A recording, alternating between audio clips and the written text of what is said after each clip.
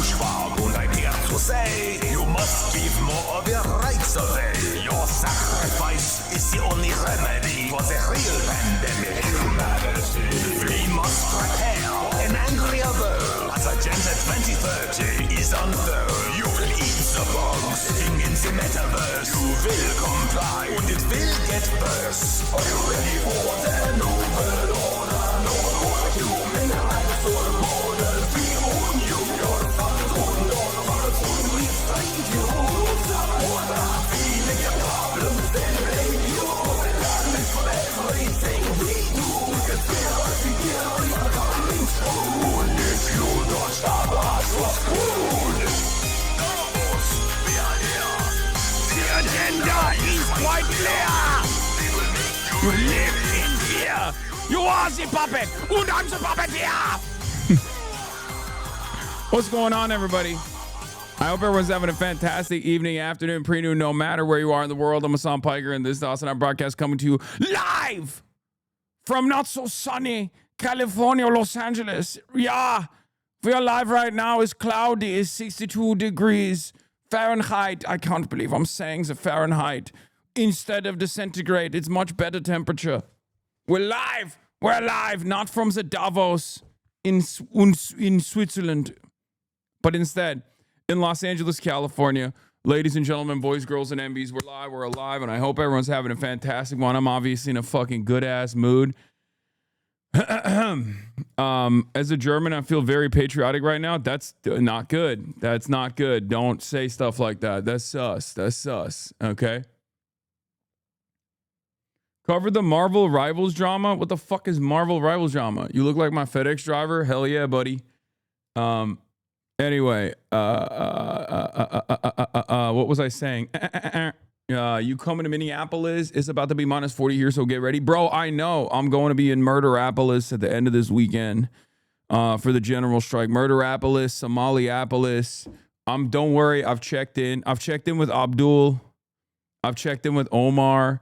I'm checking in with everybody before I step foot in Murderapolis to make sure, make sure that I'm all right. Okay. Yeah. Murderapolis, baby, first time.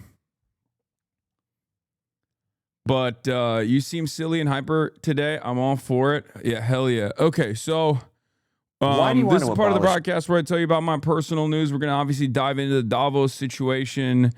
And talk about the collapse of the international order. But, before we do that, before we do that, this is part of the broadcast where I tell you about my personal news. This is the second year of the Trump second term. We're in year 2 in the Trump term 2. Trump talking about Ilhan Davos was scary. I know. We welcome you with open arms. Just wear good warm booze. Yeah, I know. I got it all. Okay, so folks,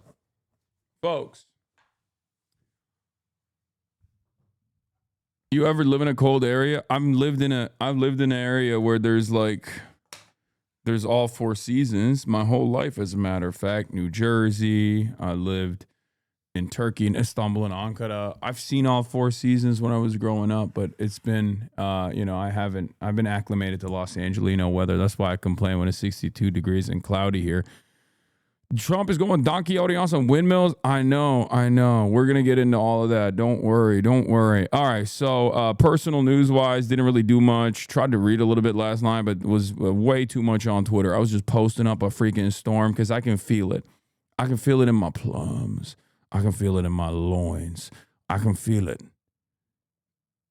all the way down at my balls. That woke is coming back. It feels like woke is coming back. It's making a comeback. And so I just keep fucking tweeting. And I probably should stop doing that. But look at this shit. I'm fucking all over the place. I'm retweeting stuff in the morning. I'm tweeting stuff at night. Famously, woke is stored in the balls. Yeah. Bro, did you drink your coffee? You seem hyper as fuck. Lol, don't burn out too quickly. Today's a 10-hour day. Okay, I don't know about all that. Yeah, I know. NBA IOF soldier Denny Avdija. I don't know how you say it. Avdija? Is that how you say his name? is fed up with the hate he's receiving for being Israeli. Well, how about, have you thought about not being Israeli? Have you thought about not writing for Israel? Like, seriously. Avdia, okay, whatever. You could just be like, you could be Israeli and be like, listen, guys, I have no power over where I was born. Okay, I have no power over where I was born, but like, what Israel's doing is unconscionable. Fuck Israel. I know plenty of people who are literally from Israel who still even live in Israel and say that. So you don't even fucking live in Israel. So why the fuck are you still riding for it? He's Balkan, not Israeli. All right, whatever. Oh my God. Wallahi, I got to get some grass, but it's too snowy here. Okay, well. Oh, he's Israeli and Serbian? Damn, bro. I'm not going to say nothing. Okay. You know how like when someone is South African and Israeli, I'm like, I know what you are. Like, you love apartheid, like unconditionally, no matter where it is. Like, you would go to the Jim Crow South and be like, this is perfect for me. When someone is Serbian and Israeli, I'm like, I know what you're doing. I know exactly what you like. You like unlimited genocide on Muslims. This is what you're, if this is what you're about, because there's some based ass Serbs out there. What is this? Vanilla Maze pronounces Istanbul. Help me, I'm uneducated. Latvia! It's probably like Czech or some shit, no? Oh. That's crazy. It says Otopark. That's straight up. Wait, let me see where it was. Wait, why don't they show they don't show, this is not, I don't think this is Istanbul. I mean, if it is, I don't know what part of Istanbul this is. Maybe like Izmit. But I can't believe they don't show the... Latvia! It's probably like Czech or some shit, no? Oh, fuck, it was Istanbul. Istanbul. Okay, I was off, super off. I said Izmit, but it's not at all, as a matter of fact. Is near Arnavutköy? That doesn't look like Arnavutköy to me. Okay. And everyone who said, oh, it's Albania, no. Japan. Girl, it wasn't. I said Istanbul. Tokyo. Istanbul? How do you say it? Istanbul? Istanbul? Istanbul. I thought it was Istanbul. At least she's not saying Constantinople. Istanbul? Is it not Istanbul? How do you say it? Actually, yeah, Singapore, not Japan. I got it wrong. I said Japan when I first saw the trees and shit, because I feel like that's like something you would see in Tokyo, but I think it's Singapore because there's so much English. Istanbul? Did I get it wrong? Istanbul. Istanbul. Wait. Istanbul? Does Singapore have the red cabs too?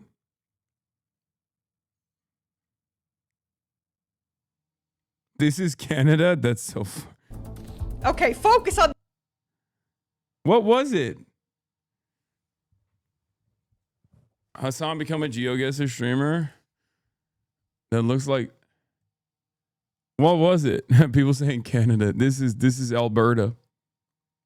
Anyway, where was I? Oh, personal news. This is Greenland. when we liberate it, it's gonna be Greenland. Yeah, not much. Just been tweeting like crazy. Worked out this morning. I am back to doing squats again. Even though it's shaky, it's not very good. I haven't posted like my squatting in a minute, but I did post it this time. But honestly, decent depth, but I was like hitting almost like a sumo stance, and you can see my legs, like my knees wobbling here.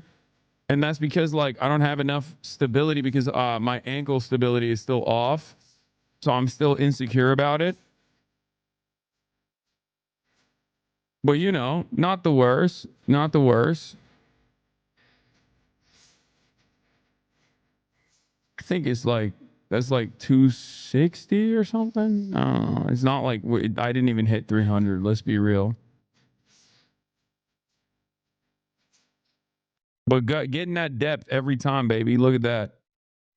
Your booty ate up in those pants. Damn, you got some cake on you. Come on, guys. You should have known by now. Even on the last one, I'm still hitting that depth. Can a squat rack double as a bench press rack trying to make a home gym? Yes, of course. A squat rack is a bench press rack. You just need a bench. And if you want, you can also have safe, you can have those guards as well. Like get those big heavy guards.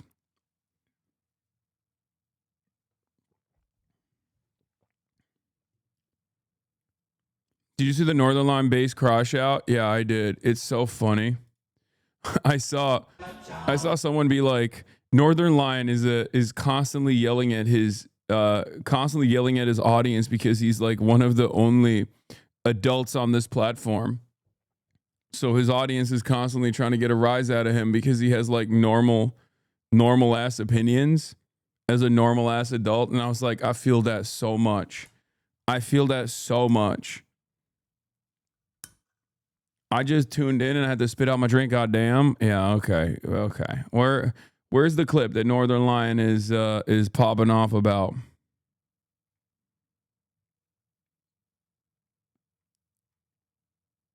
Brother, you are not normal. No one that streams on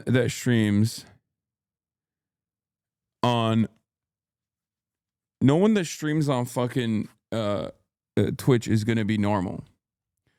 Are you two gonna link up? I want to, but we'll see.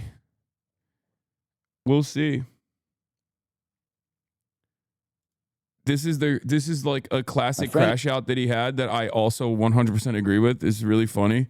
It's like all of these like little zoomers that have become so fucking puritanical where they go, why is there sex in movies? I don't want to see it. It's like, dude, like what's next, man? Are we going to fucking say, why is there violence in movies? Like sex is a part of life. Okay. It's a part of life. It's so fucking stupid when people complain about it. It's like, I mean, this is an older rant, I feel like. Ask me for a recommendation. Bro, Peep the Polo, he mogs you. Yeah, he's a mogger. So that's the thing, like, a lot of people don't understand about Northern Lion is that he also has been keeping up with a lot of the latest technology, like mog technology. People just think like, oh, he's just, he's actually brain maxing. Like he plays all these like brain games and stuff like that. But he's actually mewing. He's a big mewer. Clearly he didn't get to a PSL 7 without trying, he's obviously his maxilla is processed perfectly. Yeah. And he knows that the meta, FYI, he's ACP adjacent. Northern Lion is American Communist Party adjacent. Like he's like a Western chauvinist. That's awesome. Yeah, he's not woke. You're right. He's anti-woke. He's an anti-woke communist. First of all, he's Canadian. Okay. So if you're Canadian, the maximum politics you're going to represent, the maximum like representative politics you're going to get out of your parliamentary structure is NDP. And I suspect that's where he is. And I actually know that that's where he is. So he's not, I don't expect anything beyond that from him, even though I think he is very well read. So it's quite difficult for him not to be a little bit more radical these days. Wait, what? ACP, American Canadian Party? What the fuck? The hate you give to Canadians will bite you in the ass once they become the 51st state. Anyway, let's see where he had to say. For a movie. I told him to go see The Lighthouse. Next day, he was pissed because he was going out on a movie date. Honestly, are the neurotypicals okay? Might be the mermaid jerking off scene and the farting. Okay, so what are you suggesting? It's inappropriate for a date. The shit that pisses me off is you are all atheists and you're like, I don't want to watch a movie with farting is not appropriate for a date. Well, it's going to offend their tender sensibilities. Like your attitude towards the movies that you can watch on a date with a woman are unironically misogynist. Okay, we're getting F's a little bit. Okay, are we still here? Can you still see me? Was it a mini F?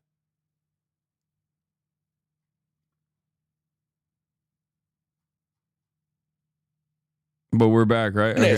Plus, the worst case scenario, if she actually does get offended and she doesn't want to watch it, don't you trust her to be like, this shit's kind of weird, turn it off? Doesn't make any damn... Why are you so puritanical? You're 22! Fucking chill out, it doesn't matter. You're 22! I've been here. I've been here many times, as you all know. You've all made me feel this way. I know exactly how a adult with a functioning brain feels when he is receiving.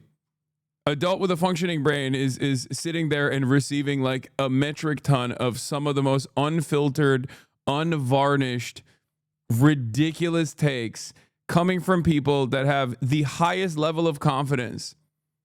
Okay, the highest level of confidence in their worldview, where it's like, excuse me, actually, it's not appropriate for movies to feature things that, you know, human beings do in the real world.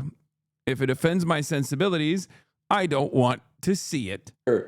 Sit in the seat, watch the first 22 minutes of the movie, make out for the rest of it, and fucking add it to Letterboxd with whatever the consensus score is. This is the way, bro. I can't believe we have grown adults covering their eyes during sex scenes in like R-rated award-winning films with their parents. Just watch the fucking movie.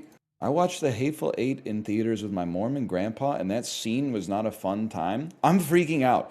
Why would you take your grandpa to a Tarantino film? Because he's lived long enough on planet Earth that he can appreciate true cinema. I'm fucking dying. I'm fucking dying. You don't believe that these are real people. You don't believe that the person you're taking out on a date and possibly wooing and maybe falling in love with and getting married and starting a family with is a real person with interiority and some autonomy of their own. You don't believe that the people who raised you are real people with complicated emotions that can and mature sensibilities that can actually handle stuff. I'm freaking out. You think you're the only real person. You think you're the only, well, you're literally looking at the demography of it and I'm being, this movie wouldn't be appropriate for them. They're not an 18 to 35-year-old male who spends 8 hours a day on Reddit. What are you talking about? Oh, it's so good. It's so fucking good. Oh, man.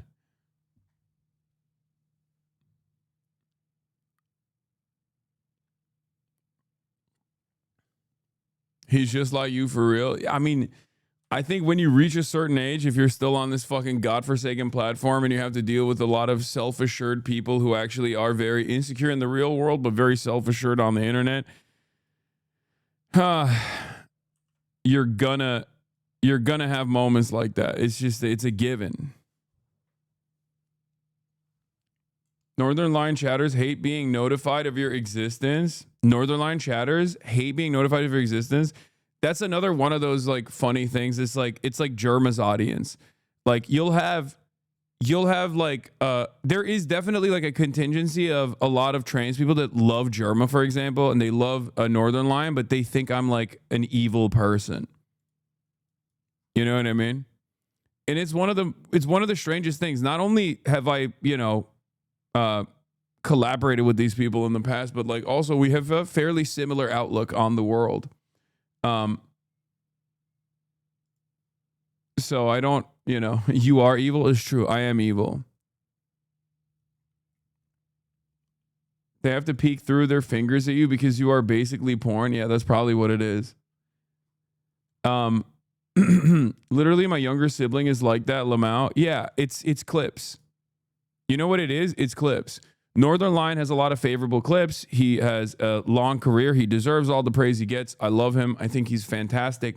But he has a lot of like favorable clips. I have a lot of unfavorable clips. And unfortunately for all of us, people under the age of 25 genuinely have no capacity to understand what a content creator's like entire body of work looks like without just receiving them in like 1 minute to 2 minute clips. So if you're if you have like a robust clip infrastructure from fans that are constantly putting out like really good videos in general, really good clips in general, then you're going to develop an audience of watchers that are super invested. If the very same like clip infrastructure is constantly churning out clips about how evil you are, then people are going to think you're a bad guy. It's just because you're Muslim shaking my head. I think that plays somewhat of a role in it, but that's where it comes from.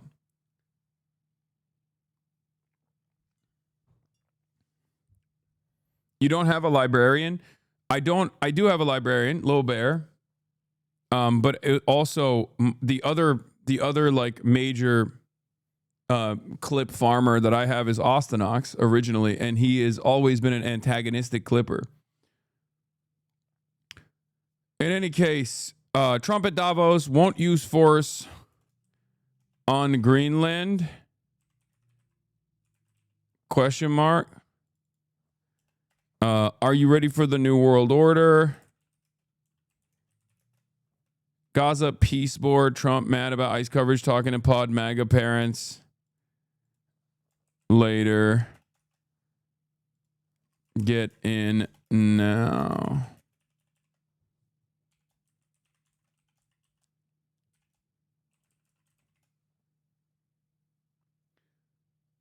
Banger Northern Line Hasan clip. Talked about Lizzo yet? Yeah, you missed all the Lizzo discourse. You missed me giving 45 minutes of my opinion on Justin Trudeau's divorce. You're definitely watching the right Twitch channel. Does the title down here, is it all caps? Emoji, get in here, bullet point list of all the big news happening today, open parentheses, gaming after. It turns out that last part was a lie. This guy, bro. What the fuck? What? Yo, chill. This kind of bald rage is expected, I'll be honest. Has he talked about Lizzo yet? As my bald king, I was disrespectful. I was disrespectful to my bald king. I guess like one of the only positives I can think of with respect to destroying Canadian sovereignty and taking away Canadian autonomy and maybe engaging in a long and convoluted battle of counterinsurgency is that Northern Line and I become, a part of the same country.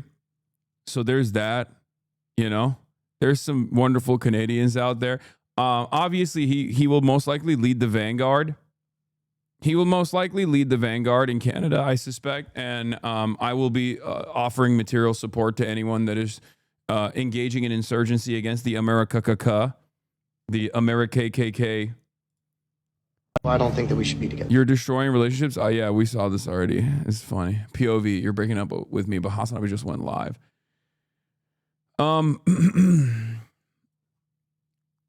Was that Northern Line or Hutch? How dare you, dude? That's fucking insane.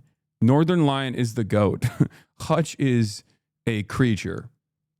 That is insane. You just compared probably one of the most well-read, thoughtful, educated content creators on this platform to one of the dumbest.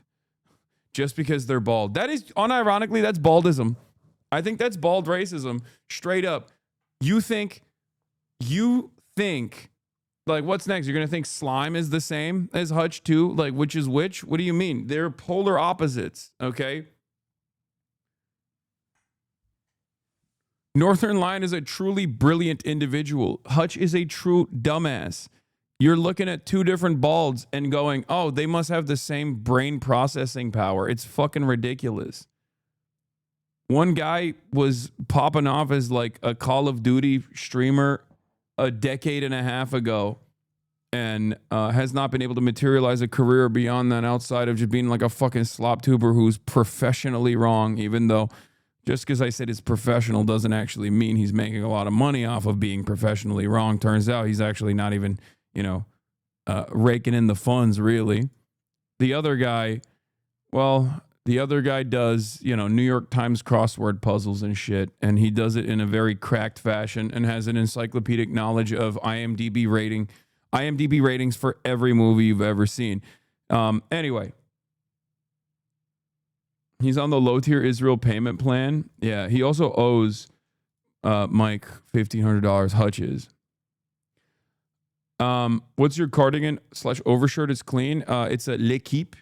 It's like a work jacket from L'Equipe, and underneath it, I'm wearing a denim shirt. Is your lower lip okay? Did you eat something purple? Wait, what the fuck?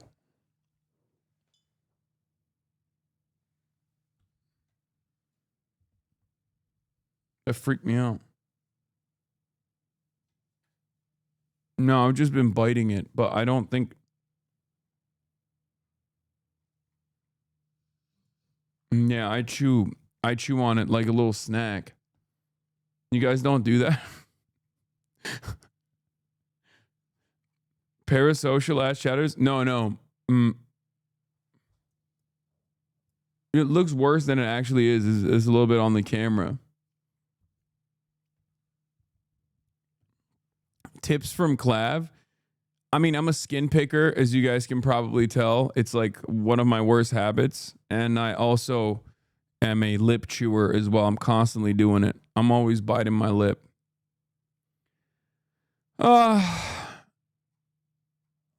Yeah, which, you know, according to that one chatter from a couple days ago, biting your lip means that you want to kill a law enforcement officer with your car. That's what he was sincerely arguing. In any case, where was I? What was I talking about? We're gonna do all of that. Do you ever pluck your beard hair? I pluck my mustache when it gets really long. I'm a skin picker, and I also fuck with my hair too. It's bad. Anyway, do we have a blast off meme chatters?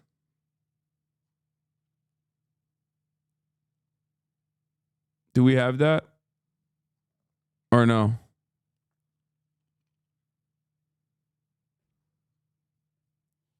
Do you ever pluck your bush? I don't have a bush.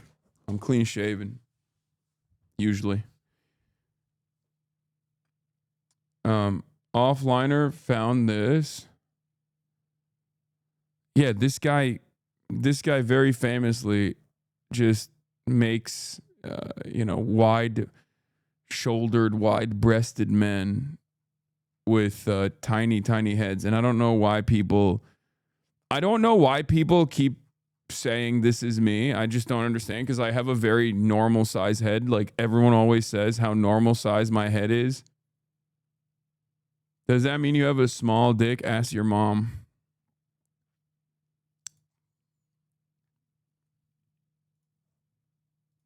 She likes it.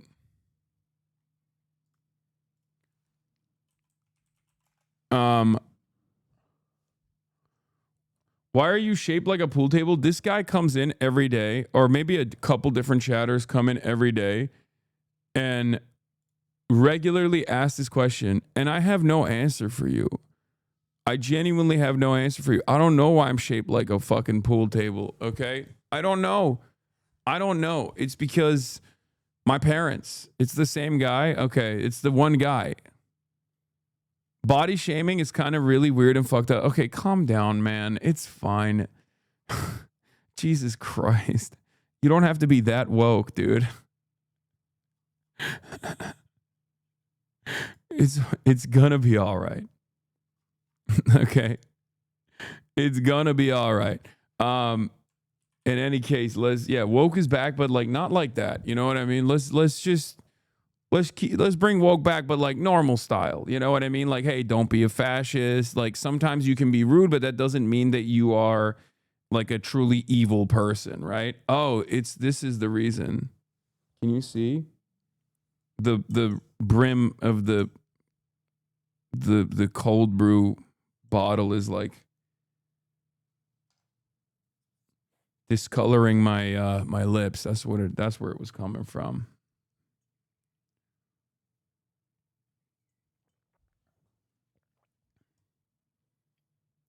I feel bad because last night I was playing Altered Beast and called the jacked guy. What does that mean? But yeah, Trump at Davos. Won't use force on Greenland. Market immediately corrected. Market's like, oh, he said he's not going to use force. It's fine. Oh, man. Money is fake. Money is the most fake it's ever been.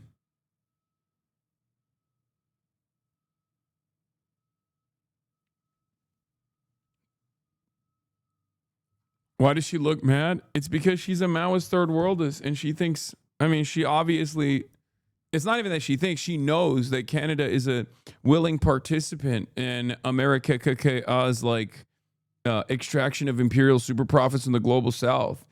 And that's why she's angry. She's angrily stomping over to Canada. Yeah, stop Kaya's Maoism third worldist ideology from crossing into Canada.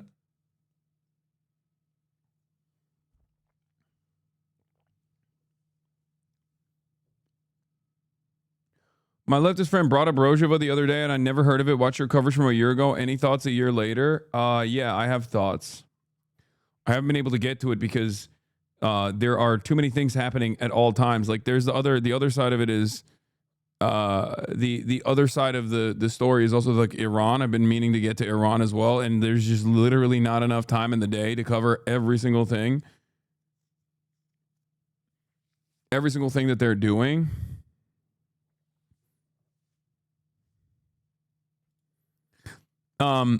Let's just get started with one thing that I want to say. For years and years, liberals, NATO Atlanticists, Globe Twitter emoji weirdos, right-wingers, and so many people have called people like myself campist, tanky, un-American, anti-American, America hater, okay? Someone who should be deported. Terrorist. For a bunch of different things that I have said over and over again, a bunch of different truths that I have said over and over again, such as economic sanctions on foreign adversaries are oftentimes not very successful and simply are an act of collective punishment that leads to hundreds of thousands of dead every single year, with the hopes that you can starve out the population enough that you destabilize it and then they rise up in arms and try to kill their leadership, right? That's number one. The other thing is that the liberal international rule-based order has always been a fucking lie to extract super profits from the periphery and from the global south in general, while, steadily keeping them down and underdeveloped and overexploited so that you can extract their natural resources and you can utilize them as a cheap substitute that will displace the domestic labor base with a labor force that will work for pennies on the dollar. Now, both of those things are true, and that the entire process that the Western world has designed post-World War II is simply just a lie, right? It's a very cruel, very brutal, and very awful system of violence that through the liberal patina has been able to reinforce itself, justify its existence by making it seem like it's far better than the old school colonial violence that people used to experience, even though I am of the mindset, as many are in my side of the ideological spectrum, that this entire system was a lie, and Vladimir Lenin is vindicated forever. R.I.P. to my goat. So it turns out they're now saying the quiet part out loud, as a matter of fact. Okay? They're saying the quiet part out loud quite frequently. Some are saying it to defend their actions. Obviously, we're going to be talking about the Treasury.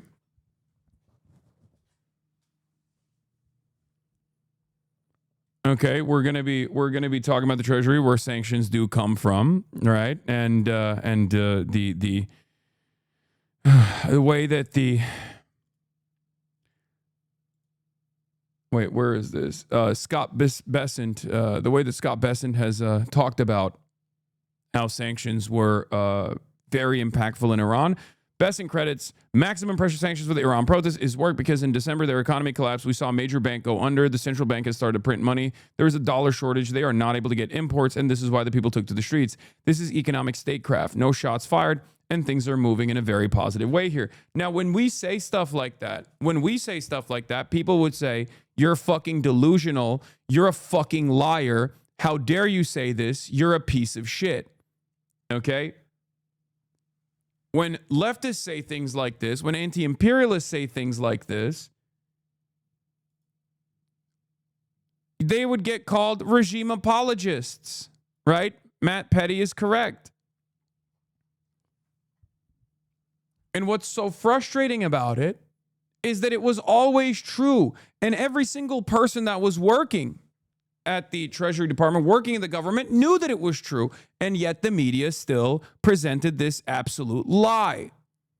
Handing out this Quincy Institute apology form, says Alex Jordan. Alex Jordan. Quincy Institute for Responsible Statecraft apology form. The Quincy Institute from The Blob. Date, after the unipolar moment. The Atlantic convinced me that the U.S. isn't an empire.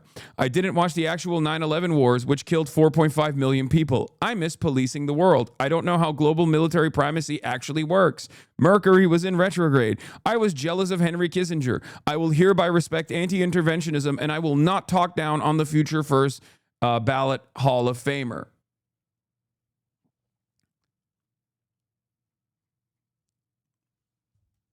So it's undeniable at this point, and that's the beauty of Donald Trump, right? The beauty of Donald Trump is he just says the quiet part out loud.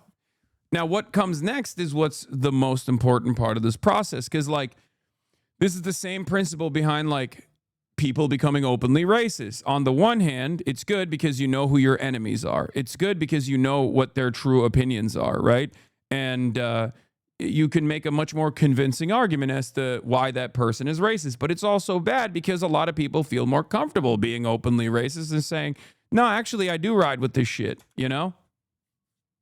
It's no longer about trying to defend people saying the N-word on freedom of speech grounds, but openly saying the N-word yourself because it's now permissible. And it kind of feels the same way in this situation as well. Naked, brutal, vulgar imperialism in broad daylight is going to both have a lot of naysayers, a lot of people who decide, actually, I don't like this at all. Kind I was deluded into thinking that the liberal international order was good because I thought, you know, maybe this is going to cause some kind of delicate balance, at least in the Western world, and maybe it was helping uplift the periphery, the global South. Maybe I was deluded into thinking that, and it actually isn't the case. You know, there are some liberal interventionists out there who were maintaining this position. Many of them realized that this was silly. Oh shit, it's effing again. God damn, dude, it's so fucking annoying.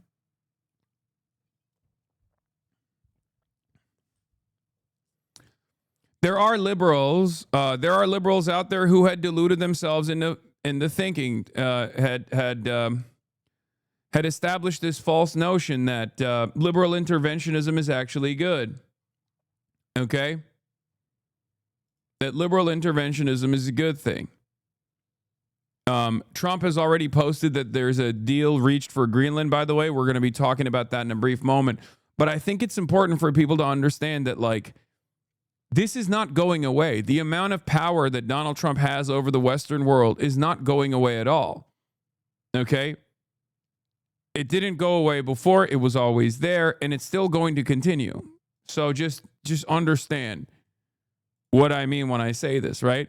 Trump calls off tariffs on several European countries following productive meeting with NATO Secretary General Rutte. Based on a very productive meeting that I've had with the Secretary General of NATO, Mark Rutte, who once called him daddy, we have formed the framework for a future deal with respect to Greenland and, in fact, the entire Arctic region. This solution, if consummated, will be a great one for the United States of America and all NATO nations. Based upon this understanding, I will not be imposing the tariffs that were scheduled to go into effect February 1st. Additional discussions are being held concerning the Golden Dome as it pertains to Greenland. Further information will be made available as discussions progress. Vice President J.D. Vance, Secretary of State Marco Rubio, Special Envoy Steve Witkoff, and various others, as needed, will be responsible for the negotiations, and they will report directly to me. Thank you for your attention to this matter. You guys are saying taco, but as I said yesterday, as I talked about yesterday, this is the inevitable outcome. They are going to try to find a manageable outcome where Trump feels good about completely controlling Greenland in a Puerto Rico style situation, similar framework. And they are going to sell it off. They're going to sell Greenland off in a similar fashion to Puerto Rico, I guess. And that Europe is going to cave and capitulate, as I said. Mark Rutte has no authority to make this deal. It does not matter. It does not matter. They will go and they will fucking tell Denmark and everyone to suck it the fuck up eventually. They will try to design it in a way like Trump already owns Greenland, guys. Trump already owns Greenland. Trump already owns Denmark. Trump owns every NATO country. America owns every NATO country. That's why this was such a ridiculous back and forth that was going on. Okay? They already own all of these countries. If your entire defense system is reliant on American manufactured weapons and you don't have a standing military, you barely have a standing military, and most of your military prowess and your defense comes from America's military, you don't have a nation state. How is this difficult to contend with? How is this difficult to understand? If you don't have a standing military, if you don't have your own domestic manufacturing, if you don't have your own robust security cooperative agreement that does not have the United States of America in its design, you don't have anything. Okay? It's effing again. That's awesome. Just a lot of mini Fs today. Fucking, I hate this so much.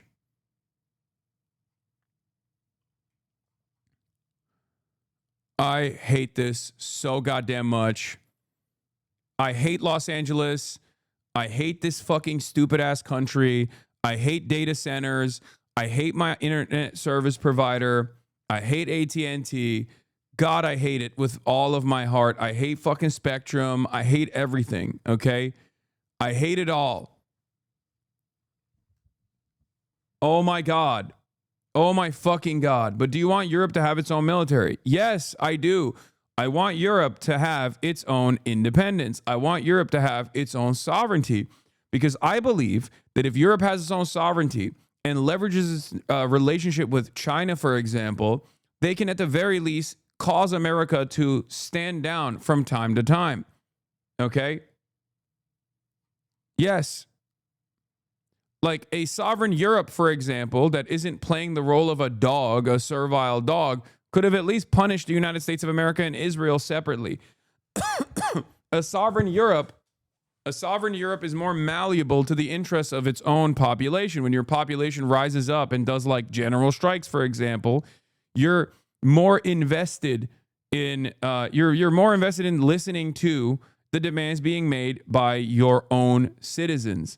You are not as big as a servile little piggy that will do everything that America wants, that works specifically at the behest of American empire.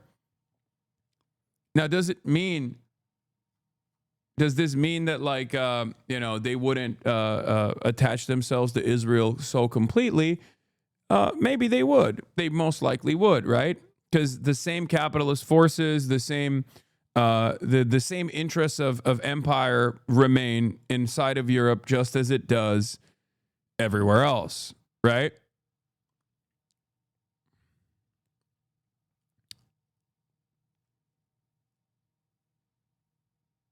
My point is, however,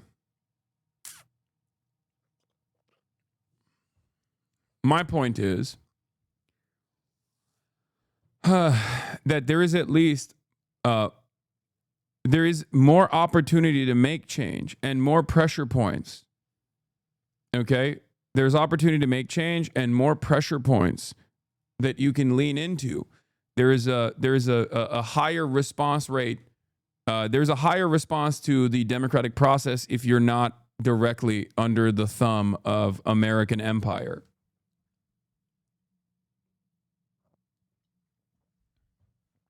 The entire purpose that NATO has served. Oh my God, did it fucking F again? Majority report raid, thank you for the stream. I don't know what the fuck's going on. I hope these Fs are not like super disruptive. You're getting DDoS? No, I'm not. It's my fucking... It's my dumbass, like, I think it's either my router or it's my internet, okay? I'm not getting DDoSed. Shut the fuck up. That's not how this works, okay?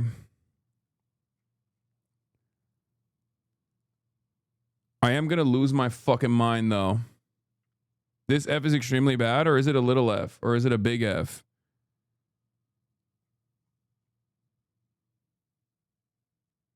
I don't know what's happening. I'm getting like multiple internet disconnections.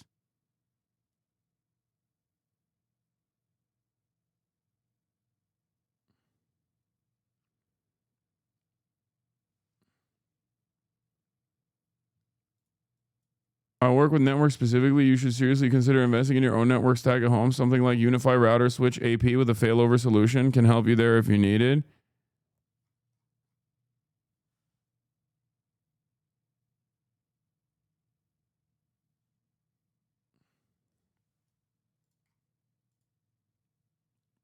Oh my God. Oh my God. It's getting worse and worse. What the fuck? I have a technician coming. Tomorrow. Unbelievable. Unbelievable, dude. Unfucking believable. Watch your stream on your end to understand what's happening. Brother, you do realize that when my internet goes out, I can't fucking see my own stream, right? Anyway, let's just get started. Trump arrives in Greenland. Just moments ago in Switzerland. The president now just hours away from addressing a room of European allies amid a bitter standoff over his threats to seize Greenland. How far are you willing to go to acquire Greenland? You'll find out.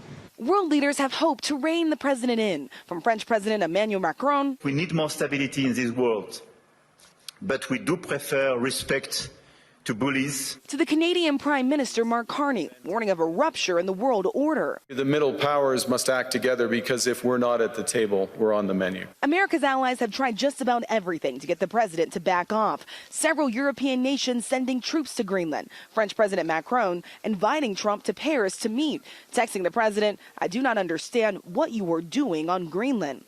But the president says there's no turning back. We need it for national security and even world security. It's very important. The president threatening 8 key NATO allies with tariffs if they do not back his plan. The move sending the markets tumbling. European leaders furious. In politics, as in business, a deal is a deal. And when friends shake hands, it must mean something. Treasury Secretary Scott Bessent with this warning to allies. Sit back. Take a deep breath. Do not retaliate. Do not retaliate. And even as Greenland has made it clear it is not for sale, the president insisting a deal can be made, despite a century-old agreement that acknowledges Denmark's control of the island. I think that we will work something out where NATO is going to be very happy and where we're going to be very happy. It's not clear what deal the president would be looking to make. Denmark and Greenland say they are not interested in making any sort of deal with the president. And this morning, tensions are only escalating. We are just learning moments ago that France wants to do a NATO military exercise now in Greenland, saying they are ready to contribute, Michael. All right, Rachel, we know all either they're in Davos, and we know you're going to bring everything that happens to. Stocks are rallying already after Trump's pose. Dude, it's all fake. It's the fakest it's ever been. It'll never... What the fuck? I can't even... God damn it, dude. I can't even go on fucking Twitter. It's not even loading fucking websites, bro. Holy shit, my internet is so ass. Oh my God. Oh my God. Oh my fucking God. And to address so many respected business leaders, so many... Anyway, we got Donald Trump speaking at fucking Davos. I'm losing it, dude. I'm losing it. Okay. It's not even Twitter. It's actually because of it's because of my internet. Torturing and killing unarmed protesters, many children, and cutting off internet is not because of sanctions. While the things you say about sanctions are true when you mostly talk about it, and not the brutality of the Islamic Republic towards its own citizens, end up justifying the Islamic Republic's actions as brutality, tortures. Yeah, totally. That's always what I'm saying. That's always what I'm saying. I'm always defending torture as a mechanism of repression. Thank you for deriving what you. Thank you for understanding exactly what my point was.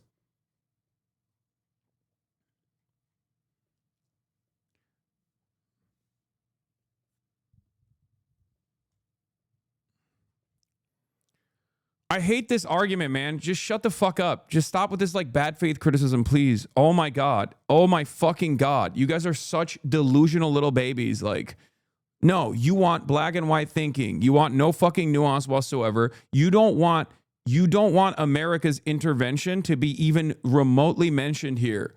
Okay? Even if America itself flexes its intervention as a major success.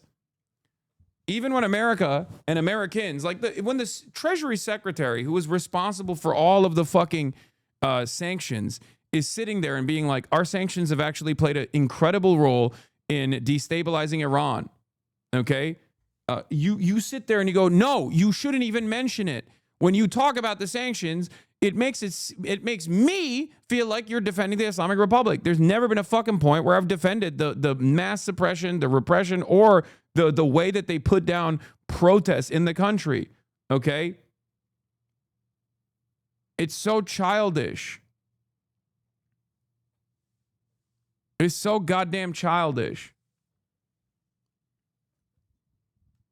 Donald Trump doesn't even care about American citizens. What makes you think he cares about Iranians? Like, what the fuck are we doing here? There's never been a moment where these guys have even entertained the notion of saving people, okay?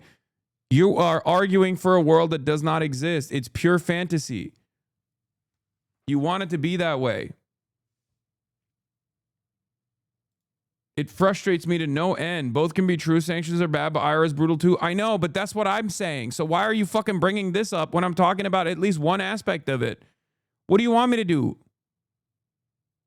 Yeah, I was in a good mood. And then my internet kept cutting out for like 15 different occasions. So now I'm no longer in a good mood. Yeah. Friends, few enemies, and all of the distinguished guests. It's a who's who, I will say that. I've come to this year's World Economic Forum with truly phenomenal news from America. Yesterday marked the one-year anniversary of my inauguration, and today, after 12 months back in the White House, our economy is booming, growth is exploding, productivity is surging, investment is soaring, incomes are rising, inflation has been defeated, our previously open and dangerous What is this audio, bro? is closed and virtually impenetrable, and the United States is in the midst of the fastest and most dramatic economic turnaround in our country's history. Under the Biden administration, America was plagued by the nightmare of stagflation, meaning low growth, and high inflation, a recipe for misery, failure, and decline. But now, after just 1 year of my policies, we are witnessing the exact opposite. Yeah, totally. America's really popping, dude. The more you say that, the more people believe it, for sure. Just keep repeating it over and over again. If you keep repeating this lie, then people will believe it eventually, right? Here, I'll make it faster. Virtually. Wait, better audio? See very shortly. Our country has never seen before, perhaps no country has ever seen before. Over the past 3 months, core inflation has been just 1.6%. Meanwhile, fourth quarter growth is projected to be 5.4%, far greater than anybody other than myself and a few others had predicted. Since the election. Yeah. It's great, though. That actually distributes evenly to the average American. Average Americans, according to Howard Butlick, that means every American's pockets are going to grow by 4.5% or 5.4%. Sorry. Whatever the number he's presenting here. That's how it works. Okay? Yeah, the GDP, when the GDP goes up, when GDP growth is 5.4%, that means every American made 5.4% more money. That's how it works. Duh. Election, the stock market has set 52 all-time high records. So that's in 1 year, 52 records, adding $9 trillion in value to retirement accounts, 401ks, and people's savings. People are doing very well. They're very happy with me. Since my inauguration, we've lifted more than 1.2 million people off of food stamps, and after 4 years in which Biden secured less than $1 trillion of new investment in our country. Think of that, $1 trillion substantially less than that. In 4 years, we've secured commitments for a record-breaking $18 trillion, and we think when the final numbers come out, they'll be closer to $20 trillion of investment. That's never been done by any country at any time, not even close. Just over 1 year ago, under the radical left Democrats, we were a dead country. Now we are the hottest country anywhere in the world. In fact, the United States economy is on pace to grow at double the rate that was projected by the IMF just last April. And with my growth and tariff policies. Yeah, when he talks about people no longer receiving food stamps, just know that that's a rhetorical trick that Republicans love utilizing. They make it harder to access food stamps. They'll kick like hundreds of thousands of people off food stamps, and they'll fucking celebrate it like they got, they got wealthier. That's not the case. Unironically, they got poorer, as a matter of fact, because now this social safety net that they were relying on to feed themselves and their children, they no longer have access to. And then they'll turn around and act as though this is a cause for celebration. It's not. Yeah, you didn't lift people off of food stamps, you threw them off. Exactly. We lifted more than 1.2 million Americans off food stamps in 1 year.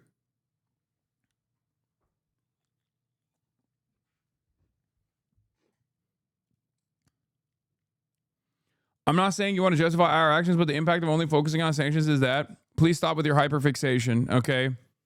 I have offered a multifaceted analysis on numerous occasions on the Islamic Republic and its own mechanisms of repression that have obviously caused tremendous discontent among the public. I am obviously still going to maintain the position that sanctions play a major role, okay? Sanctions play a fucking major role, and it is self-admitted by the Treasury Secretary in the process of talking about how sanctions, not just on the Islamic Republic, but like everywhere, on all of our foreign adversaries, sanctions play a major role in destabilizing the economy of our foreign adversaries is established fact, okay? It's established fact, and it's being admitted right now by the fucking Treasury Secretary, and you're over here yelling at me because I'm covering that aspect of it, okay? I'm not going to literally consistently try to couch it in terms that will make you feel a lot better about yourself or about what kind of analysis you're fucking reading into, when I'm not even talking about just Iran. I'm talking about the way that sanctions work in general, okay? Unless you are a sanctions apologist who does believe that starving the Iranian population or starving the Venezuelan population until they scream bloody murder and assassinate their leadership is the most appropriate liberal interventionist mechanism going forward, shut the fuck up, okay? We can have an isolated conversation about sanctions without having to discuss the brutality of the regimes that we are offering sanctions to, because by your very same logic, what you're doing in this circumstance is simply saying, no, don't talk about the sanctions. The sanctions is not the reason why this regime is brutal, that the sanctions play no role in the way that these people fucking live their lives, okay? Two can play that game as well. You are engaging in apologia for sanctions all around the world that lead to, according to the latest Lancet study, an estimated 500,000 deaths a year just on sanctions alone, okay?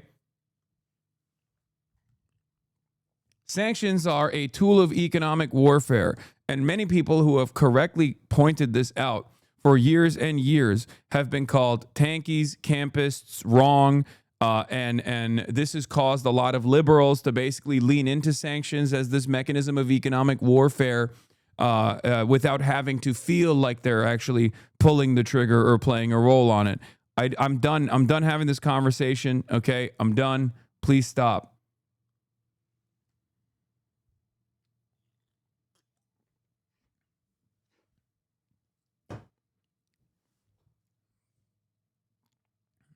Okay.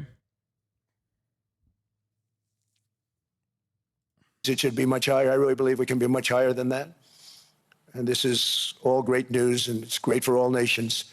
The USA is the economic engine on the planet, and when America booms, the entire world booms. It's been the history. When it goes bad, it goes bad. You all follow us down, and you follow us up, and we're at a point that I don't believe we've ever been. I never thought we could do it this quickly. My biggest surprise is I thought it would take more than a year, maybe like a year and 1 month.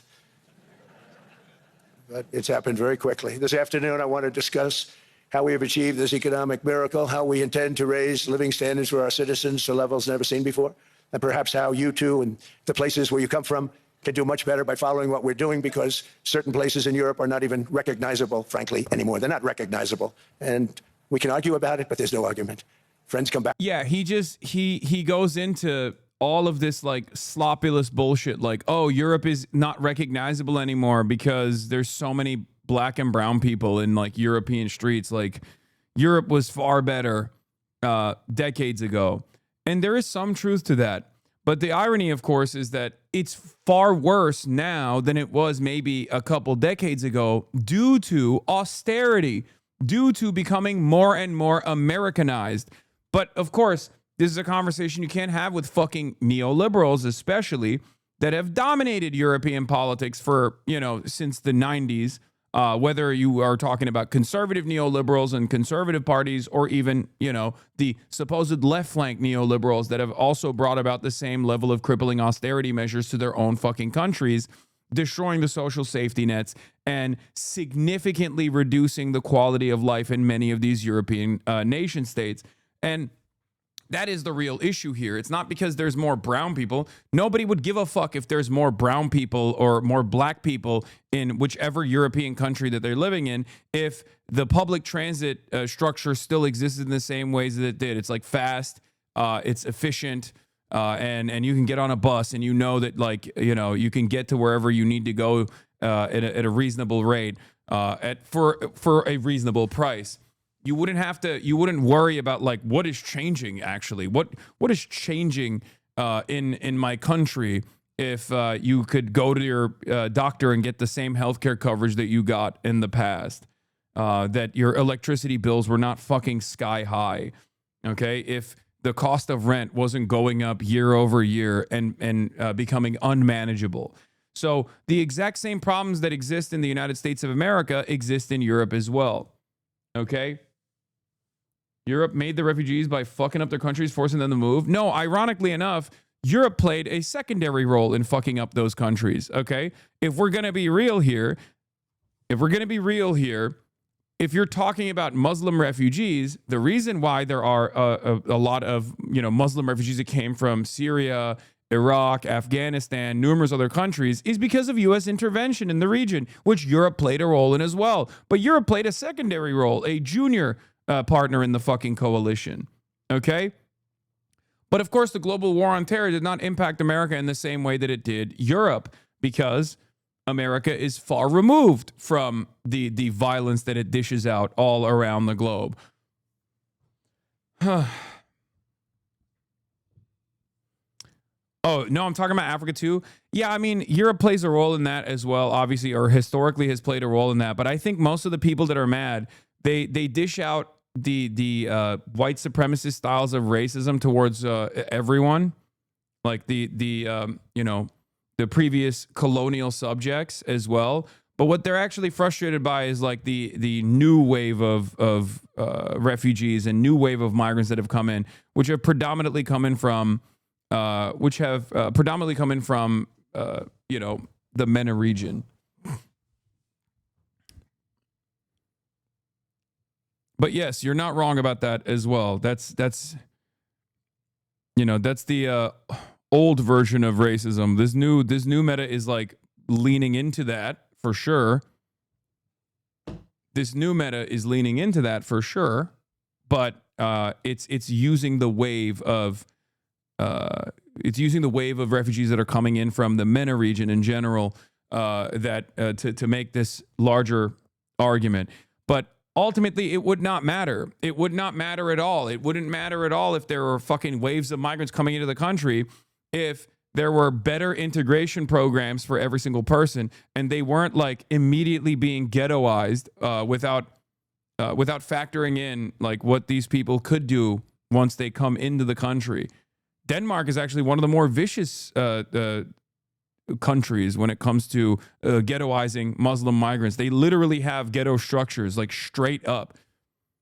It's one of the craziest things I've ever seen. Like, they have built-in segregation in Denmark. Anyway, These are some of the darker aspects of European social democracy that a lot of people don't realize. What is this? Open Presence is funding Hasan. Who are they? A call for transparency. Open Presence, identify or bust. Who is funding Hasan? Like, it's Open Presence. That person is giving so many subs. It's a lie. There is no transparency. Yes, Open Presence is sponsoring the broadcast, and not you, the viewers. Piker Broadcasting Service is sponsored by you, the viewers, for you, the viewers. If you would like to sponsor the Piker Broadcasting Service, PBS, all you need to do is subscribe, which you can do for $6 a month or for free with a Twitch Prime. That's right. Open Presence happens to be one of the Oilers. We don't know where he's from or she's from or they are from. Is it though? Sus. But it's normal on the... Well, there you go. Situid Run, thank you for the 20 gifted subs.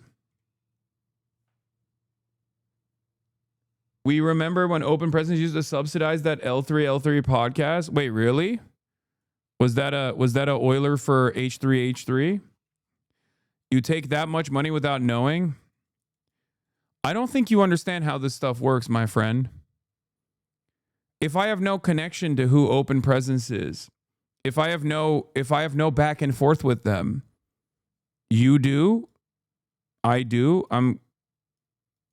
you do understand? Okay. If there is no expectation from me in any way, shape, or form, and they comprise a tiny fraction of the much larger subscription base, shouldn't you know there is, though? Yes, I remember watching Amy and Lena watching a clip of you, and they got super surprised when they saw Open Presence donating to you. Oh, really? Yeah, I don't know anything about Open Presence, and I choose not to know anything about Open Presence. There's now also a closed presence as well as a joke to Open Presence. You should find out. No, I'm not interested at all in finding out, especially because we chat, that's it. I'm not even on Discord. That is sketchy. Yeah, it would be sketchy if Open Presence was demanding I do certain kinds of commentary. Also, you are delusional if you think Open Presence is the only person that is sponsoring this broadcast. You fucking moron. I have 52,000 subscribers. You can see how many of those 52,000 subscribers is Open Presence. Do you think he's sponsoring the show in its entirety? Are you fucking dumb?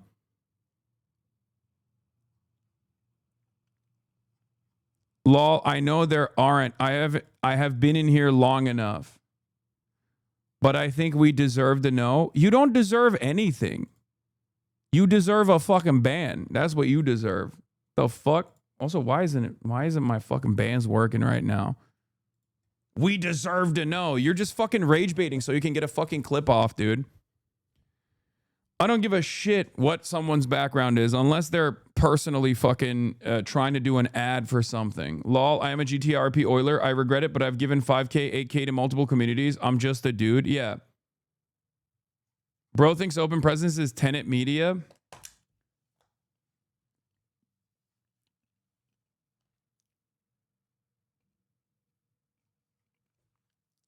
Yeah, why the fuck would I why the fuck would I go after anyone that's like donating gifted subs to other people that want to have a fucking subscription? At least that was an original derail. Gotta hand it to him. It is an original derail for sure. I just want to know how they get their money. They donate like $3,000 a day. I'm gonna be honest. I don't think that's the case. Violet IEP. Thank you for the 100 gifted subs. I don't know what it is, but I suspect it could be from a currency exchange rate country where there's regional pricing. So you only lose by engaging with this. It's true.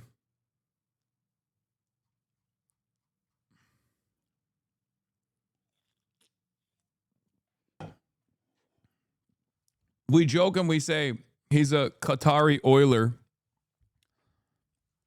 sponsored by the nation of Qatar. But a lot of chatters that are big boosters, big donors like that oftentimes come from places where they have different currency. The best part is after you dig into the identity of some donator, a smooth brain rage baiter would absolutely clip it with Hasan doxing and investigating random chatters, etc., etc. Exactly. In any case, let's continue. Yeah, I like to think in my mind that he is the glorious nation of Qatar, donating that to me. Thank you, and please continue. All right, let's keep going. I can't believe this is what we're talking about, dude. Donald Trump is literally ripping apart the liberal international rule-based order and openly telling that European states are actually vassalized. And there are dumb fuck chatters in here being like, I'm Chinese, I am Antifa. I'm going to need to do a reveal, but that's later. Before then, stream soon. Okay. I want to insult anybody and say I don't recognize it. And that's not in a positive way. That's in a very negative way. And I love Europe. I'm deeply disturbed to find out that you profit in any way from your work. Hold the fuck on. You mean to tell me you make money off this shit? Utterly disgusting behavior for real? I know. It was really fucked up. It's totally inappropriate. And I want to see Europe go good, but it's not heading in the right direction. In recent decades, it became conventional wisdom in Washington and European capitals that the only way to grow a modern Western economy was through ever-increasing government spending, unchecked mass migration, and endless foreign imports. The consensus was that so-called dirty jobs and heavy industry should be sent elsewhere, that affordable energy should be replaced by the Green New Scam, and that countries could be propped up by importing new and entirely different populations from faraway lands. This was the path that sleepy Joe Biden administration and many other Western governments very foolishly followed, turning their backs on everything that makes nations rich and powerful and strong. And there's so much potential in so many nations. The result was record budget and trade deficits and a growing sovereign deficit driven by the largest wave of mass migration in human history. We've never seen anything like it. Quite frankly, many parts of our world are being destroyed before our very eyes, and the leaders don't even understand what's happening. And the ones that do understand aren't doing anything about it. Virtually all of the so-called experts predicted my plans to end this failed model would trigger a global recession and runaway inflation. But we have proven them wrong. It's actually just the opposite. In 1 year, our agenda has produced a transformation like America has not seen in over 100 years. Instead of closing down energy plants, we're opening them up. Instead of building ineffective, money-losing windmills, we're taking them down and not approving any. Yeah, so I've briefly touched on this before, but like the anti-climate change propaganda is actually anti-China propaganda. Many things that America does should be read in that same line of thought. Like, I know we're joking, we're saying Don Quixote, but like it's actually more nefarious than that. China obviously is the global manufacturing hub for many things, including batteries and renewable energy grid.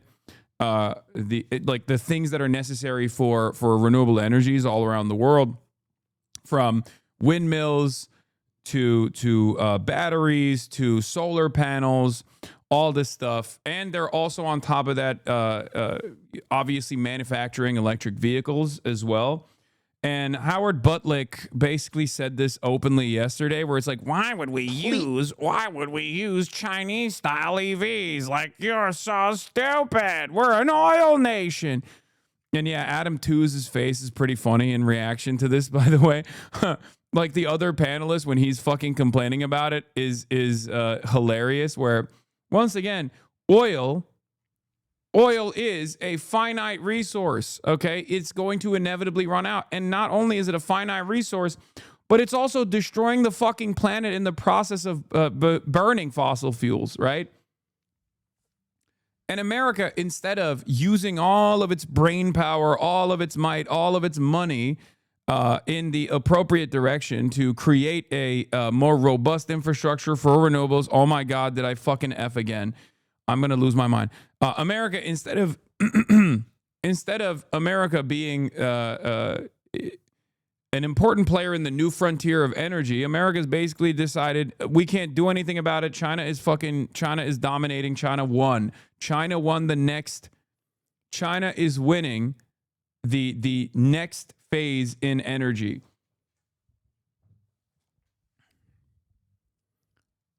So we're just going to dial in, and we are going to be, we're going to continue being the dominant force and the petrodollar dominant force in the old guard, in the old ways of In the old energy. All right. Donald Trump is live on CNBC. About Greenland. So I was going to ask you, did you see any of your European cohorts nodding? But I guess I don't have to ask that now because of the news that it breaks very quickly. Can you go into what you just talked about with the NATO meeting? Well, we have a concept of a deal. I think it's going to be a very good deal for the United States, also for them. And we're going to work together on something having to do with the Arctic as a whole, but also Greenland. And it has to do with the security, great security, strong security, and other things. The market, 600 points, getting back a lot of some of the nervousness we had in the last couple of days. The tariffs are off. Nothing happens on February 1st. No, we took that off because it looks like we have pretty much a concept of a deal. A deal of ownership, a deal... Well, it's a little bit complex, but we'll explain God, it he looks down like the shit. line. But the Secretary General of NATO and I and some other people were talking, and it's the kind of a deal that I wanted to be able to make. Where does Denmark, did they weigh in on what they want, what they would agree to? Well, I assume they did because he very much represents, he's a strong leader. Mark, you know Mark Rutte. And he, I assume he's been speaking to them. He's been speaking to all of them. Are mineral rights involved? Is ownership involved? Did the Golden Dome sway people? I don't want to say yet, but... The Golden Dome was very compelling today when you talked about that. Yeah, the Golden Dome, and they're going to be involved in the Golden Dome, and they're going to be involved in mineral rights, and so are we. It's not specific enough to know at this point how long this lasts, whether it's... Forever. Forever. It'll be forever. For Greenland at this point. Yeah. Forever. That's staggering. That's better than a 99-year. This is what, 2 hours after. It's better than the Obama deal with the famous Iran nuclear deal with a 9-year deal.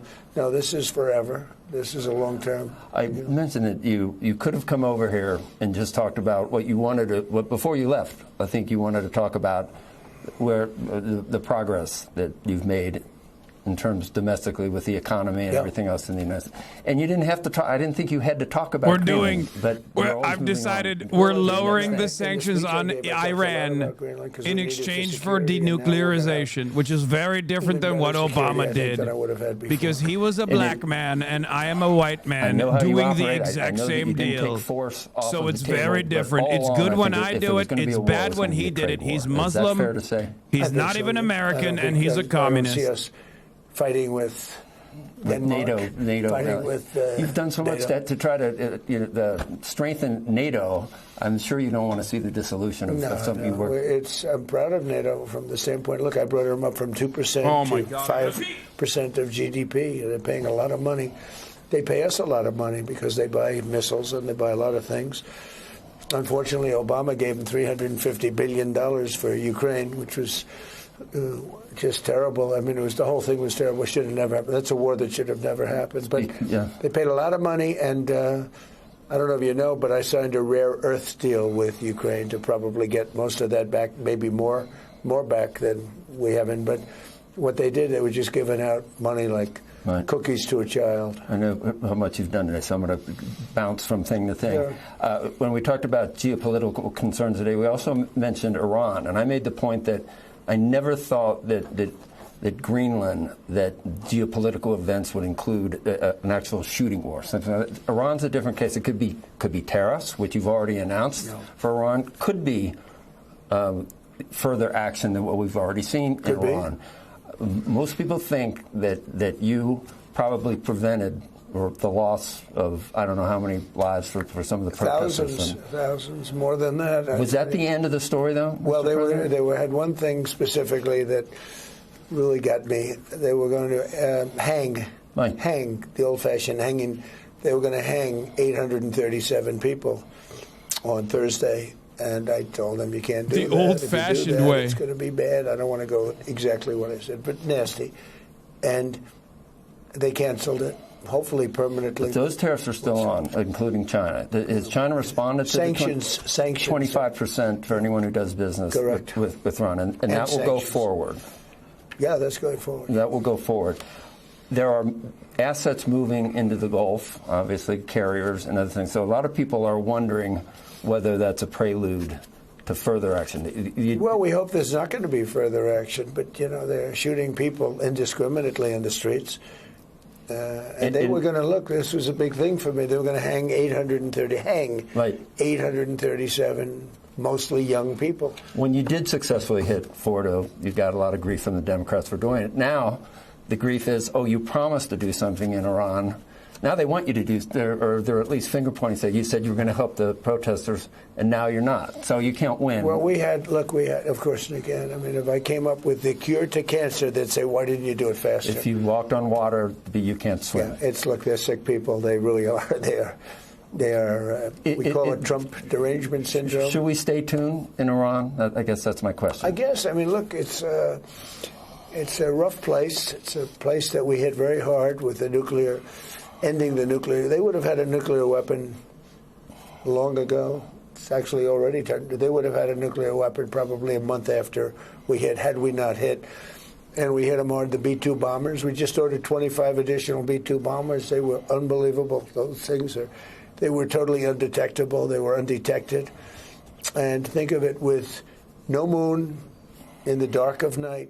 Is it normal to breathe this hard just from standing up? Every single one of those bombs hit its targets and just obliterated the place. So we're going to find out where they are now about what they're going to do with nuclear. They can't do the nuclear. You know, the one thing I've been strong on, they can't do the nuclear. Now, this attack that we did at the time, looks which is now fucking a little bit so sweaty older than and what happened so in out of Venezuela breath recently, which was equally doing as something good, that's but like, the and he attack looks in like he's Iran, ready to be tipped over. If they do it, doing it's something gonna, that it's gonna most happen people again. do They gotta every stop with day. the nuclear. Like it's You a know, normal part of the they keep process. You know, you just stand up and you experimenting speak, and with it nuclear, seems and, hard. At some point, they're going to get the idea that they can't do that. They're just not going to be able to do that. Can't let them have it. Something else that we might find out in the near future is the replacement for Jay Powell. It's true.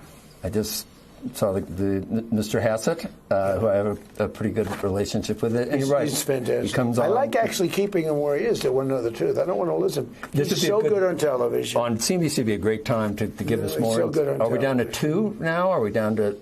I heard Rick Reeder had a strong... Yeah, I'd say we're down to 3, but we're down to 2, and I probably can tell you we're down to maybe 1 in my mind. But did I Rick will say Reeder this impress you in recent? Very impressive. Yeah, he's been there for... Because for a while the betting markets had Warsh in the lead. Well, Rick is very good. They're all good. You know, all 3 are good. All 3 would be, I think, good. We have a problem with the man that's there now. He's too late. He's always too late, except when it comes to politics for the other side, where he was actually too early. Another one, the person I know you have a great deal of admiration for is your Treasury Secretary. Yeah. He made the point that... By the way, he only wants to stay where he is. That's one thing. But he's fantastic, but Scott only wants to stay where he is. His point, as a real estate guy, some people say you always want lower rates, but Scott made the point that if you have productivity gains, whether it's from AI or whether it's from Big Beautiful Bill, whatever it is, that you need a Fed chairman that can't get too agitated about a hot GDP number. In other words, we might be at a point where we could run nominal GDP of 8% or, after inflation of 5.5%. But that doesn't mean that it's inflationary and that you need to raise rates. So have you considered someone that could be like a Greenspan in the 90s? Well, that's what I want. I mean, right now, if you announce great numbers, the stock market goes down because they say, oh, they're going to raise the rate, they're going to kill it, which really stops you from having any great runs, and we want to have a great run. So we're going to be at 5.5 or something. They're predicting. I don't know. It's much higher than they thought. But let's say we're at 5.5. We could be at 10, or we could be at 12. We could be at 15. But immediately when they announce good numbers, now in the old days, you're too young. Trump is also recognizing that it's fake, and he's basically just saying it's fake. Why don't you fake it in my direction? Why don't you fake it in a way that makes my buddies even more money? Just fucking, it's fake anyway. Now the stock market crashes every time you have good numbers because they think everyone's going to raise rates. Yeah. Growth Stop raising the rates. Lower them so that we can have 50% GDP growth. So look, we've had tremendous growth, and we have almost no inflation. Good. Meanwhile, regular people are fucking starving. They can't afford a home. They can't even pay for rent. Tremendous growth. Do you, at this point, have plans for what Come you on, would do. what you And said consider weren't fired, Jay Powell. hyperinflation, I Let's say he call decides, more I'm money, not gonna more be money, pushed around. bigger I don't money, like the way it bigger was number. treated. It's Whatever better. He decides, and what if he decides to stay on the Fed? He doesn't need to leave. Think about what it would do in terms of GDP growth if an avocado cost $54. We live You with, gotta buy the avocado. and if that Someone's gonna happens, buy it. His life won't be very, very happy, I don't think, by doing it. I think he wants to get out. He has not done a good job. He's done a horrible job on buildings. You know, he took. It's fine. You know how stupid my followers are. They don't even care. They can't purchase things. I tell them everything's going great. The market's doing fine. And they go, yes, Mr. President. Almost $4 billion. Average age of new hire 42. Average age of new homeowner 59. This is a good economy. Also, the largest, the largest part of the workforce now is just Zoomers and millennials, and none of them can get a job.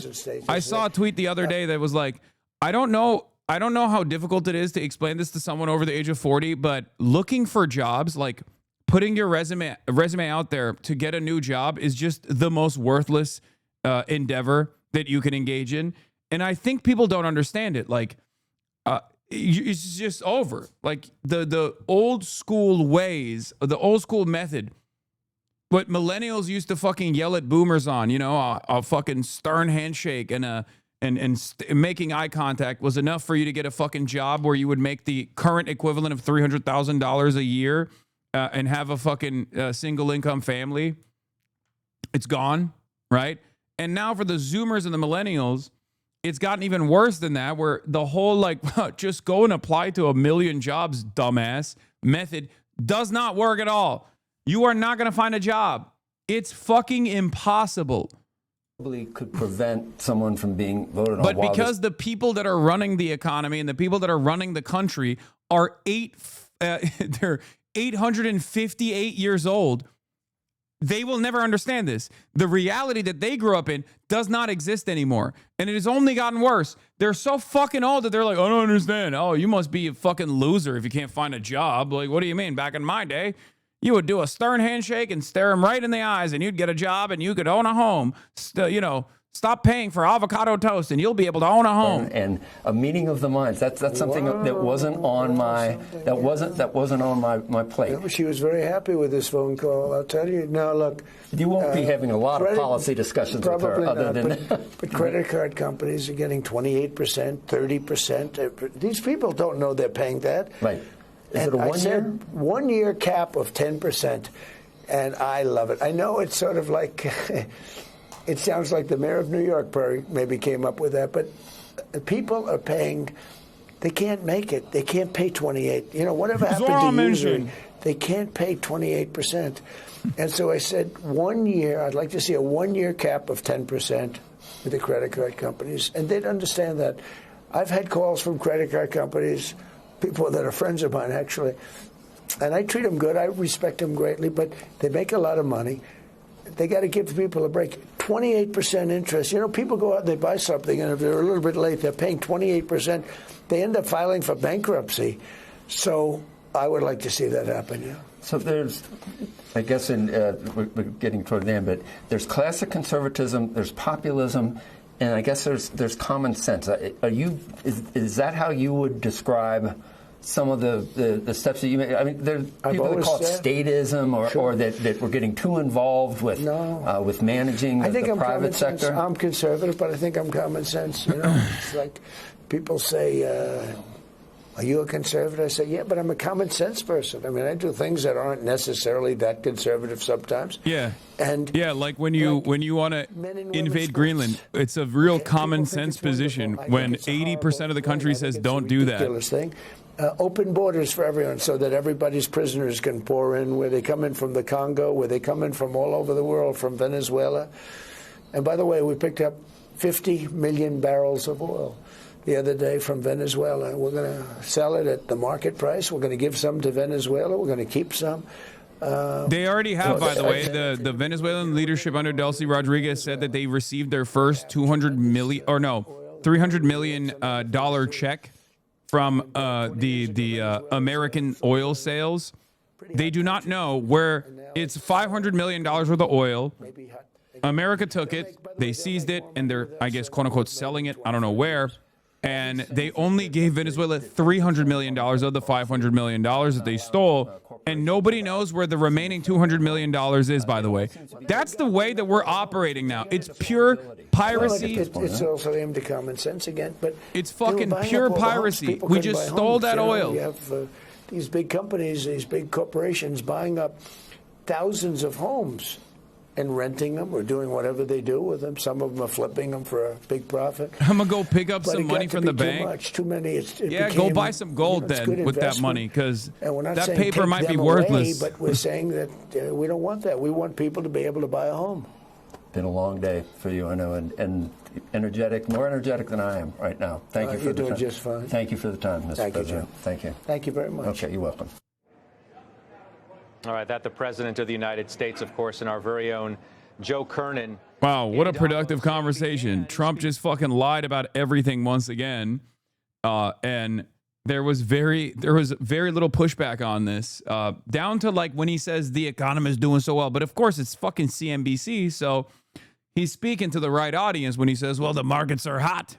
The markets are hot. Look at that. We course corrected in the markets, believe it. Okay, I said I was going to dominate Greenland. I said I was going to take over Greenland with the military. Then I said I'm not going to do that no more. And then the markets are hot, hot, hot. Is this Fox News? No, it's CNBC. Is it lying if you don't know the truth? No, CNBC knows the fucking truth. What do you mean? Everybody knows the truth. When Donald Trump says we're getting $15 gorillion in foreign investment coming into the country, and they're opening up factories, you can look around and recognize that that is not happening, okay? But none of it matters, because the entire stock market, which is the only thing that these fucking animals care about on CNBC, it revolves around pure speculation and confidence that Donald Trump won't actually use the nuclear option and destroy global trade in its entirety, as he has threatened to do so over and over again, multiple times a year in the last year of his second term. So he just keeps going, I'm going to break it. I'm going to molest the money. I'm going to molest the money. And then everybody goes, no, sir, please don't molest the money. Then he turns around and says, I'm not molesting the money as much as I was going to. Isn't that wonderful? And the market goes, oh, thank God. Thank God he's not molesting the money as hard. Yeah, oh my God, it's fucking, yeah, it's a bull market, baby. Let's go. Perma growth. None of it is anchored around like actual fundamentals. It's all fucking speculative. It's all bullshit. It's all nonsensical. It's all Tesla stock. The stock market is all Tesla stock, okay? Money is faker than it has ever been before. Obviously, it's been fake for quite a while, but goddamn, finance capital is so fucking fake, dude. It is just nothing. It's unicorns and fairy dust. Everything is Tesla. When Donald Trump said it's all computer, everything is Tesla, everybody transgender, he was right. It's not in the way that he was using it, okay? Everything is Tesla. I mean, look at Nvidia, okay? Look at Nvidia. Look at OpenAI. Look at the major reasons as to why the stock market is up. The GDP is growing. Why is it growing? Because they're exchanging the same like $100 billion over and over again. It's just exchanging hands. Everything Nvidia. Yeah, little f. I know. I'm effing again. I hate myself. I hate my internet. I hate my life. Why could this? It's just fucking awesome. It's awesome. I love it, dude. It's great. You know, it's not on a permanent F. We're back. We've just disconnected, joined a connection again. It's great. All right. Let's see what he's saying. There's no framework on a future deal on Greenland. Ownership of Greenland, like you've said you wanted. It's a long-term deal. It's the ultimate long-term deal. And I think it puts everybody in a really good position, especially as it pertains to security and minerals and everything else. Have you spoken? How long is it, Mr. President? What? Have Have you already spoken to other European leaders? Yes, I have. How long would the deal be, Mr. President? Infinite. There is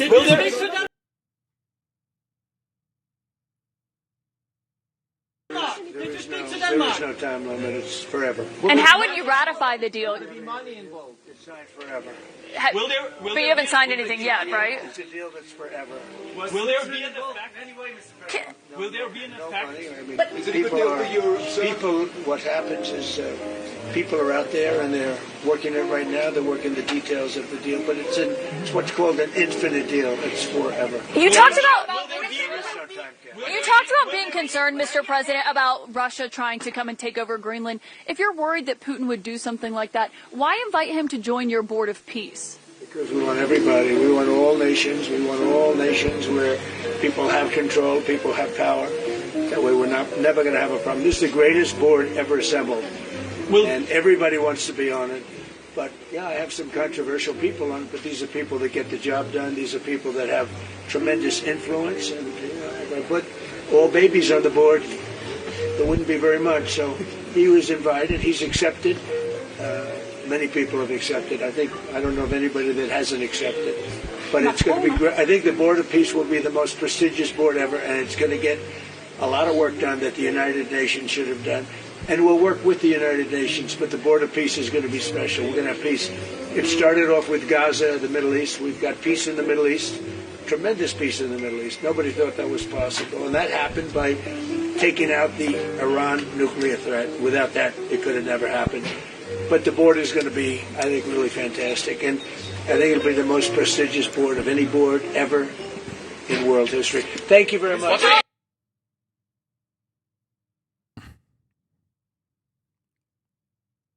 Tremendous. Bro's making the Andrew Tate War Room.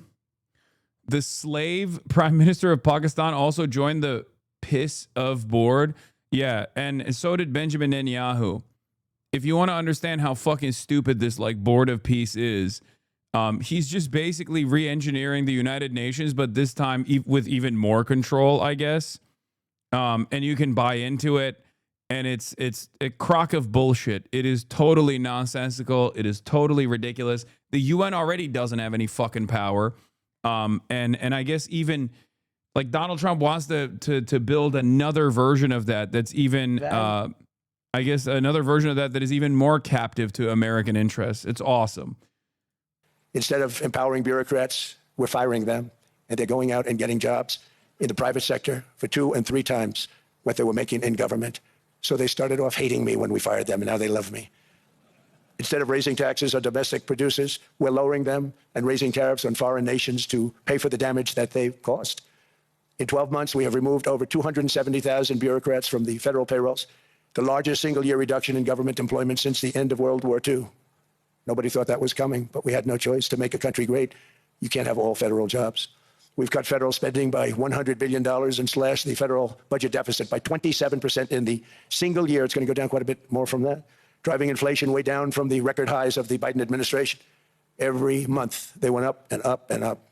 I promised to cut 10 old regulations for every single new regulation, but instead I've cut, actually, till this point, 129 regulations for every one new regulation approved. So every time they come in with a new regulation, we do at least 10, but so far it's averaging out to 100. Yeah, I've sped him up because it's an hour and 32 minutes and he's yapping. He's yapping like a motherfucker. Okay? 129, if you can believe it. In July, we passed the largest tax cuts in American history, including no tax on tips, no tax on overtime, no tax on Social Security for our great seniors. We also provided 100% expensing. That's the one they like. And bonus depreciation for all new equipment and capital investments to help companies expand and shift production to America. They are so in love with that. They build a plant, they're able to deduct it immediately, the whole thing, rather than waiting 38 to 41 years in the old days. This is a miracle taking place. Nobody thought it would ever be done by any country, but it's done by us. It was what made my first term the most successful 4-year term that we've ever had from a financial standpoint. And now we've upped it. This is a 10-year program, not a 1-year program, but you're allowed to deduct everything in 1 year. It used to be 38 to 41 years. With tariffs, we've radically reduced our ballooning trade deficit, which was the largest in world history. We were losing more than $1 trillion every single year, and it was just wasted. It was going to waste. But in 1 year, I slashed our monthly trade deficit by a staggering 77%. And all of this with no inflation, something everyone said could not be done. There were a couple of brilliant people that actually thought I was doing the right thing. I thought I was doing the right thing.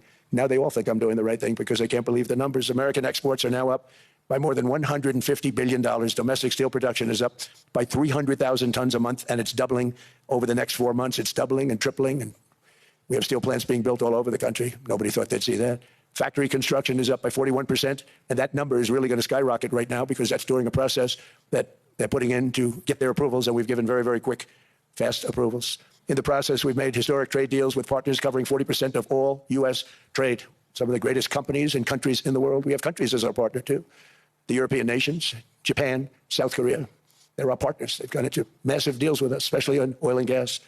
And these agreements raise growth and cause stock markets to boom, not only in the U.S., but virtually every country that came to make a deal because, as you've learned, when the United States goes up, you follow. It's really become a staple. In America, I've stopped the nation-wrecking energy policies that drive up prices while sending jobs and factories to the world's worst polluters. They are indeed polluters. Under sleepy Joe Biden, new domestic oil and gas leases fell by 95%. Think of that. And they wonder, why was gasoline going up so fast? The gasoline actually topped $5 a gallon, in some places $7 a gallon, and more than 100 major power plants were violently shut down by incompetent people that had no idea what the hell they were doing. Under my leadership, U.S. natural gas production is at an all-time high by far. U.S. oil production is up by 730,000 barrels a day, and last week we picked up 50 million barrels from Venezuela alone. Venezuela has been an amazing place for so many years, but then they went bad with their policies. 20 years ago, it was a great country, and now it's got problems, but we're helping them. And fuck Hasan. That's what your mom said, Chatter. Got him. And I did. She fucked me. It was awesome. You're getting DDoS by the inshitification of America, our infrastructure and electronic devices? No, I don't know if it's an ISP problem. I think it's probably an issue on my end. It's a port connectivity problem because I keep getting notified from my router over and over again that like a port keeps disconnecting and then reconnecting in restoring. Now that could be because the ISP is just like not giving enough juice to my internet, or it could be internally like a hardware issue because we did reset the router last night after the stream. What is this?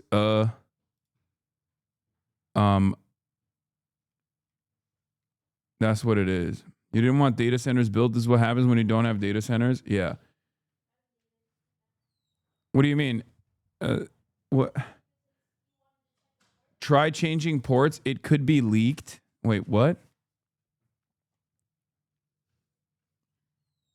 those 50 million barrels, we're going to be splitting up with them, and they'll be making more money than they've made in a long time. Venezuela is going to do fantastically well. We appreciate all of the cooperation we've been giving. We've been giving great cooperation. Once the attack ended, and they said, you probably have UPnP turned on, which lets applications open ports and suck up bandwidth. Ask H&D later to go into your and disable UPnP. I mean, this is a new issue. So I don't know. Deal. I'll put it in the mod chat. But Venezuela is going to make more money in the next 6 months than they've made in the last 20 years.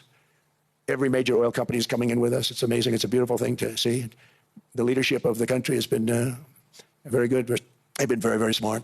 The price of gasoline is now below $2.50 a gallon in many states, $2.30 a gallon in most states. Then we'll soon be averaging less than $2 a gallon. In many places, it's already down even lower, $1.95 a gallon. Numerous states are at $1.99, numbers that nobody has heard for years. Actually, since my last administration, we got it down to around those numbers. I've signed an order directing and approval of many new nuclear reactors. We're going heavy into nuclear. I was not a big fan because I didn't like the risk, the danger, but they have the progress they've made with nuclear is unbelievable, and the safety progress they've made is incredible. We're very much into the world of nuclear energy, and we can have it now at good prices and very, very safe. And we're leading the world in AI by a lot. We're leading China by a lot. I think President Xi respects what we've done, in part because I've allowed these big companies building these massive buildings to build their own electric capacity. They're building their own power plants, which when added up is more than any country anywhere in the world is doing. I read recently an article in the Wall Street Journal that China's creating so much energy, and they are. I got to hand it to them. But we're creating as much or more, and we're letting them do that. I'm very proud of it. It was my idea. I said, you can't create this much energy. We needed more than double the energy currently in the country just to take care of the AI plants. And I said, we can't do that. We have an old grid system. And I came up with the idea, you people are brilliant, you have a lot of money. Let's see what you can do. You can build your own electric generating plants. And they looked at me, they didn't believe me. All of the names that are, I think, in the room right now, if you want to know the truth, they didn't believe it. And I said, no, you can't. They came back 2 weeks and they didn't have the plant. They said, we thought you were kidding. I said, no, not only am I not kidding, you're going to have your approvals within 2 weeks. I always say nuclear will take 3 weeks. But most aren't going that. They're going oil and gas. They're even going coal in some cases. Because of my landslide election victory, the United States avoided the catastrophic energy collapse which befell every European nation that pursued the Green New Scam, perhaps the greatest hoax in history. The Green New Scam, windmills all over the place. The reason why he just keeps hitting the fucking renewable energy thing is because China is dominating the rare earth mineral procurement extraction. They have a monopoly on it. Okay, they have a monopoly on the production of rare earth minerals, which are necessary materials for all matter of technology, but certainly on renewable energy, on the renewable energy battery technology. China is obviously dominating on the R&D side. China is dominating on the manufacturing side. It's not just like wind turbines. It's not necessarily just wind turbines that he's like fucking complaining about. It's everything, right?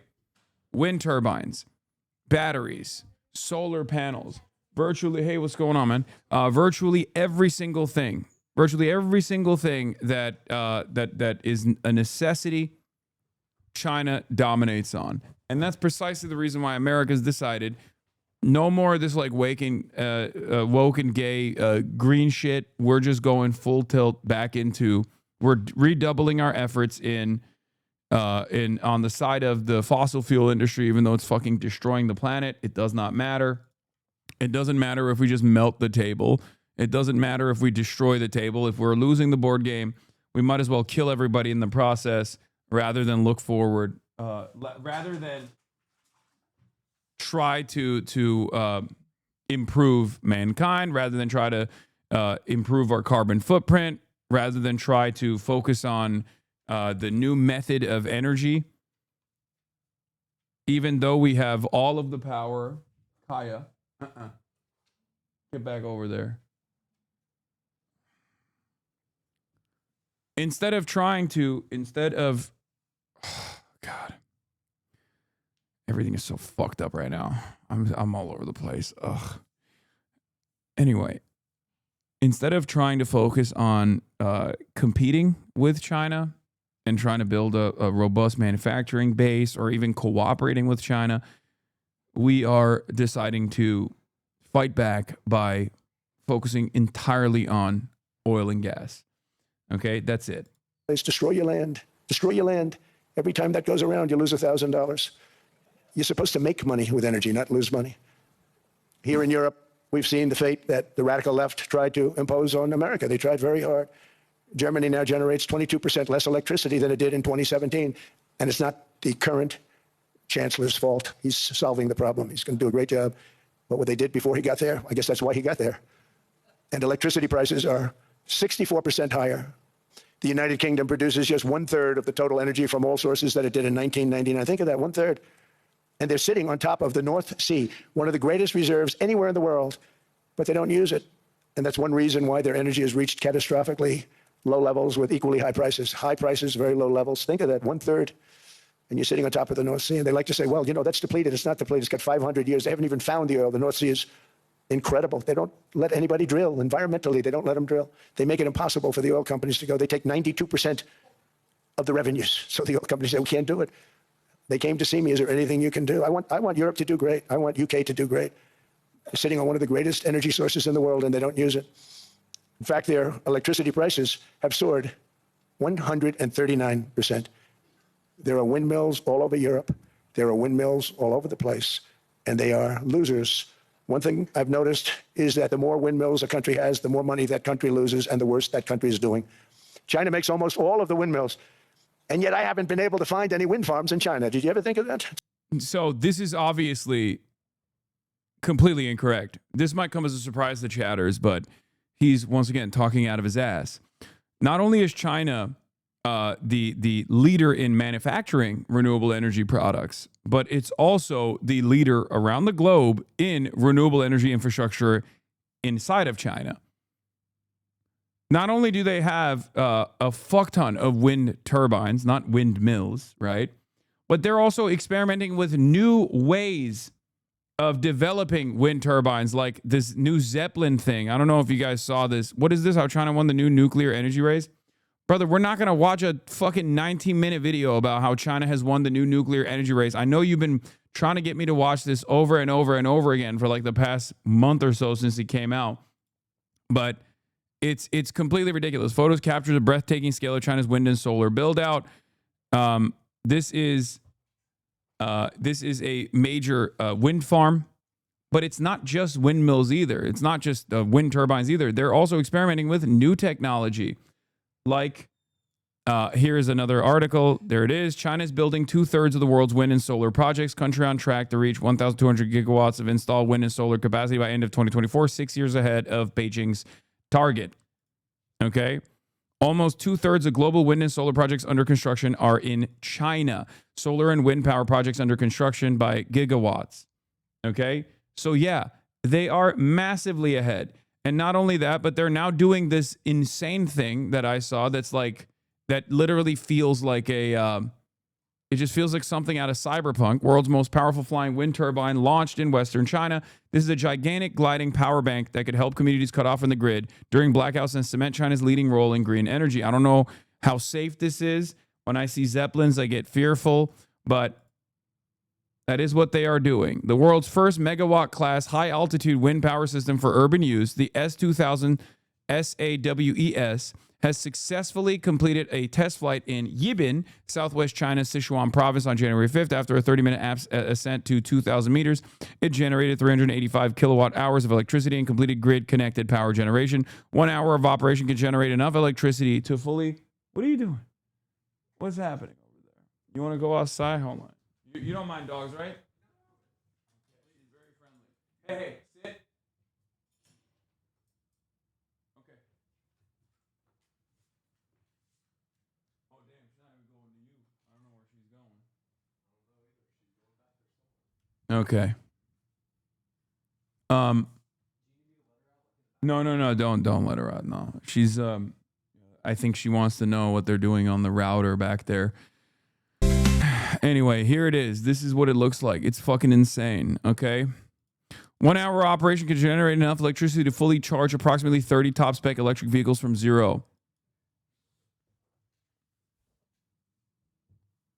It's meant to be rapidly deployed to natural disasters to restore areas' basic power. Yeah. Like, this is... when I look at this stuff, I understand how people must have felt when, you know, I understand how the horse buggy and carriage industry must have felt when like cars were being mass produced, right? The assembly line kicks in, there's cars, it's becoming increasingly cheaper or more affordable to own a car. And while that is happening, this new frontier is unfolding in front of your eyes, you're still maintaining the old guard where you're like, no, you don't understand. This is a profitable industry. Horses are much better. Horses are much better than fucking cars, dude. You're so dumb. Don't move into the car stuff. What do you mean an automobile? It's a dangerous thing. It's scary. It's weird. Horses are much less likely to trample you to death. It's just a fad. It'll go away. Let's just focus on horses. And it's interesting because like we are connected to one another more than ever before with the internet, and yet we still have this kind of mentality. And it doesn't, I don't understand it. Like, there's no excuse for it, you know? There is no excuse for it because we know exactly what it looks like. We know that it's better.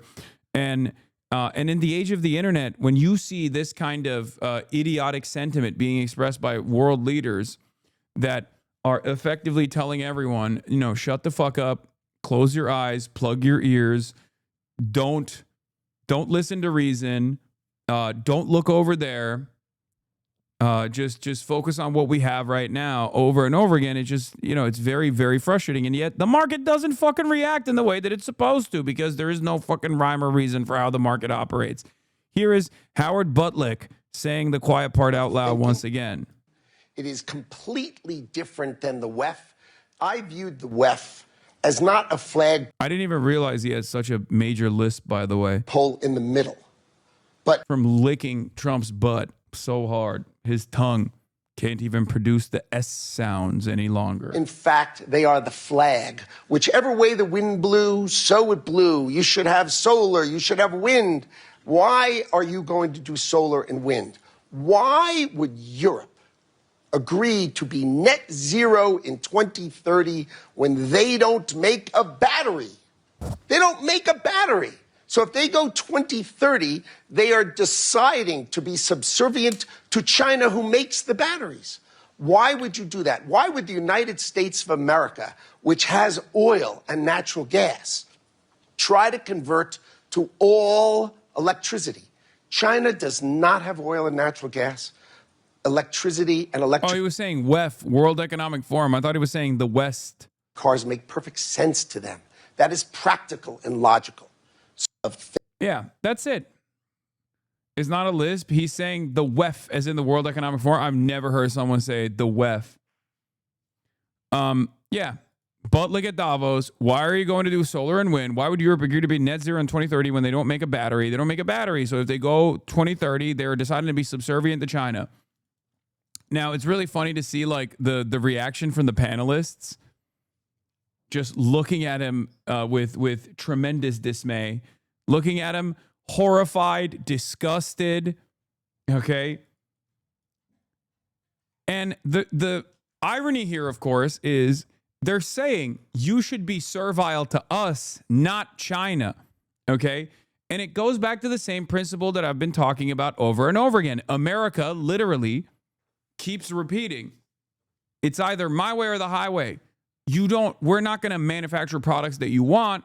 We are going to create a protection racket like NATO, and we're going to sell you all these weapons, and we're going to demand that you take an increasingly larger percentage of your GDP and refund it. Take an increasingly larger percentage of your GDP and purchase more of our weapons, right? You can do with those weapons whatever you want. You can give it to Ukraine if you want. You can use it personally if you want, but like you're gonna take our weapons, because that's one of the only fucking industries that we have in the country.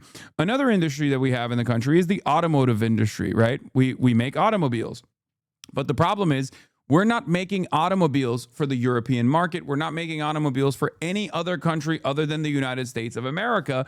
And in the United States of America, we're making those cars ginormous. We're making those vehicles as large as we physically possibly can make them. We're making them gas guzzlers. And these are cars that are so large, both by engine size, both by, just like size-wise, they're just too big for the fucking European roads, that like Europeans can't even purchase these cars and use them on their fucking streets. And it doesn't matter.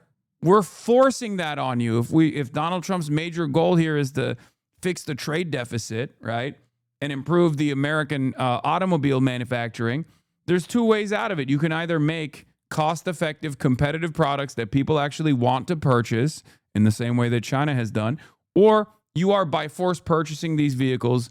I don't give a shit what you do with the fleets. I don't give a shit if you actually sell it on your roads or not. You just need to buy it from us, right? So that's it. That's what we're doing here with the energy situation as well. We keep telling Europe over and over again, no, you don't understand. Do not move in the renewable sector, because every move that you make, every initiative that you take that is focusing on renewables, improving your electricity grid, trying to make sure that your electricity grid is powered by renewable energies is actually beneficial to China. You must keep petrodollar on top, even if it's fucking killing you. Even if it's killing the planet, it doesn't matter. That is woke and gay. Do not actually move towards renewables. What is this? There is no replacement for displacement. Davos building evacuated? Well, I don't know where that, I don't know what's going on there, but I'm actually going to have my guest here in a brief moment, and we're going to be talking to his MAGA parents from the Necessary Conversation pod, and we'll be doing that for the next hour, and then I'll be going back to Davos. And as a matter of fact, I'll be asking his MAGA parents about Davos as well. How do you feel about base tanky Macron? None of those guys are based, nor are they real tankies. They're just saying the quiet part out loud, but they're not going to do shit about it, as evidenced by the fact that Donald Trump turned around and said, "Oh, I fixed it," and now everyone is saying, "Yeah, it's fixed." Oh my God, I just saw the way that this motherfucker is standing on this podium. Oh my God, this angle is not very favorable. This angle is not good at all for him, it seems. Chad, you want to come in? All right. Here, right here. I'm going to, and I'll give you a chair as well. It's a pleasure to meet you, man. Thanks for having us all. Of course. Very curious to see how this goes with my dad. Yeah, I'm excited. Does he have any idea? Does your dad have any idea who I am? I bet he and my mom have maybe watched a clip or two, knowing that they were going to come on here. But yeah, I don't think exactly. No. Okay, that's very exciting. Yeah. So he doesn't know that I'm a terrorist by. I'm sure he'll call you that, or probably a communist. But I mean, that's fine. I don't mind either of those things. I get called that all the time. So all right, fantastic. Okay, so let's start by introducing who you are to the audience. They might not know. Your name is Chad. My name's Chad. I've been a TV writer, movie writer. I write novels primarily. That has been my career until I decided to do a podcast with my parents, who are both MAGA, because my sister and I, who are very much not MAGA, hadn't really talked to them in a matter of years, since probably Obama's second term, somewhere in there. There was a big rift. We stopped talking to them, but they were getting older, and I was like, are we really not going to ever talk to them again? And during Biden's term, about halfway through it, I called my mom up and I was like, would you be down to do a podcast where we talk about politics? She said yes. And now we've been doing it for like about 3.5 years. Every Sunday. So you guys have been doing this for 3.5 years. Yeah. And this is one of the conversations that went viral this past week. So let's take a look at it. And I obviously have some questions for you before we talk to your parents. What if Donald Trump says, I want you to carpet bomb Oklahoma City, kill everyone? You think the Air Force should carry that out? Yes. There might be a reason. We don't know. This is insane. You cannot be this stupid. Jesus Christ. Oh, my. This podcast was going well until that. You just said it's cool to be levels Oklahoma. You're like, yeah, it. There must be a reason. Like, you literally can't be that dumb. You know what the problem is? Mom and I don't believe he'll ever blow up Oklahoma because we're on his side and so's the whole state. No, it's because you're in a cult. You guys are worried and afraid because you live in a state where it might happen. Okay, let's theoretically say that does happen.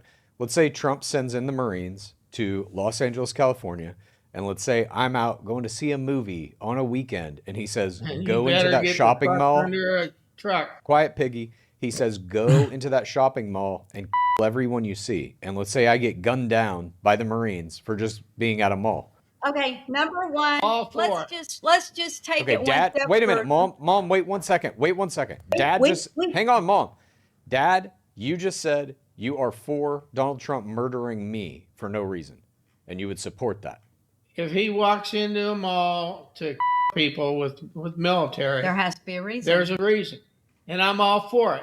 And the people in Los Angeles, California are as deserving of execution as the assholes in New York City. You're all communists. So, the first question that is on everyone's minds is like, I mean, is this real? Like, this is how your parents are. Like, this is how they are. This is how they operate. 100%. And it's gotten worse since really Trump's first term, I guess. They've gotten more and more indoctrinated into the cult. Now, anything he says is their talking point. They only watch Newsmax now. They don't even watch Fox. That is too left for them. Because the Dominion stuff. Like, Fox actually betrayed the truth. The MAGA I don't even think loyalists. it goes that deep. I just think they're every once in a while on Fox News now, you'll see somebody push back against Trump or issue some kind of factual statement. That's too much for them. They need the Newsmax kind of continual 24/7 pipeline of just cult talk, basically. But yeah, it's totally real. I get that DM from time to time too. Are you scripting this? Is this acting? No, this is our real family. That's my first assessment. But like, there are a lot of people in this community, not dissimilar to yourself, that have these sorts of conversations with their parents, and they're like, no, this is actually quite similar to real conversations that I've had with my MAGA parents. So I suspect that there is. I don't know if they're like playing it up for the camera or not, but You know, my mom seems to think that my dad might be, but he's kind of been like that for my entire life, my sister's entire life. And like I said, it's gotten a little more exacerbated, I think, in the, current kind of political climate, but that is who the guy is. Okay. So should we call him now? Sure. Should we? All right, we're going to start the video call. Hold on. Where is this? No, that's not the right camera. That's not the right camera either. Wait, what the hell? Where is the actual camera? Is this it? Oh, there it is. Okay. And we'll give him a call right now. Okay. And we'll see where it goes. Yeah, obviously you guys don't turn it on. Yeah, I won't. Okay. Hello? There's my sister. What's up? Hello? You can Hi. You can hear us, right, Haley? I can hear you, yeah. Can you hear me? Okay. We can hear you. Yeah, we can hear you. We can see you. I'm gonna do the pop out. Is that your there's my dad's gut. Okay. I'm sorry. Sorry. That's a great so that's sorry. a great image. Oh my God. Jesus Christ. Push the computer. I'm trying. We're Push doing. the computer. You just gotta, back on. Mom, turn the camera so we can see your face, you and Dad. Chad, I'm trying. I'm sorry. I'm so It's sorry. okay. I You're apologize. good. You're good. I had it set up in a different room. Oh You're God, I'm gonna fine. knock it off the chair. You're okay. I'm so Just sorry. get the camera pointing at your faces. Everything's fine. No, that is not it. It's got to go this way. Yeah, no kidding. Okay. Country mom. okay, Don't worry, I'm doing a Lord, little I have production stuff here too on my end. We're doing a little bit of live production as well. It happens. So you just need to now Okay. push the camera so that we can see your faces. Yeah, that's just showbiz. No, I can't push. Jesus Christ. Okay. Dad, I'm sorry. God damn it. Just a minute. Okay, you're almost there. Now you just gotta tilt the camera up a little bit. Can I unplug my camera and it'll start over? No, don't do that. Don't do that. No. Okay. I No, have to all you move the gotta chair. do is like tilt it up a little bit. Tilt the camera up a little bit. Oh my God. This is good. Okay. Yeah, for all the people No, who think I'm- this is scripted, here you go. I'm so sorry. I'm gonna cry. I No, really don't cry. am. You're fine. You're No, fine. You're it's fine. You're fine. Don't apologize. Is the for camera it. attached to the back of the computer? Yes. Okay, push the screen back a little bit. Oh, wait, we see your There we face go. now. That's is an improvement. Like half of it. Okay. Now I need to go back more, right? Oh man, Oh, this is God. rough. You know what? Push Should I take this. it off the box? Or push the computer farther back on the box. I've been Yeah, just telling put you the that. computer like in your lap and tilt it up a little bit, maybe. Okay. Oh my God. It was But hey, perfect. success on my end. Yeah, thank you, Haley. Fantastic. You look great. You're right in the shot. Everything's perfect. Yeah. Woo, yeah. Oh my God. Okay. Okay. Now, yep. I Now, won't- now push the screen back. Now Oh man, this is real rough. I am so sorry. I It's don't not. understand. Yesterday you had it like all set up and shit. I So what had it in happened? the other room. I had it set up in a different room. Why do we do that? Smart. Yeah. There Okay, we go. Here we go. I can hold it. There's Dad at least. Okay, that's perfect. If you want to like sit closer to him, then we can work with that, I think. Yeah, just scoot in there. You almost got it. Almost the other way. Turn it the other way. There we go. Oh, there Okay, it is. This is me holding it at chest high with two hands up. Oh. So should I go get a box or something to put it on? I don't know. I'm Can you sorry. hold it? Just hold it for a while. You'll be all right. Jesus Christ. Is it- I'm so sorry. No, Is it's it okay. a problem that my got screen it. of my parents is just a freeze frame of my dad's gut? Well, We can see them. At least we can see them in real Is that time. fine? I think okay. that's good. You can see them. Okay. Yeah. I can hold it. I'm game. All right. You're gonna hold it up the whole time? Well, I have nothing else. I don't know what else to put That's up there to MAGA make it strength. That's a cool. lot of arm strength. Yeah. That's arm I can do strength it. and Put okay. boxes and pillows. All right. Well, I've you know, got it. Oh, wait. Oops. Okay. Okay. Well, this works for us. So, hi, I'm Hasan. I'm here with your son Chad, and I've seen some of you guys' clips, and I was very excited to have all of you on to get a better understanding of where you're coming from and what your worldviews are. And if you don't mind, if you guys could all introduce yourselves to my audience as well, because this is live right now, that'd be great. I'll go first. I always go first. My name's Haley. I live in a suburb of Dallas, Texas. My parents are Bob and Mary Lou. Chad is my brother. This whole thing was kind of concocted as a way to stay in contact with and maintain a relationship with our parents. After 2026, Donald Trump just kind of really ruined it for all of us. So Chad and I decided to do something about it, started the pod. So we take it all out for an hour on Sundays and then try to talk to each other peacefully outside of it. Okay. I'm Bob, live in Oklahoma, 72 years old. Okay. Had to think. Mary Lou Colchin. All right, 70, gonna be 71. Yeah, we've been married 50 years. We've known each other 55. Wow. 5 years of dating, huh? Is that how that worked out? About 4.5. Yep. Why did it take you so long to pull the trigger, Bob? If you don't mind me asking. Well, because I was in high school. That makes sense. That makes sense. I wasn't doing the math in my mind. He was a senior in high school. I was a sophomore. Yeah. Okay. Nice. Okay. And we did get a little education, and then into the Air Force, and then Chad came, and then back to education. So we did get our degrees along with a 3-month-old baby named Chad. So you guys got degrees. Both of you got degrees in college. Like you went to college. Yeah. Yes. What did you guys get your degrees in, if you don't mind me asking? Also, I'm Hasan, and I'm 34 years old. I live in Los Angeles. I grew up in Turkey, and if you've watched any Fox News coverage on me, you probably know me as a anti-American communist terrorist who hates America and played a role in Zoran Mamdani getting elected as mayor of New York. Also, I once famously said America deserved 9/11 when talking about American foreign policy, bringing about the concept of blowback. But that's just the top line. I think we all want what's best for America, but in our own unique ways. But just wanted to get you guys situated on how you might hear information about me. But I'm very excited to hear what you guys have to say and where you guys are coming from as far as your beliefs.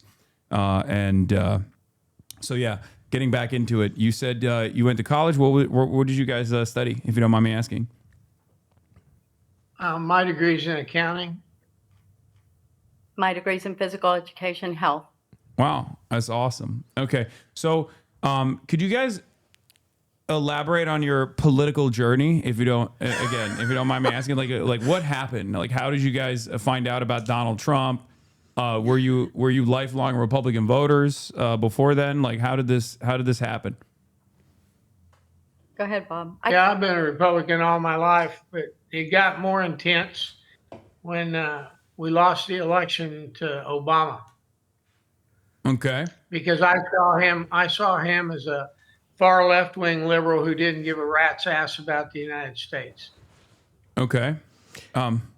Was there anything else about Obama you didn't like? Yeah.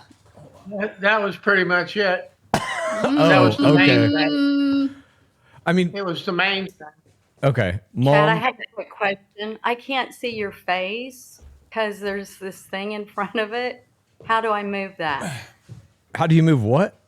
Just gonna put my apolitical hat on as well for the rest for the duration of this interview. I don't know if you can see it. Nice. Yes.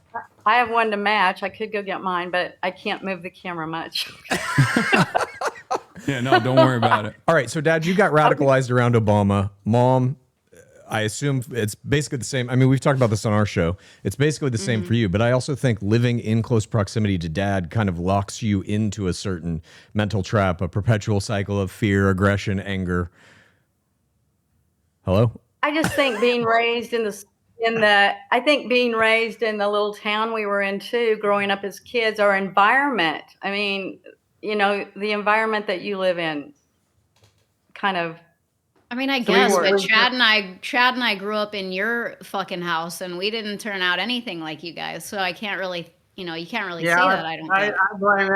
I blame that on your tour of duty in California and Colorado. You got tainted by a bunch of lefties. It's environmental. That's not true at all. But no, it is true. I left Texas in high school to come to California willingly as fast as I could, and I've never left. So I don't think it was. Stop the bullshit. You did that so you could go to USC's film school. Yeah. That's the only damn reason you went to California. Correct. So you think they weren't libtards in Texas and they became libtards when they moved to California? Is that what's going on? It didn't happen overnight. Chad's lived in California longer than he's lived anywhere else. It's just Haley simply not true. That's not What are you true. talking about? We just didn't talk politics when we were younger. It wasn't.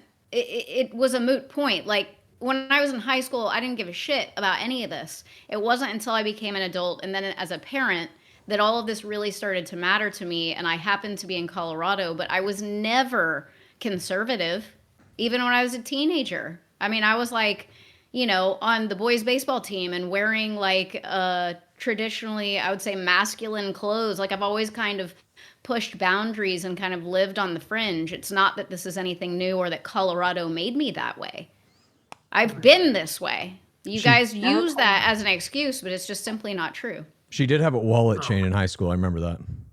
Bob, do you feel like I you're dressed up- abdicating responsibility as a parent that both of your children became so liberal, and you're kind of saying like, oh, it must be California and Colorado?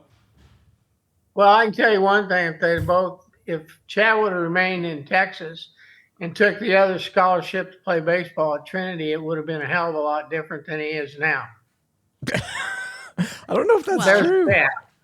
I don't As know if far that's as true. Haley's concerned, she got nested with a bunch of liberals that were so far left, it's ridiculous.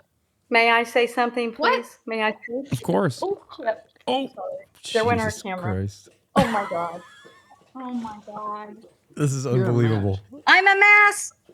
You're doing I'm so you're sorry. doing fantastic. Don't worry about it.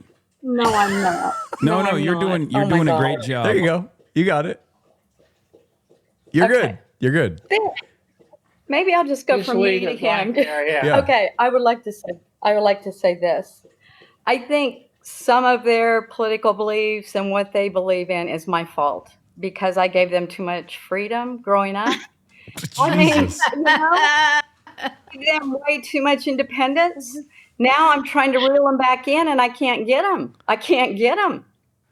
Reel me. I'm 49 years old. You're never Yes. going to reel me back in. Yes. Yeah. I've always said like No, but you're going to come to the day where you're going to have to choose between the lifestyle you have now or communism. And that will be a distinct choice you will have to make. Okay. Okay, I'd like to say one more thing. Thank you. I've always said until the day I'm 6 foot under and I die, if I feel like you're making like a big, weird thing that you shouldn't be doing, a decision, I would try to help you. I would try to talk with you, try to communicate and figure this out. Well, it's getting way too hard. I can't do it anymore. Okay. Okay. Can we walk through some of these terms if you don't mind me asking? I would love to, Bob. I would love to understand what you mean when you say communism. Like, what do you think? What do you think Chad believes as far as like I think, communist beliefs? well, I believe communism is Russia and China, and all you have to do is take a look at their countries, and that tells you what you believe if you're a communist. You want to be under total control of the government. You don't want to work for anything. You want freebies handed out left and right. And that's not my way of life, and that's not the way of life I think my kids really want. And at some point in their adult life, they're going to have to make a choice, because our side of the coin is not just 20% of the people, like you said when we talked to you earlier. It's you have no idea how many MAGAs are out there that are. It's more like 90%. You think 90% of America is MAGA? No, I think 90% of MAGA is on our side of the trip. What? So Not what? So like there are what? 80 million Republicans out there. Mm-hmm. I'm guessing at least more than half of them are like we are. Okay. Because they're not all MAGA. They're not all MAGA. Oh, so you're saying like out of all of the registered Republicans in the country, if there's 80 million of them, you're saying 50% of them, 50% of them are like your level of pro-Trump. Yeah. Okay. I mean, that's fine. But that level is like wild. We are not looking at your shrine, but you guys had a Trump shrine where you bought the Trumpy bear, you have all the hats, you have the shoes, Me you too. have the cologne, you have the Bible. You think most Republicans have all of that stuff and are buying his NFTs and allowing him to grift them out of all their money? Yeah, I think all MAGAs are. Okay. I think if you support him, you support him. If Bob, you what don't, level then of- you don't. I think you're way missing the boat on how many people are on our side of the fence. What level of MAGA do I you don't think I'm you at? have a If clue. I could show you some I don't stuff. I don't think any of you have a clue. Okay. Bob, can I show you some of my MAGA stuff? Maybe you can tell me if I'm like, you can give me like a MAGA rating on what level of MAGA I am. Can you see me on the camera? Yes, we can. Can you see us now? I did fix we our can see you camera. guys. now. This is perfect, by the way. You really killing it. So you see the hat, right? Like I got that. Yeah. That's I just can't like, read it. My make America great again. you It's can't the read same it. hat I have. You don't recognize this hat, Bob. I don't know Yes, if I you have the recognize highest it. level of MAGA. If you can't automatically Well, read I what the can't- hat says. I can't read. No, hell, screw it. Okay. Hold on, Be nice. I got more. Look, I got another thing here. I'll put it up close to the camera. You can see. This is my Zin. Do you know what Zins are? No. It's a Zin tin. Looks like It's a hockey puck. Wait, hold on. Let's see if it. There it is. There. It's a Zin tin of Donald Trump doing the fight right after he got almost assassinated by a godless atheist liberal Hillary Clinton voter. Ugh. I got that. Okay. I got So Trump soap. 0 to 10 What on else? the MAGA meter. Where do you think Hasan falls? 0. Oh. He doesn't like Donald Zero. Trump. I know I mean, that. look at all the MAGA Okay. stuff. I have more MAGA stuff than you do. I think, Bob. I'm gonna be honest. I think you're out of your mind. It's okay if you don't like Donald Trump. I okay. don't like Donald Trump. I love Donald Trump. Oh my God. No, you don't. I know you don't. I don't know what you guys are Are talking you trying about. to like Okay, reel us hold in on. for the This will impress you. I think, Bob, I'm trying to impress you. I think you can probably tell, but hold on. This is going to impress you, I think. Hold on. Okay. He's teasing us, you know. Well, I don't believe anything he's saying anyway, so it doesn't matter. He's teasing us. Oh yeah. that would be a 10 plus. That's a pretty good one. How come you guys don't have that? So now the question is, how often do you wear that out in public? Oh, regularly. Always. I wear it out in Sure public. you I wear it do. out to the rallies when I go to the rallies, the Trump rallies. To the Yeah, polls. sure you Okay. We get it. You don't like Donald Trump. Wait, what do you mean, Bob? I feel like I'm out MAGA-ing you a little bit, I think. do. I don't think you are, but I'm not going to go dig out my stuff. I have a think you're a Trumpy little bear? impressed. I think you're a little impressed. It's like you can't admit it, but it's okay. I kind of am. No, he isn't. That's something he had to go dig out from behind him, and he ain't. There's no way in hell he wears it in public. Oh god. Dad, that's your complaint Okay. that he had to dig it out from behind him, that he's not wearing it 24 hours a day. not that he You are has a making us giant laugh. Make America Great Again cowboy. Yeah, that's. You're making us laugh. I do like this. Okay. You're making us laugh. All right. Jesus. See, we're getting somewhere. We're getting somewhere. So you, I was asking about communism, Bob, and you were telling me like, just look at Russia, look at China, and that's everything you need to know. But like, do Do you have any policy specifics about like what you think? Because Russia is not a communist country. It was the USSR was run by a communist party. It's no longer communist. It's the Russian government is a capitalist government. But at least with China, give me a break. Wait, what do you mean by that? It's not a capitalist country. You don't think Russia is a capitalist country? No, it's not. Why do you think that? Because it's not run like a capitalist. It's not run like our society. They have one guy that runs the entire country. And if you don't believe that, you need to sit on your hat. You don't think that's Trump? Yeah, I'm going to be honest. I think, Trump is pretty much also single-handedly running the country right now, too. So I don't know. I don't think that's communism at all anyway. We need to get it straight. Okay. And it's going to take one guy to lay his ball sack out there and do it. Okay. Do you think there's people like you in Russia that also feel the same way about Vladimir Putin? Oh, I'm sure there are. Okay. But they're all locked up. They're in jail. Wait. No, I meant like people who feel the same level about Vladimir Putin, like the same sympathy towards Vladimir Putin as you do about Donald Trump. Oh, sure. Yeah. Okay. Dad, you're pro-Russia, right? We've talked many times on our show about how you want them to win the war against Ukraine. Yes. Wait, so you want a communist country to win the war against Ukraine? Well, look, Obama gave away Crimea. Why don't we give away that little piece of the Ukraine to make peace over there? Ukraine's never going to win that war. That's an absolute impossibility.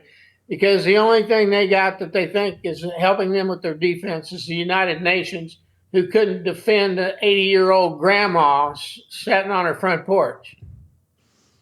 Okay. Okay. So my opinion is, let's give away the piece of the Ukraine that they've already taken, call it a day, and go back to the farm. Because the only thing Zelensky's doing is building himself a big old fancy hotel and resort in Poland. Okay, so you don't like Zelensky. I call him Zel Disney. Yeah. By the way, he's a Mickey Mouse. He's Mickey Mouse president. Yes. But the question I have for you is, you criticized Obama for giving away Crimea, but now you're saying Trump should do the same about even more pieces of Ukrainian land. So is it good when Trump is doing it, but bad when Obama's doing it? Like, I'm just trying to understand where you're coming from. All right, it's a major difference. Obama helped out Crimea by handing them out some fucking blankets. We've actually put some muscle where the might is, and Russia's quite frankly winning that battle. So without the United States, they're going to lose it anyway. And I don't think Zelensky gives a rat's ass about the Ukraine. He cares about Zelensky. So my opinion is you might as well give them what they've already taken, and then you'll have peace for another 5 or 10 years. But in terms of that question that you were asked about, Obama does something, you hate it. Trump does something, you love it. We've gotten into that conversation a million times on our show, specifically where immigration is concerned and deportations. What I just said. What's that? You didn't pay any attention to what I just told you. Yes, I listened to you and I'm watching you. So if Obama represented a more muscular defense for Ukraine and did not allow Russia to overtake Crimea, then you would be more comfortable with Obama? Like, one of the foreign policy disagreements you had with Obama was that he was too weak. Is that what it is? Yes. Yes. I think so too. But now Donald Trump wants to, do even more damage to Ukraine. But that's good because it's an inevitability at this point. Because it kind of doesn't make sense. Because technically, I guess the annexation of Crimea by Russia was bloodless in comparison to what has been going on for the past couple of years at this point, right? That's correct. So are you? So and here, I'll just give you a football analogy. They've already got past the 50-yard line. They're moving towards your goal line, and now what you want to do is defend the goal line. It's too late. You're saying let them score a touchdown. You're just Trump apologists. like through and through. It wouldn't matter what he does. You're always going to side with him. You have done it since we started the pod. It doesn't matter what he does. With You Donald talking about Trump. Trump? Yeah. You You Donald don't care what he does. Bob, is there something that Donald Trump has done that you don't think is good? Donald Trump has America first. What was the Obama did. question? What was the question? Is there something Trump has done that you disagree with? Well, we well, the only thing I don't really disagree with him. I'm hoping that he hurries up and gets this Greenland deal done.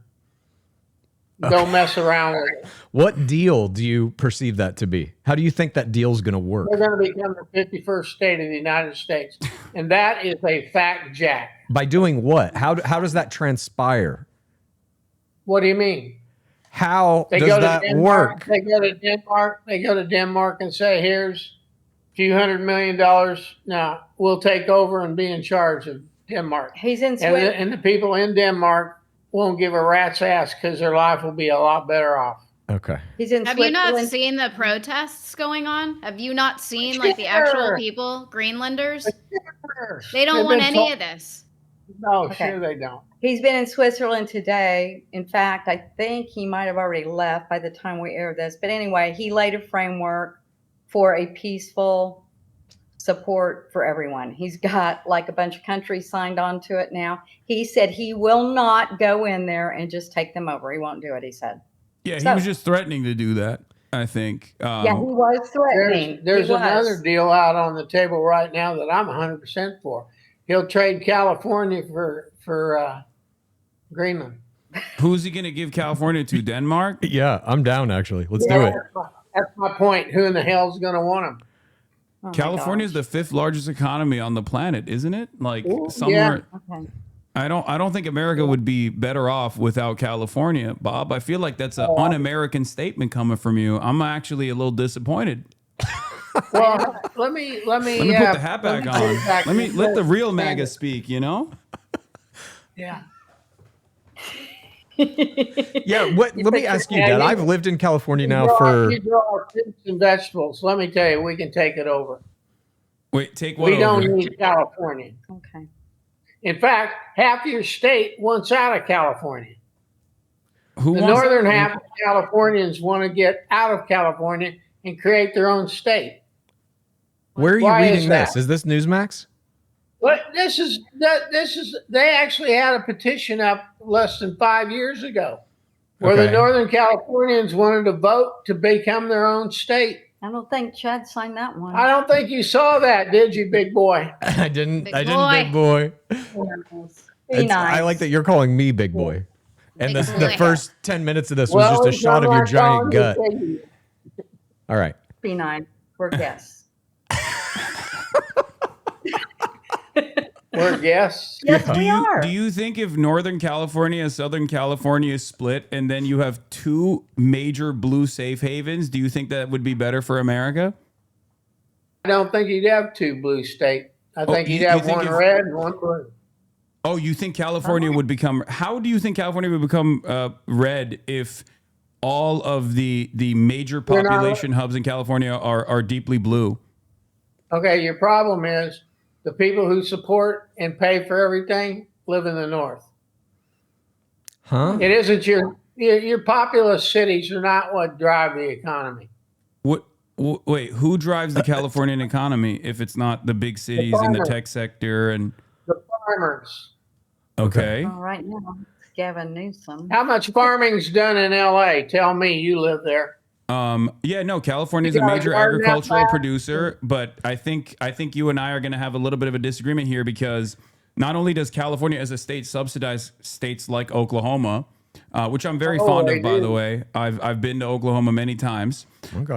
My brother used to live there, and Are you now, or is that for true? Is that a true statement? Where'd he yeah, live? no, I went to Oklahoma City only. I haven't really like branched outside of Oklahoma City too much, but I'm very familiar with the politics of the state of Oklahoma as well. And I have some friends that live there still. Are you guys familiar with the "I've had it" ladies? The who? I've had Jennifer, it. There's a that lady, Jennifer, and somebody Yeah. else. Oh wow, Yeah, you're thanks. tapped in. Yeah, my mom is with it. She's No on the thanks. internet. My dad doesn't even use a cell phone. Hey, you know what? Ask Chad who started our social media platforms. Go ahead and ask him. When we first started the ahead. podcast, I didn't have time, so I said, "Mom, you can do all the social media," and it was a bunch of pictures of horses and butterflies. And then last year, I kind of took it over, started making some clips, so on and so forth. But yes, Mom, you did do it, and I appreciate that very much. One of our platforms. I did Instagram, I did TikTok, and I don't like Facebook, so we're not on there. Wait, why unless don't they you like tag me. Facebook? We are on Facebook. I just think I don't like it. It's old people, and I mean older, and I don't like it. And I have a lot of nice friends on there that. That's rough. Yeah. Poor Facebook. You got a 72-year-old woman saying people on Facebook are too old for her. Okay. I like TikTok, Snappy, Snapchat. All right. Okay. Okay, yeah, I don't like Facebook either. So I guess we're in agreement there. So you like TikTok. All right. So California agriculture is actually pretty important for the state. It's pretty important for the food supply for the rest of the nation. But Bob, I think you know this already, but a big part of the Californian agriculture actually comes from the people that are working at those farms, right? And Right. I think you know where I'm going with this. A lot of those people that There work we at those go. farms are migrant workers. Many of them Right. documented, some of them undocumented as well. So how do you feel about Donald Trump's aggressive actions against these people that are working tirelessly to make sure that we can have, food on our tables for a reasonable price? I'm all for deporting anybody who's illegal, and we'll make do. Believe me. But Trump did say in his United speech- States. Well, by the way, California. What do they borrow? $560 million a year from the United States to stay afloat. You guys are so far in debt, it's ridiculous. Okay. Let me ask you this, Dad. Don't sing California's praises to me. They're a giant liability to the rest of us. I just don't You think understand why you care. Why do you care if a I migrant don't. is here illegally or not? If they I are don't. working, That was producing, part of the economy, like why does that bother you so much? It doesn't. That was his point of view. What? No, there's not. So it's not only untrue, and it is actually blue states that subsidize the red states, specifically states like That's Oklahoma. But also outside of that, the Californian agricultural output is actually 3% of the overall Californian economy, which is still pretty significant, and it's especially important for food, right? Like, I mean, that's where the crops that we're picking come from. But it is ultimately still around 3% of the overall GDP in the state of California. I mean, it's very You important. eat more- Almonds, cattle, pistachios, strawberries, lettuce, flowers, tomatoes, and oranges. These are all things that I assume you consume. You eat more tomatoes than you do bread. What? No, I'm not saying it's not important. I'm saying it's very important. I'm just saying that it's not as big as a. I think it's a yes or no question. Yes or no? No, I'm saying it's very important. I know how important agriculture is. That's why I'm saying California is a very important state for the nation. Even on the Would be fine. What, Dad? With this but immigration, you just said you don't have tomatoes if California doesn't exist in this state. Oh yeah, we will. We can get those from Mexico. Maybe. by bombing them, we're going to For bomb them now, and steal right. their tomatoes. But Dad, Right. you're kind of constantly also talking about like you don't care if Trump deports U.S. citizens or agitators or kills people or any of that. You're down for whatever he wants to do. You're playing it a little cool here, which I don't quite get. But you're so far beyond just supporting the idea that he's getting rid of the illegal aliens. On our show, constantly you're supporting talking that. about what? I support that he gets rid of all illegal aliens. But you also have stated that you support him deporting U.S. citizens who just don't agree with him. I didn't We say have that. never said Oh that. my That's a lie. God. We never Okay. said that. All right. I Sure. want the illegal criminals that are here, that are not citizens, that have criminal records, that are Yeah. killing people, that are bringing in drugs. That's the ones I would like to see them go back. The ones that came over our border. Sure. But with what about no people like legal- Renee Good? When an ICE officer murders her in broad daylight, there's video of it everywhere all over the internet. You guys support that.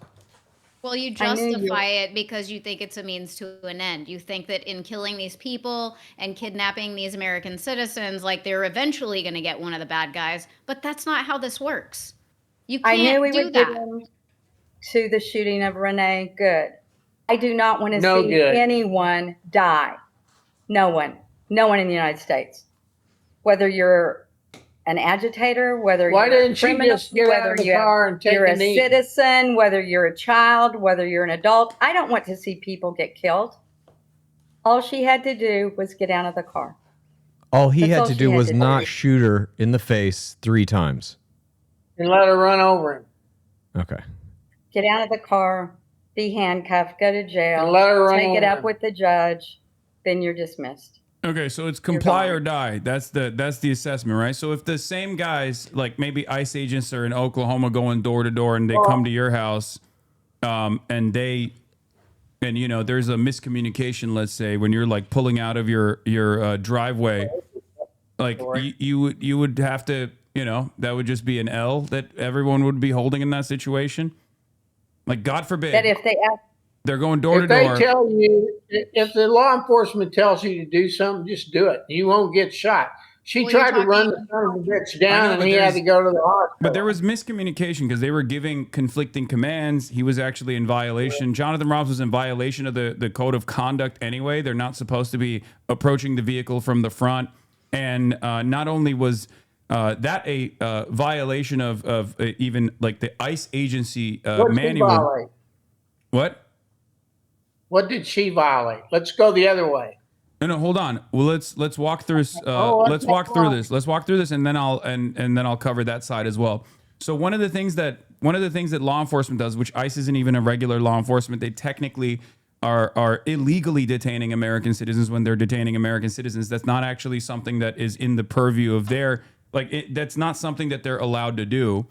But it's technically considered a legal gray area because how can you make the distinction whether or not someone is illegal, an undocumented immigrant, or a regular, documented U.S. citizen?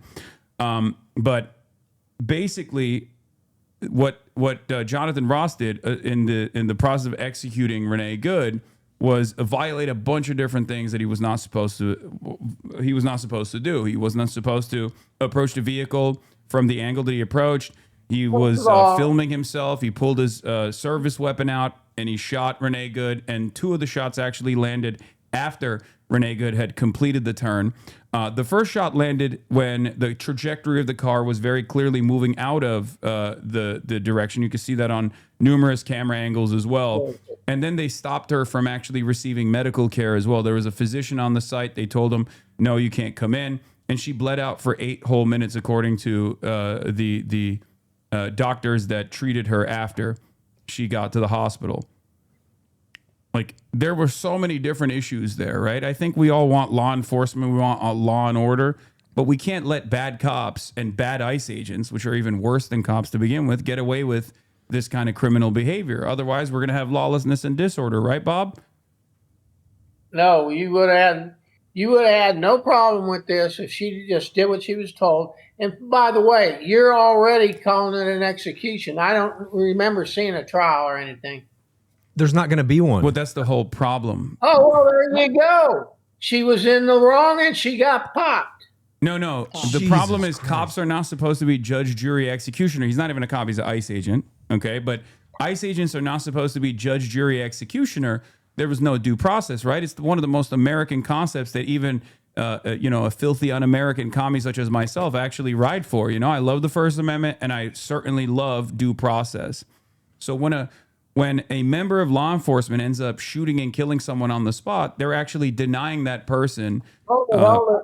You said ICE is not a member of the law enforcement. So go back and retract this. No, ICE is not. I said Oh, ICE no, is you law said enforcement. They don't have the same You said level that. of. Okay. No. You misunderstood me, Bob. I'm saying I did. ICE is a federal law enforcement that is acting in the capacity of doing immigration enforcement. And as a part of that, they're technically not allowed to detain American citizens, but because they can't figure out who's an American citizen and who's not an American citizen, they take advantage of the legal gray area. And if they can do that, and they can avoid due process in that regard, if they can use administrative warrants to go into people's houses, they can one day come to your house too. And I don't think you want to live in a country like that, right? Where, you know, members of law enforcement are not doing their jobs appropriately. But are you worried about them coming to my house? Because Yeah, you know what I worry a little bit about your house. I mean, I have a bakery. We run cookies that literally say "fuck ICE." And you run your mouth. Yeah. Right. That's my right as an American. That's freedom of speech. That's right. So to take that away is un-American. Can I say coming to something? my home to arrest me for freedom of speech is wrong. You see that, right? Depends on what you're promoting. So you do not believe in freedom of speech? No, I don't Only believe if it suits you and Donald Trump. There's no reason. I've said this before. There's a fine line in the protesting, the rioting, the consequences once you step over the line. If I was out in my street right now, well, let me start this way too. I've watched that clip over and over, all different angles. I've even watched the clip the 3 minutes prior before she got shot. I wasn't there. You guys weren't there. So going on all the clips, on everything I've read and pulled from all the different sites, then you make your own judgment call. When I first saw some of that and hadn't seen all of the clips and everything, I was going, oh my gosh, that's not right. That's terrible. But then once I watched more clips and where they slowed it down and I could hear different things and I could hear the police say, get out of the car, get out of the car. I said, my God, why didn't she get out of the car? I'm not getting out of the car. Yeah. Does that mean I deserve it? We don't want that. I don't want it for anyone, including you and Chad. So quit trying to put words in your mouth like you always do. You should be smart enough not to take the chance. If I was in I don't even think ICE should be defunded. I don't believe that ICE should exist. Why am I complying with this? You know what? We wouldn't have ICE if we had a secure border. If we hadn't had Joe Biden's open borders, we wouldn't need ICE. I really believe that. It all comes back to Biden. Why are y'all laughing? No, it was the border. We just let anybody and everybody in. Like Renee Good, they let her across the border. Tell us what your thoughts are on that. Renee Good didn't cross the border. Yeah, you can't catch Bob She like that. wasn't. Bob is real MAGA. That's crazy. I saw what Chad was doing, Bob. I got your back. I got your back. I was trying to trick him. Yeah. He got me. He's doing liberal mind games here. I noticed that. I'm with you. Chad I'm with you always all the tries way. to trick us. I literally never try to trick you. What are you talking about? You know tried how to many trick us DMs with I the get? med bag. What's Tried that? to trick us with Bible quotes. You Oh, always with the try med to bed. trick us. Trump thought it was real. I'm not tricking you. He fucking is tricking you. I think the med bed is real too, by the way. So I just want to point My that dad out. thought he was going to get one. Thought he was going to get a free med bed from Donald Trump. Bob, I think that's I'll aspirational. be right back. He has to go to the restroom. I'm sorry. Okay, He'll well, be Bob, right before you back. go to the restroom, I think that's aspirational, and I like that you wanted a med bed. Yeah, I want one too. I just don't think they're I real. want one too. Yeah, there you go. That's like, okay, how about if instead of med beds for all, we do Medicare for all? What do you guys think about that? Well, that is. He just said no as he's running to the bathroom. We heard Bob. Oh my God. Right, but Mom, you believe in universal health care. You think that everyone should have health care, yeah? Deserve health care. Of course they do. Of course they do. And we do have it. I mean, if there was someone without health care and they got injured, they go to a hospital and they do get care. They either write off their big bills or they let the people pay it off in segments, because I have friends that way that have no health care themselves. They can't afford it right now. So when they get hurt, they do go to the hospital, Haley, and they get fixed up. You're and then missing they- the point. So people who have universal health care in other countries, part of their taxes kick into that. Okay. So when you go to the doctor, you're paying $20 for a fucking surgery. Here in the United States, we're screwed. Okay. Premiums are at an all-time high. A surgery here for anyone is thousands, tens of thousands of dollars. Yes. That sends you into medical bankruptcy. You're done. Yes. Not bankruptcy. They will help write it off. But I do believe our medical is out of control. It needs. What kind of magical write-off are you talking about? Let's see, it was 500,000 or 600,000. I had a friend with a bill that high. It was an emergency, and they wrote it off and helped her with it. Let me ask the three of you: do any of you or all of you know the difference between Medicare and Medicaid? Mm-hmm. You know the difference? Okay. Yeah, okay. I'm a professional political commentator for like the past 12 years. I'm very familiar. Okay. All right. So Bob liked that Medicare, Medicare is for people who have worked and contributed to the fund. If you never had a job, you don't deserve Medicaid or Medicare. You're on Medicaid, which that bill that you say, who forgives the bill? The hospital lets you walk through the emergency room for free, and you know who pays that bill? Me and your mother. Okay. Not always, I don't think. But listen, I'm cool with paying for people to have medical benefits. That doesn't bother me. So if we could live in a country where like we're all kicking in and everybody gets insured, I'm down for that. I don't want somebody to go to the hospital and not be able to get life-saving care. Like, I don't want that. Why do you want that? I don't think there's a place like that now. I don't care whether they do.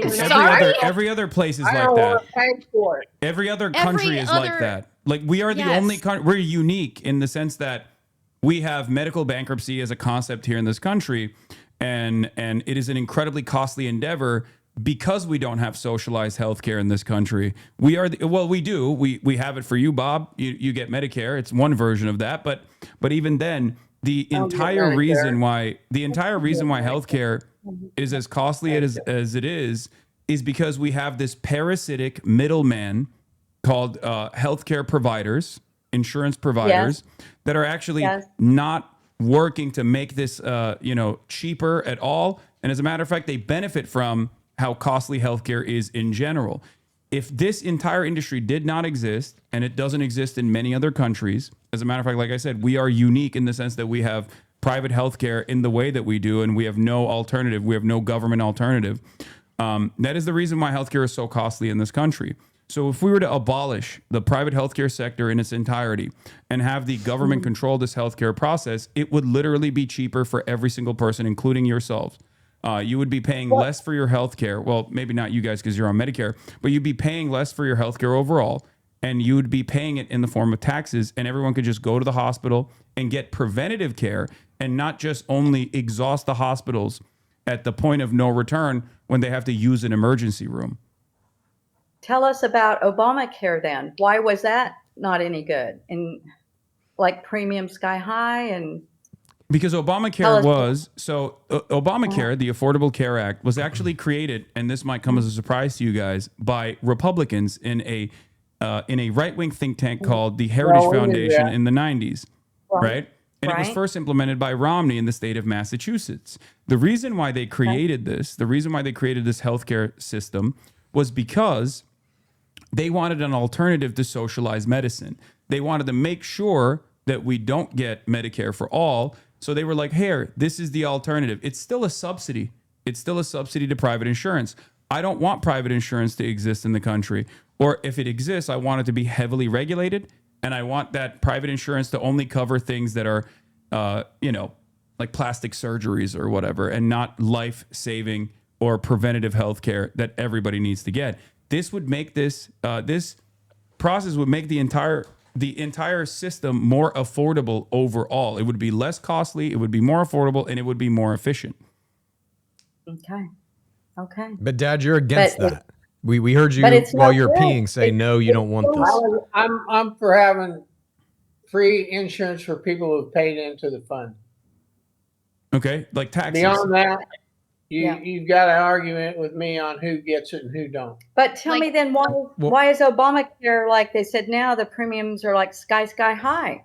Double, triple. Yeah, the reason why is because they did not tackle the private function of healthcare. Healthcare makes money off of denying you healthcare coverage. You pay into it, Right. and then they do everything in their power to make sure that they don't pay your hospital bill. That's how they make money. Okay, so it's working against your interests. Is that Medicare?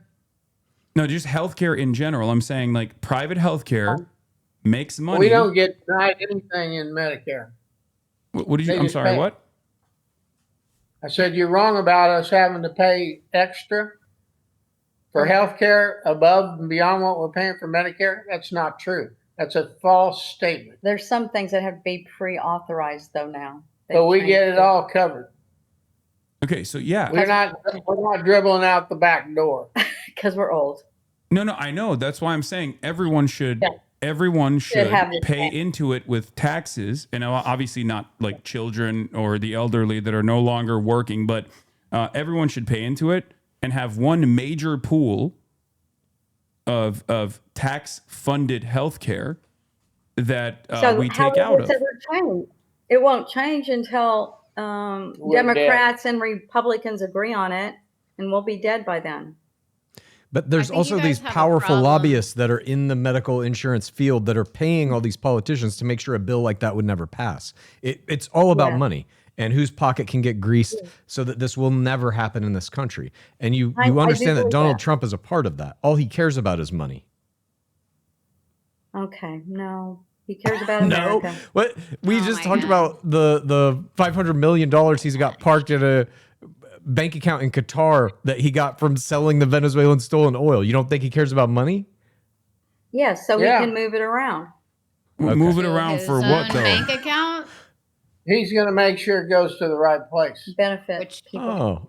There's a lot of belief in Trump. I'm wondering what he has done for you specifically that you feel like has improved your life specifically that makes you feel confident that he's got your best interest in mind.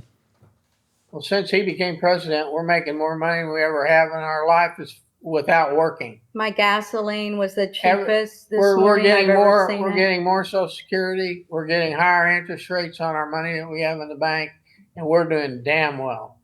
See, what you have to understand is that they have zero empathy for others. So it's like a me. So as long as I'm benefiting, as long as I'm winning, that's all that matters. It's the same with healthcare. You guys are covered. You guys are insured. To hell with everyone else. You have this mental block where you just do not give a shit about anyone else. You're fighting mad today, Haley, aren't you? Dad's nodding. What do you mean? Dad's agreeing with her. Every day. I live in this country and I read the news every day. I can't help but be mad. I'm sorry you feel that way. So I care about other people. You have alternatives. If America's not right for you, hit the road. Where would you go, Haley? Waiting for midterms to see how this goes. You know what you do? You move to some country that's got health care for everybody and see how your lifestyle is.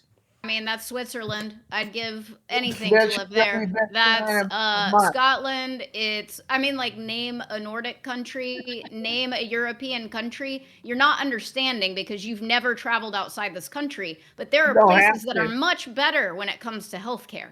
Oh, we've had this discussion before. But then you got to put up with the rest of the bullshit, Dad, which isn't as good as here. Don't listen to Dad. The what's not as good as here? Like constitutionalizing abortion in France, because I'm down for that.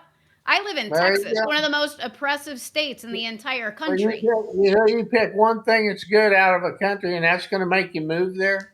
That's not too bright. I mean, I think a lot of stuff that's pretty good.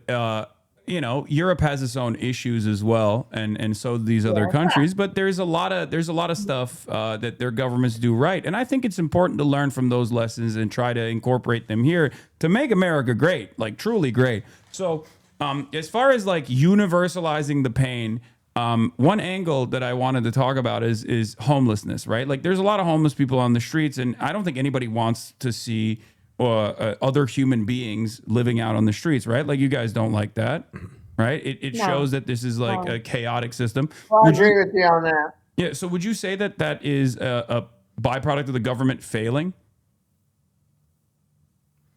Not necessarily. I think there's a lot of other things that contribute to homelessness. Half those people are drug addicts and they choose to be homeless.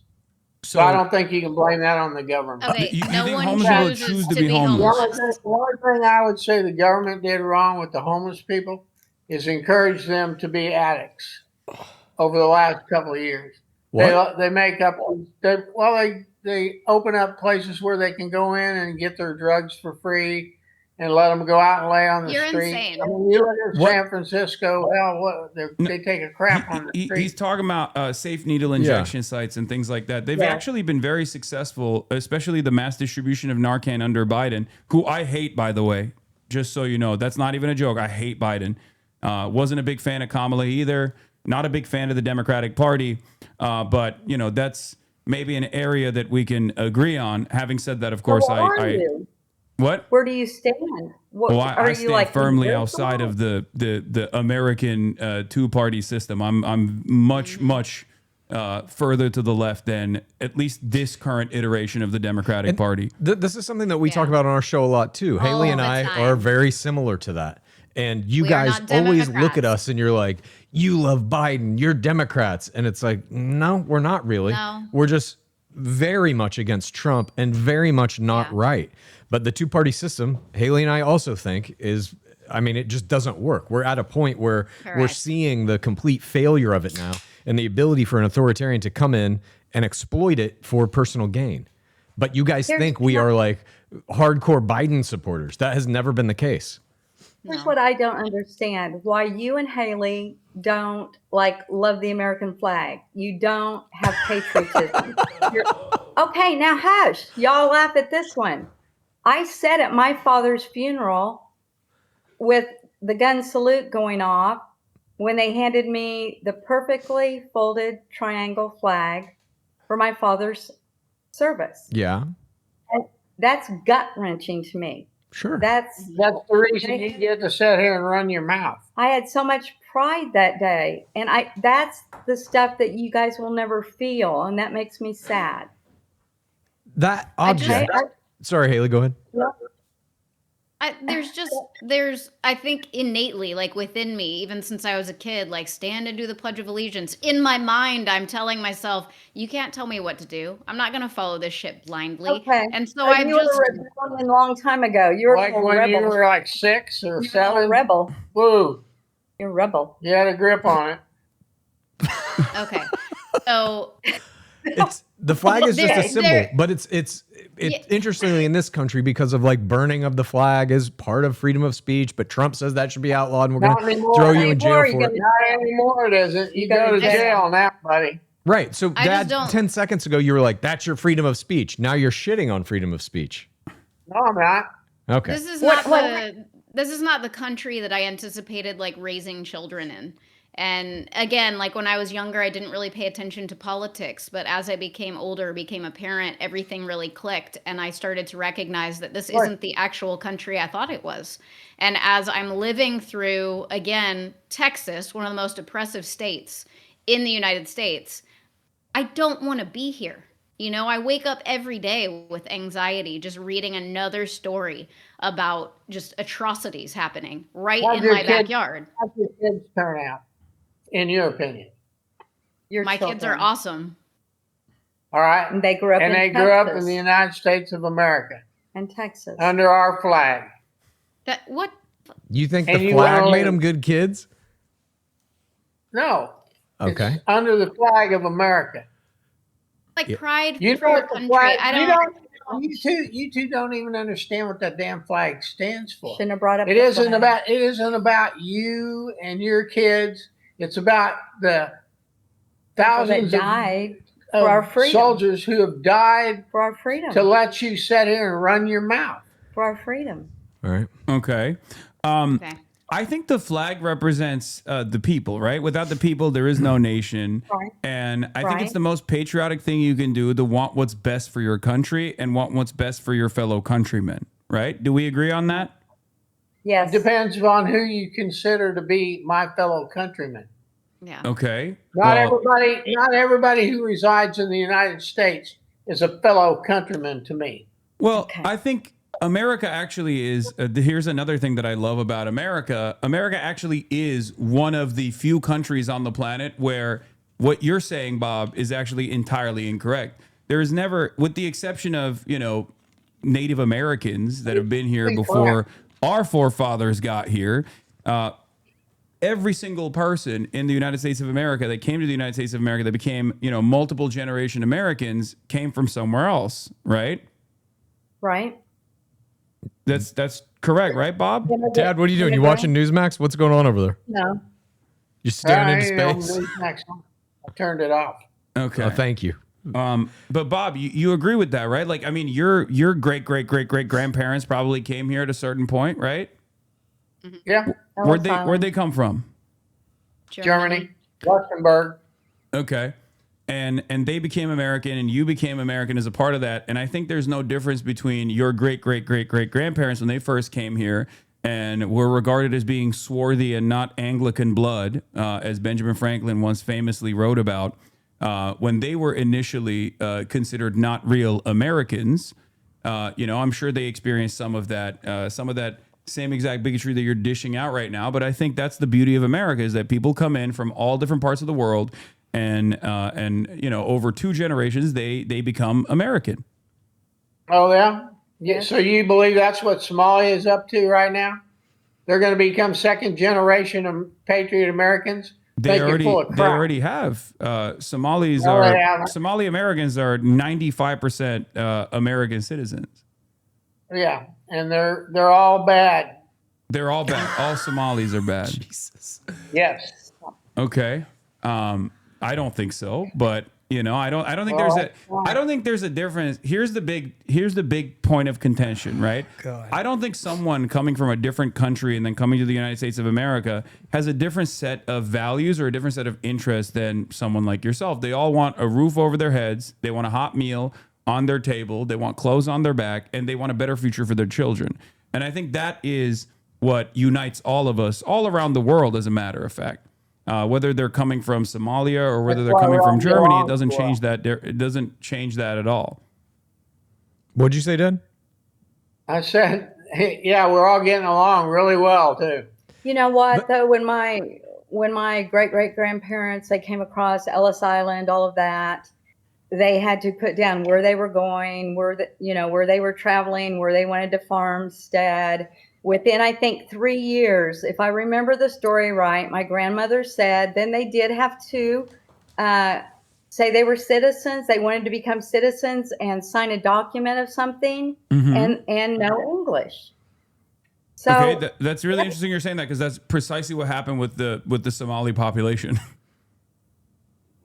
But they're here for a wrong reason. What do you think their reason is? Reference.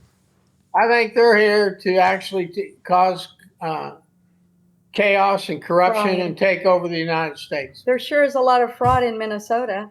And they're stealing money to get away with it.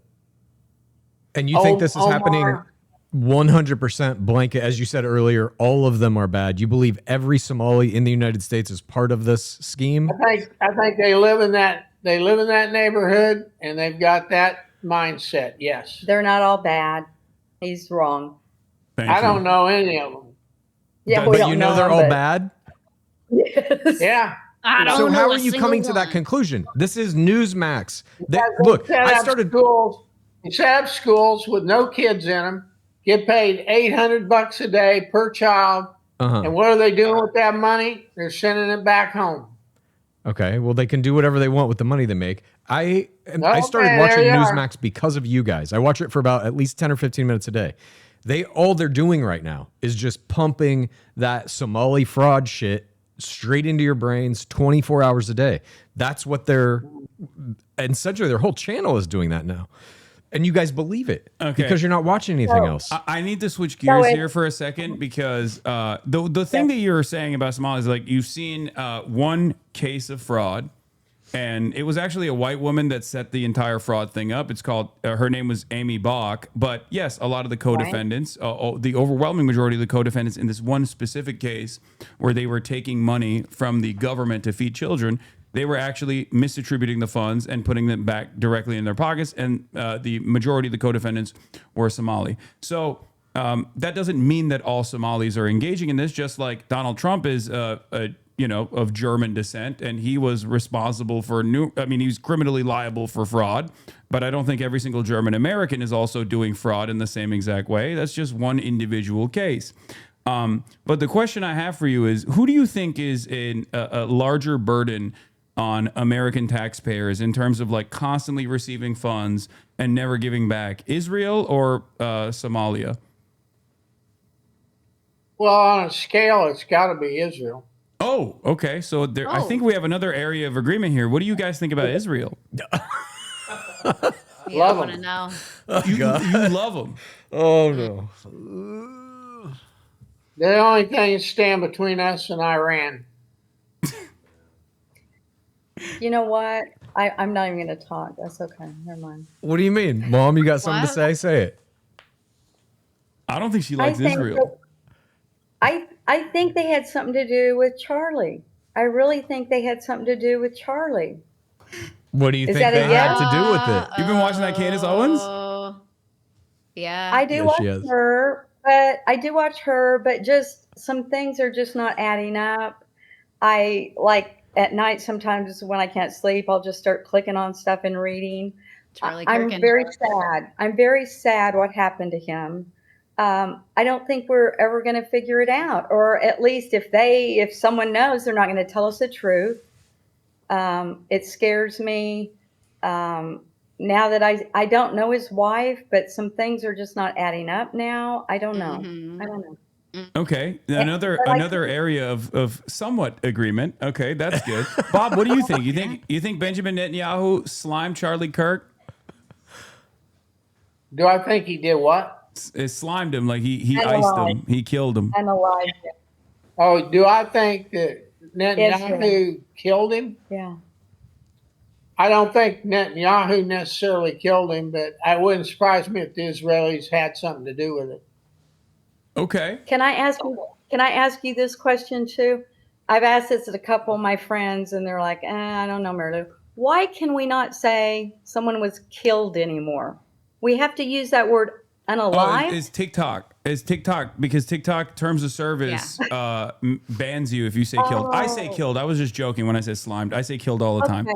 You can say whatever you want, just not on TikTok, I guess. Yeah. Well, it's cultural then. It's like a cultural thing. Mm-hmm. But other than Charlie Kirk, other than your attitudes about Charlie Kirk and Israel's potential involvement in his assassination, you guys are huge supporters of Israel and everything they're doing right now. Yeah, they have to be stronger than anybody else in the Middle East. And we have to maintain that. Something's fishy with Charlie. You met Charlie, didn't you?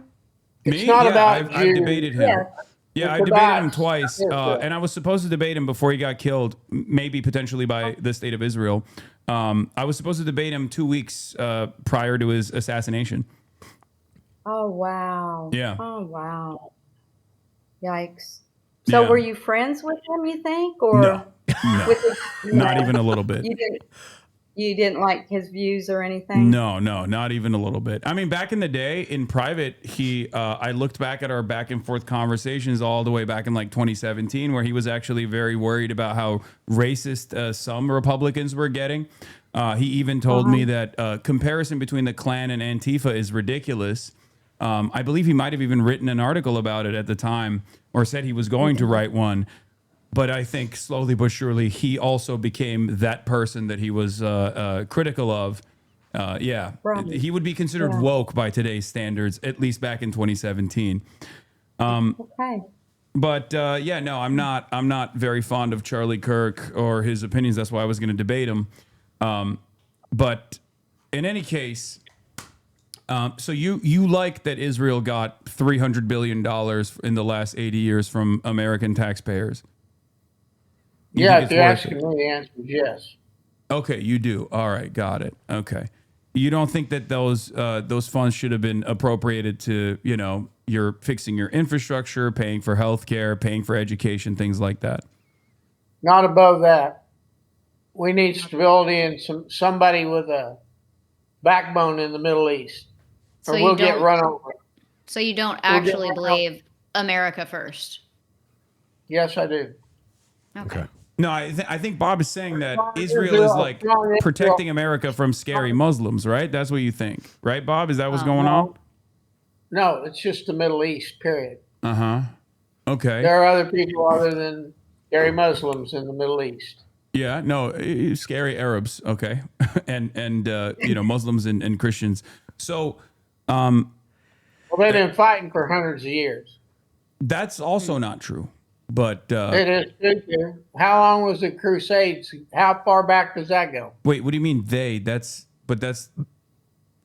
you think the Crusades were Arab infighting? Christians against Muslims. It was Christians, no, it was against Christians Muslims. against Muslims and Jews, ironically enough, or at least the Jews that were there at the time. But that was the Europeans. That was the Europeans coming into this area and trying to dominate it, like European Christians. Don't try to tell me that Christians and Muslims haven't been fighting for hundreds of years, because they have. Anything you got to say about that, that's contrary to that, is just a lie, and you're pulling it out of the air. But that's not.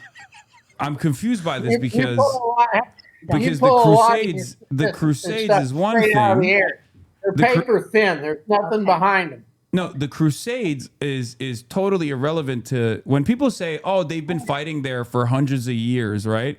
They're usually talking about Jews and Muslims, because that's what this conflict has been reduced to, which is wrong. That's the wrong interpretation. I don't know what other people are talking about. I'm talking about the Crusades where Muslims were fighting Christians. Yeah, because Christians were coming in to kill Muslims. Those are hundreds of years ago. Okay, but how is that relevant to Israel? Yeah, that's what I was going to say. And so because of that, you're cool with $300 billion? Why are you jumping over to Israel? What I'm telling you is Christians have been fighting Muslims for hundreds of years. Uh-huh. That's a fact check. And you can sit here and blow smoke up your listeners' asses, but I'm not going to. Okay. No. But you brought it up. Israel has nothing to do with the Crusades. Wait, why'd you bring it up then? Now we're at the point where we need somebody in the Middle East to keep a rein on everybody, and the only country we can count on is Israel. Okay, I'm a little bit confused by what you're trying to say here, because we were talking about Israel. You brought up the fact that they've been fighting for hundreds of years. I asked who you mean by they. You said Christians who invaded the region. And that's a little bit confusing to me, because like what's going on in Israel right now is not relevant to the Crusades. I don't think so. I don't know why you brought it up. Well, what you're doing is you're mixing two different stories. No, you brought it up. No, you're mixing up two different stories. The Christians and the Muslims were fighting hundreds of years ago. But Bob, I didn't bring up the Crusades. You did. Israel state trying to maintain authority in a bad region. Okay. I'm trying to understand why you brought up the Crusades in this situation. I guess is it because like the Muslims, if they're not constantly being dominated, they'll like take over? Is that what it is? No, they try to dominate Christianity.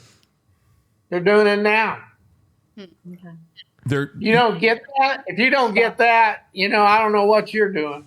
You think Muslims are trying to dominate Christianity? Yes. Where are they? In America, they're doing this? It's happening everywhere. Starting in America right now. It's starting in America right now. It started in America. It started happening in America probably, I would say, year 1 or 2 of the Obama administration. Oh. And you think Trump is fighting against it now? He's aware of it and fixing that problem? Trying to stand up for it, yes. Okay.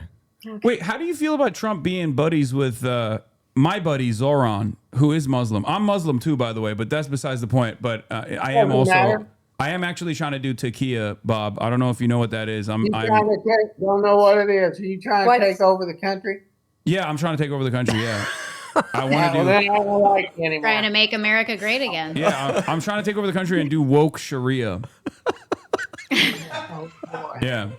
You know how we got ICE agents right now? I want to make sure that they're all transgender ICE agents going door to door to make sure that everyone is saying their pronouns. That's funny. I think we need to switch topics. Can I be the assistant here to switch? What do you have something you want to say, Mom? Do you have another topic? But it's none of this. Okay. What about those Clintons? They got subpoenaed, but they're not going to go. They both declined. Yeah. What do you guys think about that? I hope They need to be held accountable. you know what I think about that? Yes. When I'd I like to voted know for your Donald Trump opinion. illegally, in the state of Yes. Pennsylvania, even though I don't reside there, How did you do that? I looked through, I scoured the database in residence homes, like old folks homes, and I wrote in someone else's name that had just passed away. I had a bunch of undocumented immigrants send me. Yeah, I had a bunch of a network of undocumented immigrants in Pennsylvania, and they gave me How do the you know it got details. counted? What? He's teasing. Yeah, how do you know that vote got counted? I don't. You don't. I don't, Yeah. but Trump won, luckily. But what I was trying to say is in 2016, when I voted for him illegally, I was very disappointed because he said lock her up, and he didn't end up Right. locking her up at all. He didn't. He felt sorry for her. Yeah, that was messed up. I think he should have locked her up. I do too. I really do. Do you Yeah. believe that? Yeah, I do. I Yeah, and Bill Clinton, too.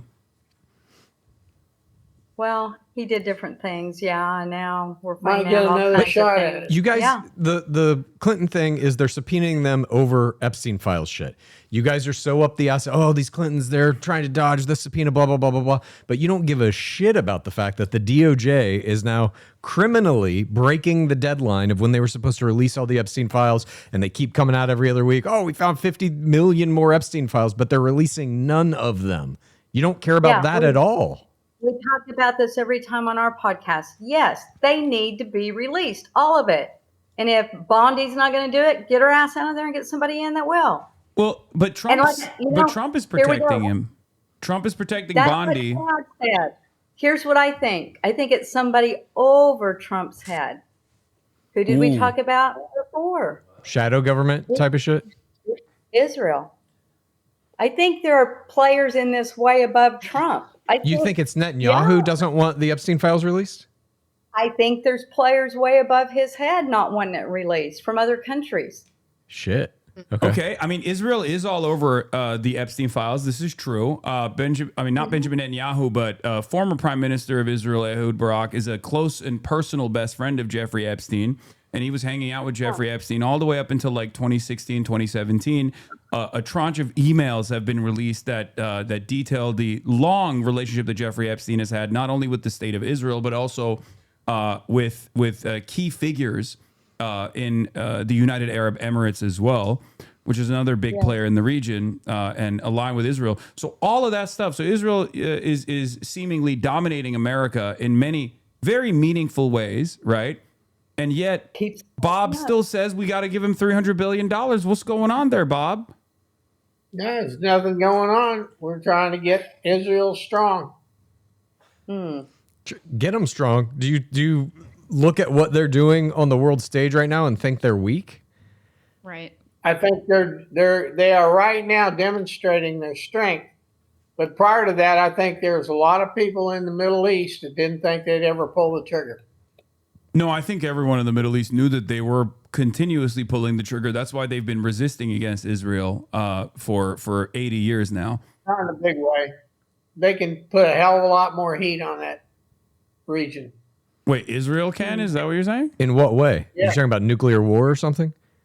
Yeah, whatever they want to do. Okay.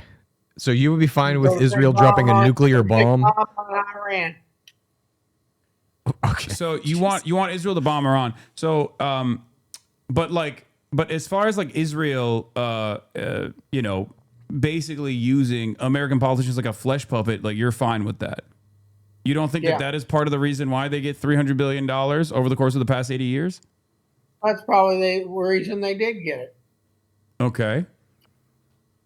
I wish Iran would take care of their own business. I don't want to get involved there. I don't think our United States should get involved with Iran. They need to take care of their own business. I'm sad for the people that are getting killed there, the protesters and whatever is going on there. I'm very sad, but we don't need to get involved in that one. They Okay, need to take W care of their Mom. own. Yeah. All right. But Trump is saying that he wants to get involved. He's making open threats of getting heavily involved. So you're against don't Trump agree. in that way. I don't agree with everything he does, but he's my president, so I support him. Okay. Okay. I don't want him to go into Iran. Okay.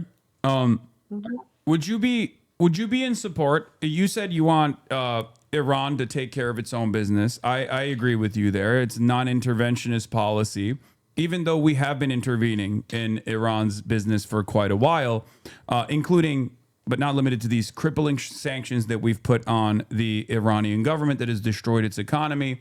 Outside of the state being very repressive and killing protesters and things like that, and following, some very rigid rules that people are obviously very dissatisfied with, the sanctions have played a big role. Would you be in favor of reducing the sanctions as if Iran said, we're not going to build any more nuclear weapons, we're not even going to attempt to do that? Would you be fine with that? Yes, I would. What about you, Bob? Nope, because I don't trust them. I was going to say, I'm not sure we could trust You them. can't, anything that comes out of their mouth, you can just wipe your butt with it. So what if you had Americans that would go into these nuclear facilities, or maybe like international, like a bunch of international agencies that could go into Iran and look at these facilities to make sure that they're not like enriching uranium? No, international agencies, no. They did that before. Then Americans. And look what happened. Americans. Yeah, if they were American scientists that we know we can trust, I'd go for that. Okay. What would you say if I told you that Barack Obama did exactly what you just agreed to? It was called the JCPOA. In exchange for sanctions relief, there was an agreement that was set forth in Iran. $7 billion in cash. I got it. Didn't he give him the count? No, that's not what we're talking about. That was Joe Biden.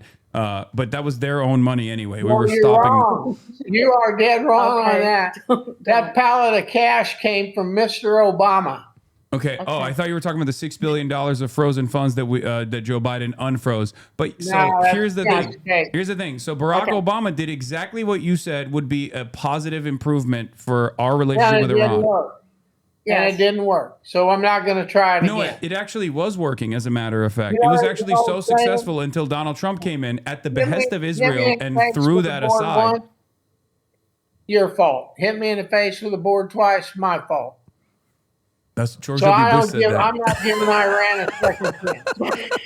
I'm not giving Iran a second chance. Okay, I want you're- war to quit. All right, Bob. I'll let the Ayatollah know that you're not giving Iran a second chance. So, but Donald Trump is actually giving Iran a second chance. As a matter of fact, this was a double trick question. As a matter of fact, because Donald Trump is now saying that he wants to deal. He wants to give Iran sanctions relief in exchange for a denuclearization agreement that they can get on board with. Yeah, and he's giving him one more chance, and then he's going to smack him again. So you agree with that then? What? That we should send American scientists in?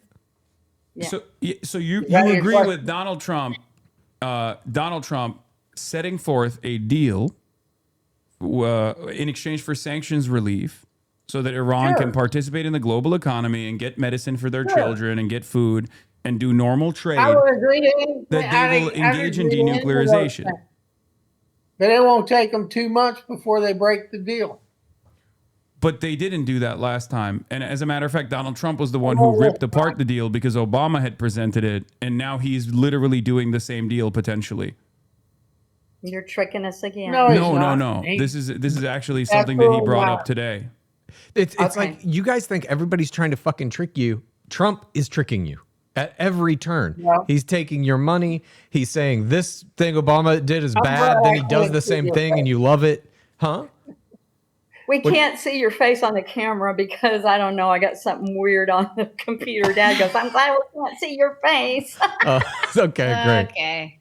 That's Okay. nice. Okay, so it's not actually a trick if you're consistent, right? If you have if you believe that it wouldn't be considered a trick if you agree with both presidents moving in this direction, but it only becomes a trick because there's an inconsistency here where you think when Obama did it, it was bad, but when Trump is doing it, it's good. That's when it becomes a trick. And it's not even a trick at all. It's actually to arrive at a consistent position. The difference is Obama dumped $147 billion in cash on their back porch. we're not giving them any money. We're just saying, okay, we might let you sell a little bit of oil, and we'll give you a couple, 3 months to see whether you stick to the deal. It was frozen assets from oil. oil. No, we're going to bomb the piss out of you. No, it's actually frozen assets from Iran selling oil that we froze, that we allowed them to get back. $500 million in Qatar. What? What about Qatar? Isn't that where he sent the money? Are you talking about Obama or are you talking about Biden? Who are you talking about? I think you're talking about the Venezuelan oil that he sold. I'm talking about Trump. Catch up. Okay. Okay, but that's not... Are you talking about Venezuelan oil revenue? Is that what you're referencing? Yeah, I think that's what he's talking about. Okay. I'm Bob, your mind is working too fast for me. I'm a dumb commie, so it's just hard. I apologize.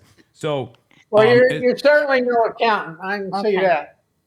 Very good. How about, I'm going to switch gears. That's okay. I'm acting like I'm the assistant. Stick to what you're doing. I'm the assistant host here.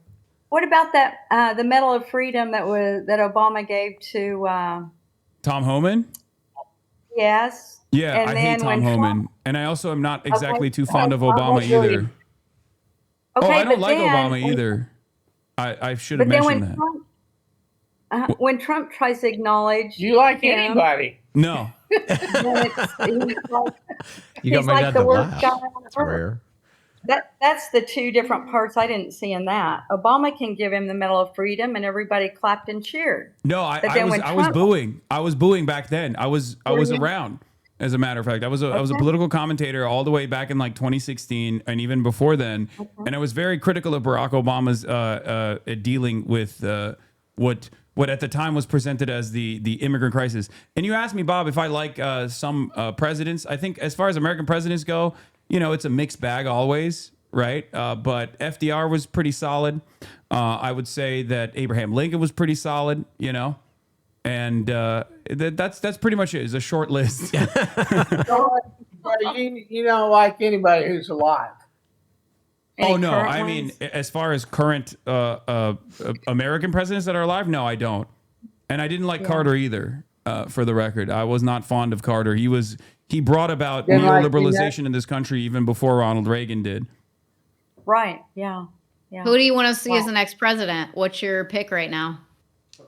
Are you asking me? Yeah, I'm asking you. I'm not asking them. I already know the answer. Oh, okay. I actually don't know, because right now we have a crowded field. I definitely do not like Gavin Newsom. Correct. I mean, people are talking about Jon Stewart. I don't know what his policies would look like. There's people in my chat saying AOC. Obviously, I'm fond of AOC. I know AOC personally. I wish she would be more of a fighter. I wish she would be more aggressive in her commentary and in the way that she talks about these issues. She's definitely one of the better candidates in general. But I don't have any clear this person should be leading America right now. I don't have a pick for that at this point. Mm-hmm. Is Jon Stewart actually going to run? I've seen that rumor online, but really? Jon Stewart? You don't think it's going to be JD? Well, I mean, Jesus Christ, Trump, really? At this point. Yeah, I think you guys JD want Trump Vance again, right? is tougher than Trump. What's that? I think JD Vance would be even more tough than Trump. Nobody's voting for JD Vance. Nobody JD Vance is not going to win. I think Tucker Carlson is probably a better spiritual successor to Trumpism than JD Vance. You guys like Tucker Carlson? Really? Yeah, well, I don't know. He's doing different things now. I don't know. Like what? He's a little too... He's not like he used to be. He's a going little more too your way. liberal for you? You think he's going my way? I think it's just because he's anti-Israel. That's probably the reason why it's being presented as a bad thing. But you're anti-Israel. Congratulations to JD Vance. They're going to have a fourth little baby running around the White House. But Mom and Dad, you guys want to see Trump as the president again, right? No, we do not. I have told you that. He's too old. You're lying Don't you right have now. a hat You've that said this a million times on our show. Oh, you guys are doing so much shit today because we're on I this can't nice believe podcast. this. You're literally lying, and I don't know I'm why. backing Chad up. This is bullshit. shit. You're fucking gaslight. We've done That's every time he untrue. comes out and he's like, I know the Constitution says I can't run, but I'm gonna run anyway. Every time he says that shit, you guys are like, I'd love to see it. You fucking backed up that we don't even need midterms, Dad. Yes, Oh you my did. goodness. I'll go back on one of our old podcasts that we did. I said, no, I do not want him to run again or be our next president. He's had enough. He's done. That's okay. I'll find it on the side. Find it. Yeah, find it. Send me that clip. I'll queue it up. You're gonna make this All right. with AI, I'm sure. Okay, so Go put your big cowboy hat back on. yeah, no, this one's good for now. It's too heavy on my head. I can't wear the crown like that. It's disrespectful to my goat, my legend Donald Trump. So Bob, you have been noticeably quiet. Do you think Donald Trump should be the next president again? No. Oh, okay. All right, good. So you think JD Vance will be able to carry on the flame? Oh, I think he's going to be tougher on the left than Donald Trump ever dreamed of being. Wow. And I'm not positive he will be the Republican nominee anyway. There is no Yeah, MAGA we like without Rubio. Donald Trump. There Yeah. is no MAGA. What? Once he's gone, it's over. Like, You're not gonna buy a JD JD does Vance not Bible and command JD that Vance audience. cologne. So wrong. Look, Our buddy over here is going to be wearing either JD Vance or Rubio cowboy hat Eyeliner. next. Rubio. you think Marco Rubio is gonna be the president? God, he's so sweaty. I like him. People I do like him. He's not. Trump has this cult of personality thing. You guys are victims to it. That's how he was able to do this. Maybe with a little help from Elon Musk tweaking the numbers by hacking shit. Who knows? But JD Vance doesn't have that. Marco Rubio, no one in the Republican Party has that thing Trump has. Tucker Carlson does, I think. That's why I said Really? Tucker is the God, I spiritual. don't know. That's why I said Tucker Carlson is the spiritual successor, but he's too anti-Israel. I think that's a big problem for a lot of people in the base of support. But other than that, he is more charismatic, has a better telegenic presence than JD Vance does. JD Vance is too much of a brown noser. I don't know. I think Tucker Carlson is like, he's a little bit of a dweeb. There's something about him that Well, doesn't. so is JD Vance. Totally. He's so But weasel. that's what I'm saying. I don't think either one of them do the same thing to like You the don't MAGA think base that Trump does. AOC's a dweeb? No, they love her. She was a damn barkeep. AOC? for God's I sake. fucking love AOC. I'm voting for her every time. I love I know it. you would. What Wait, about why don't you like Kamala? AOC? You got a brain the size of a peanut. Is Kamala coming back? Jesus Christ. She has an econ degree from Brown, I think. No, right? Brown. he has a degree from Boston Or University. Boston University. Sorry, not Brown. Well, also a There very you good go. college. Thank you. Wow, you know Oh, it AOC is. better than I do. Yeah. What do you think of Boston University, Dad? Yeah, let me fucking hear that real quick. Not much. What? Oh, it's Why woke. do you guys bring up personal stuff like that on the podcast? I don't think much that of we that. have guests on. Lay it right on your lap, Chad. I don't think it's a very good school, period. For reference, one of my children just got into BU, so. Oh, We're happy for her. I wish her the best but of luck. it's I hope woke. she's happy. It's woke now. I mean, it was woke back then too, right? Is that what it is? They're indoctrinating the kids. No, you're talking about. I think I don't think you get a very good education. I think, well, it's just very I think it's too Well- expensive for what you come out the back door with. Your lovely AOC went to the same school, and she became a bartender as soon as she graduated. Yeah, don't you think that's a problem with the current system that we're operating under though? Like the fact that you go to college, you get a college education, and then you can't actually get gainful employment. What's Yes. up? You have my full support. Yes. Okay. I Also, think colleges are overrated, and you don't need to go to one. I think our education system is just terrible. I think it's a prestige thing, which absolutely pays you shit when you get out the back door. yeah, no, I don't disagree with you, which is why I want free college, as is the case in many other Yes. countries. As a matter of fact, in a lot of these other countries, they sometimes even pay you to go to college. Did you know that? I Bob? wish they would pay her. Yeah, I wish free colleges and would be here, and I wish Is- our whole education system could be I revamped. agree Okay. with you. There are education system sucks. They're woke. Your parents are woke. But this is not real. I remember when we Your were. parents are woke. They're not. They're They doing a want little Medicare- weird woke They want bit. Medicare for all, and they want free college. They are Bernie voters. They You know aren't what? though. I remember when the whole student loan forgiveness thing was going down. We did multiple episodes about that, and you guys Yeah. were fucking against it. Dad, you You were were like, "You gotta pissed pay. If you got that because- degree, you gotta pay." Wait, that's the Well, old you them. were- The new parents. They're Yeah. on board. You did right, this. wait You a turned minute. them woke just today. We're It talking happened about right here on paying- this we're very talking show. about paying- Ask Chad and Haley how much they paid for their school. Yeah, we don't For their need to college. do personal stuff on a damn Yes, podcast. Stop we it. have discussed They're this dropping at length on our show zero. too. You guys helped This is us what they with paid for our their student loans. What's that? Here's what you paid for your college. Okay, stop. Big zero. Stop. My But God. imagine, We also had imagine, scholarships. We are very grateful for Yeah. your financial aid, helping us pay off our student loans and all that. And what did you do with that degree, Chad? All you do is podcast now. I know. That's It's right. I'm believe with me, you, Bob. I'm with you. My dad doesn't like anything that I do professionally, and for the first 15 years, I was selling TV shows and shit, and I'd still get a call from him once a week. Why aren't you gonna hang this shit up and come do natural gas with me? And I'm like, this is my career, Dad. I'm gonna stay here in LA. Wait, propane and propane accessories? Trade natural gas. Stop it. I Hell never yeah. once invited you to trade natural Yes, gas. you did. First of all, Yes, you did. I don't think you'd be worth shit at it. Yes, you did. We are very proud of both of Your you. dad is I'm not Hank even Hill. listening to his bullshit today. I know. We love you both. We're very proud of both of you. Haley has her own business. Chad's doing his thing with podcasting. He's a genius. He knows how to do it. He's trying to train me to be a Why am podcaster. I on not the a road. genius? You're a genius in the bakery business, how to bake things and how to market things. But I'm scared because you crossed the line there with your resist and all that. That scares me. Wait, what do you mean? It's, With your it's a book. very American thing to resist against, tyrannical governments, even if it's our own government that's behaving like a tyrant. No, that's the whole basis for the Second Amendment. Until you get death threats and things like that, which we all have gotten. And that's the part where I get scared.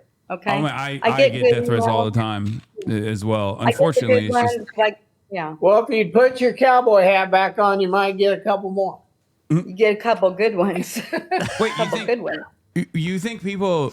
I don't think that right wingers send more or left wingers send more death threats than right wingers. I mean, obviously, in your situation is a little different because you're mostly receiving them from what I presume is left wingers, but 100%. But the reality of the matter is, it's actually right wingers by and large that are responsible for a metric ton of the political violence on U.S. soil.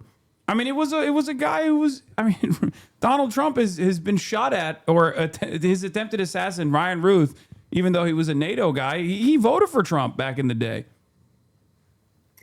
When Chad started the podcast, I got the call in the kitchen. He goes, "Mom, you think you'd want to do this? Could you and Dad do this with me once a week?" I was like, maybe.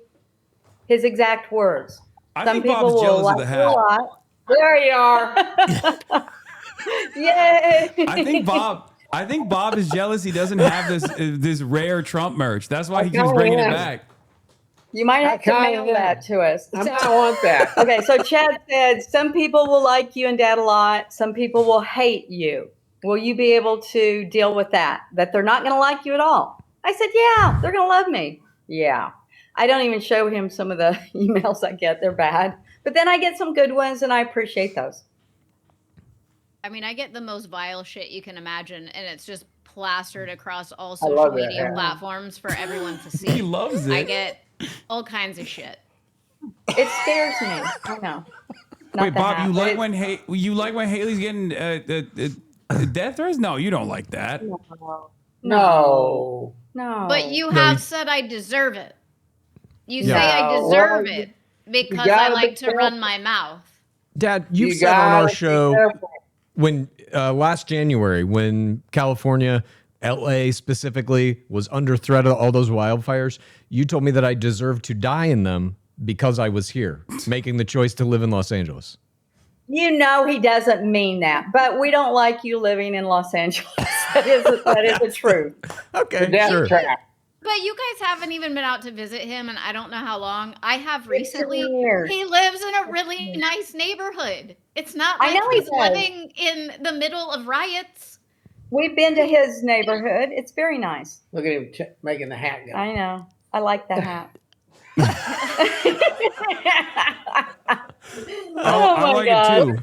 I like it too. Keep puffing in your mouth. What are you Is that gum or mints? What are you No, eating? it's Zin. Because I'm a real American. And Dad, you'd like Zen. You need to start doing Zen, Dad. it's nicotine pouches. It's nicotine pouches.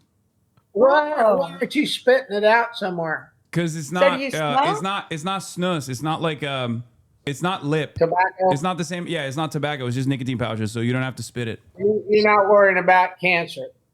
No, I'm not. I'm trying to live fast and die young and have a handsome corpse. There you go. Yeah.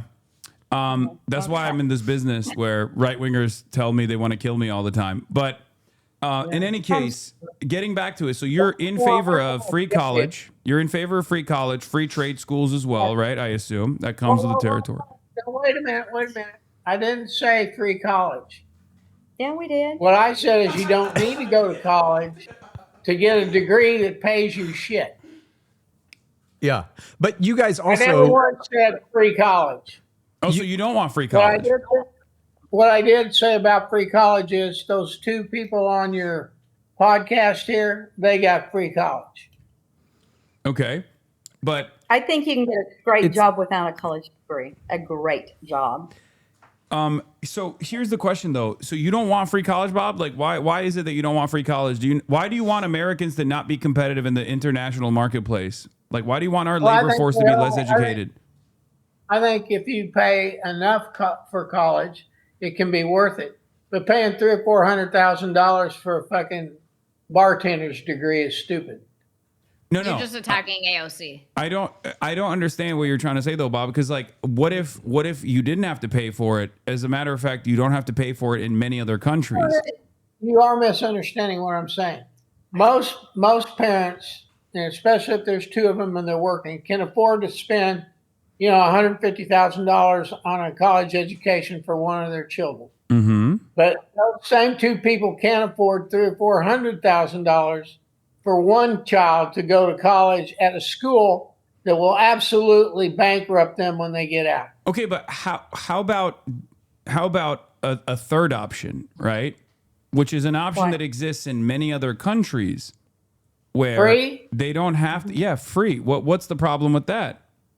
I don't think you do it for free. Well, why not? Somebody has to save up and get that money to go to school and get an education from a university that means No, something. but what? Can you tell me why? Because it's not technically free. It's still paid for with taxes and I subsidies. think the reason why you guys feel this way is because that's what you had to do, and you don't want to see anybody have it easier than you had it. Yeah, it's why you didn't want it's why you didn't want loan forgiveness. You're like, well, if I had to work for this shit, you got to also. It's like you don't believe in the betterment of America. You just want the betterment for yourself, and it's a selfish outlook. Like, why wouldn't you want other generations to come up and be able to go to school without being in debt? Why wouldn't you want that? That makes a better America. It allows freeloaders to be freeloaders.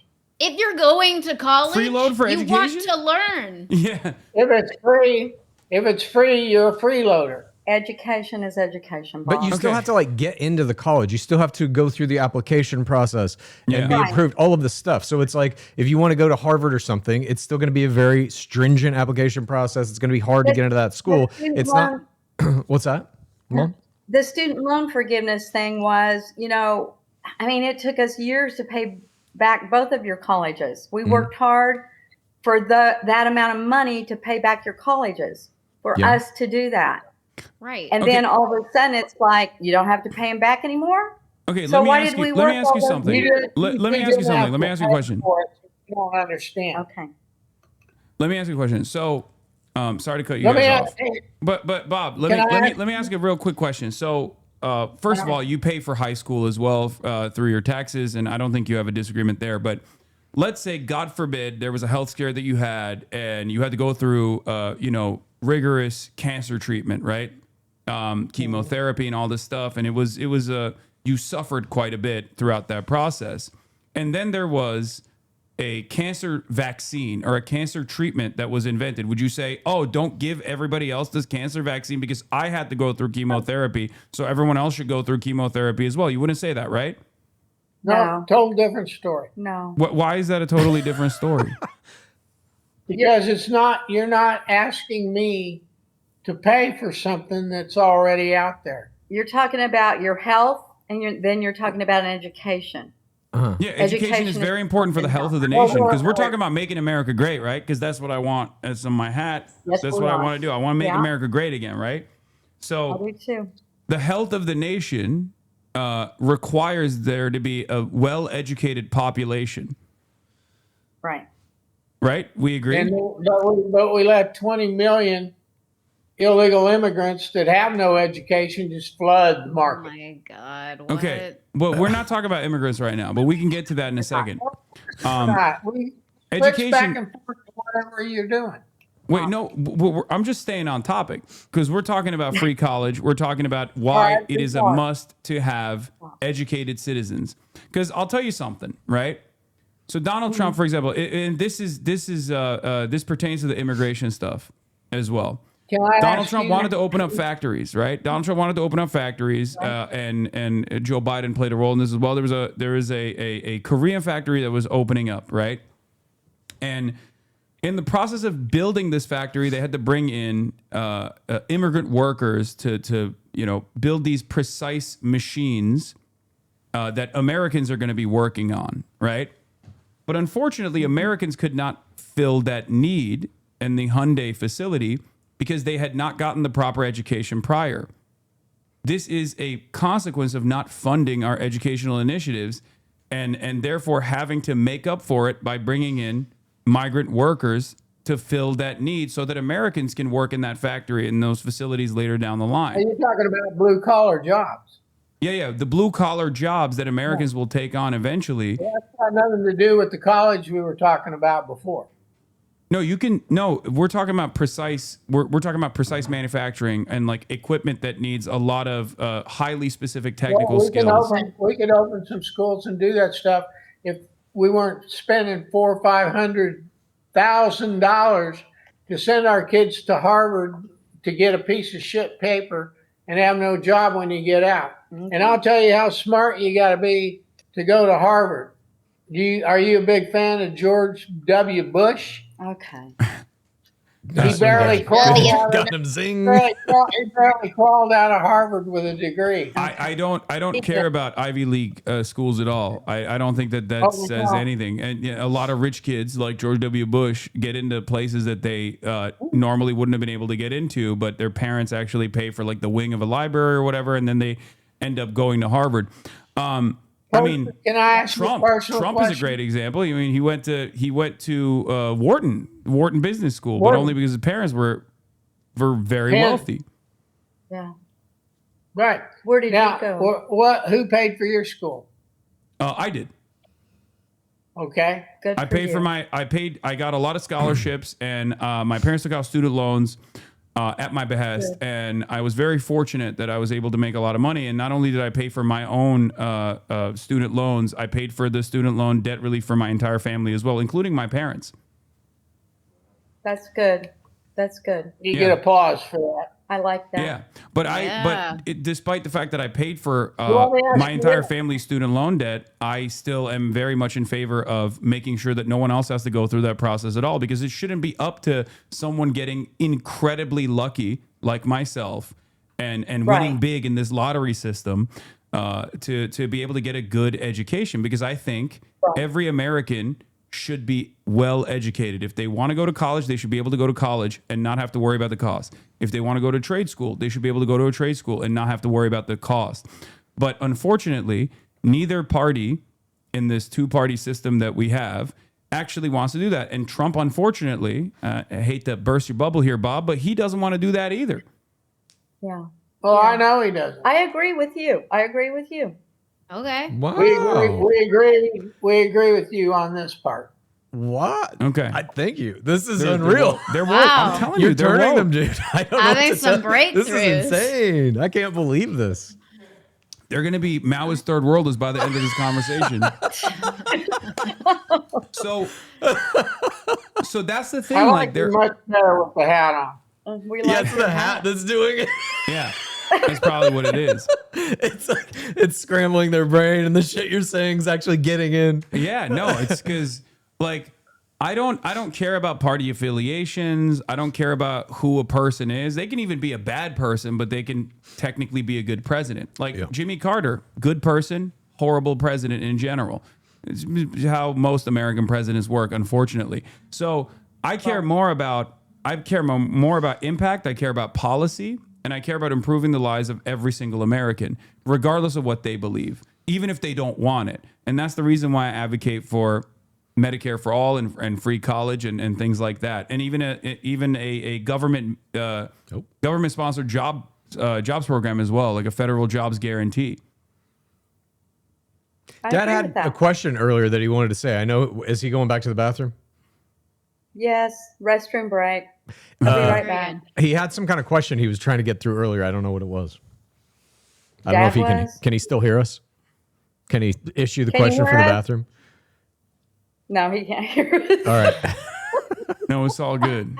You're woke already. Don't let Bob tell anybody otherwise. This is something that we talk about on the show with some frequency. Do not use pronouns. Yeah. No way in hell will I use pronouns. No, What? but like your kind of innate persona, Mom, I do think is much more left leaning, and I think you're just in an environment where Newsmax is playing 24 hours a day, and the kind of political news cycle has gotten to the point it's gotten over the past 10 years or so, and I think it has brainwashed you. I'm just more kind. I'm more kind than your dad. I'm willing to lean a little bit to help other people. I love people. Yeah. Well, I don't like a lot of people right now. I'd rather be around my animals than people, but I don't want people to suffer. I don't want to see people killed. I don't like that. But that's what I'm saying. The guy sitting in that chair next to you very usually does want to see suffering and people killed. He thrives on it. He has glee from that. And I think that affects you when you have to live with this guy since, what were you saying, 50 years you guys have been married, you know? I know him very well. He says a lot of shit he doesn't mean. He says a lot of shit he doesn't mean. No, he means this shit. Come back. We'll finish the show. We're almost done. He's done pretty good, I think. Yeah, no, Bob is woke. Bob is I'm gonna when our Muslim woke Sharia happens, Bob is gonna be one of the Fedayeen. He's gonna be fighting hard in the protectorate of Oklahoma. He's going to be going door to door, making sure everybody's saying their pronouns correctly. You guys have said on our show multiple times that you are ready to, quote, fight in the Civil War. Yeah, on our side. Yeah. Okay. Yeah. How many bathroom breaks are you going to have to take when you're out in the streets fighting in the Civil War, Dad? One. Because I'm gonna keep shooting until they get me. Okay. That is one thing. We're old, okay? We have at the most, I'm saying 8 good years of when our I lives lock and left. load, it's going to the death. I think the way you guys think, because you're young, we're old. So when you get to the end like we are, we start thinking a little different. We really do. Like every day is a gift to wake up and be alive. So if somebody is out there doing something in the street to a young kid or an animal that I don't like, I'm going to go out there. I'm going to say something. I don't know if I'd pull a gun or anything, but ICE agents, would you intervene? If you saw ICE like nabbing a kid, would you intervene? If I saw them hurting a child or an animal in any way, whoever's out there, I'm going to intervene. Tracy Nolan killed her puppy. The Department of Homeland Security Secretary, she shot her puppy in the head and then dumped the puppy's body in a landfill. You guys like her? No, I did read that. Yeah, that was not good. We don't agree with that. Dad, you said you didn't. We talked about this on our show, and you said you didn't care because you grew up on a farm and saw shit like that all the time. You're right. I didn't. Now, there you go again, putting words in my mouth. Y'all are putting on. I think your parents are woke, Chad. I think they are. They're putting on a little show here today. I think he just wants to own Yeah. the libs, and you're too libbed up. I think that's what it is. Yeah, it is. I need a med bed. I need a med bed. Yes. You guys don't listen. You just roll your eyes and do whatever you want. Yeah, med beds for all. I think I would love a med bed as well. I think everybody needs a med bed, but since that's technologically not available right now, the next best thing probably would be to make sure that the current healthcare system that we have is treating everyone, right? I think it is. I think it is all right. Yeah, okay. Without medical debt, without medical debt that you have to pay for, because there are a lot of people that will refuse to take medication because it's too costly. Like I know people that have a hard time paying for medication, like diabetes medication and things like that, where they just choose not to take it because they can't pay for it. And I think that kind of stuff should. Wrong. Yeah, that's not right. That should be. Wrong. Okay, great. Okay, so we're on board. You want Medicare for all as well. Like it kind of feels like it. I mean, everybody in our family has gone through some pretty traumatic medical shit. Literally every one of us. If we didn't have good health insurance, we'd be done. I would say good health insurance. Listen, you have to be wealthy even if you have health insurance in this country. I'm talking about you got to pay deductibles that go all the way up to $7,000, $8,000, $9,000, $10,000 before it kicks in. That's fucking insane. You are fucked in this country if you do not have money, even if you are insured. I disagree. My friend that I've told you about, her daughter had an ATV wreck. Boom, bad wreck. The whole arm was ripped off. Bad. She had no insurance. That child was fixed. She was fixed. They did all kinds of surgeries. It was over $500,000, and then it was written off. Medicare. No, it wasn't Medicare. Medicaid. She had to pay part back, but the child was taken care of. So which children are not being taken care of? Yeah, but it's that's life-changing money that they have to pay, right? And that's actually inefficient anyway. Because if there was Medicare for all, if we had a socialized healthcare system, that bill wouldn't be $500,000 to begin with, and there would be no bill at all, as a matter of fact. And they wouldn't have to worry about that. They wouldn't have to worry about the medical debt that might come along with this life-saving healthcare procedure that they had to get. Yeah, I totally believe it needs to be stamped. It's not good. It's not good for if that system that you believe actually existed, why would anyone have health insurance at all? Wouldn't we all just be going to the hospital whenever we want and write it off? Yeah. That would be the ideal world, wouldn't it? That's what I'm saying. Whatever your anecdote is, I don't think actually is getting to the reality of what the situation is. Okay, no, I think they're on board. I'm telling you. I mean, even Bob is kind of coming to our side here on this healthcare conversation. Yeah, he says no now, but maybe tomorrow he's gonna be like, you know what? I thought about it, and I think that's a good thing, right? Overall health of the nation. Because listen, there's all these other countries out there where they're educating their children and they're becoming way more competitive in the international marketplace, and Americans are falling behind. Americans are falling behind on every single metric. And that's part of the reason why a lot of people are angry, right? They're angry because they look around, they're like, I'm spending so much money on my taxes. None of it is going back. None of it is actually going back to the roads. None of it's going back to the infrastructure. There's potholes everywhere. The hospitals are in a state of disrepair. What the hell is going on? And this is an anger that a lot of people have. And it's an anger that I share with you as well, if that's what you're mad about. I want those funds to go back not to an endlessly expanding military where, some woke guys over in San Francisco or in San Diego that got an engineering degree are building weapons and new weapons to figure out new ways of murdering children overseas. But instead, to go back to more productive things, to go back to ourselves, go back to education, to go back to healthcare, to go back to infrastructure expenditure, and hopefully to go back to a federal jobs program that builds a lot of houses so that there are no more homeless people around, right?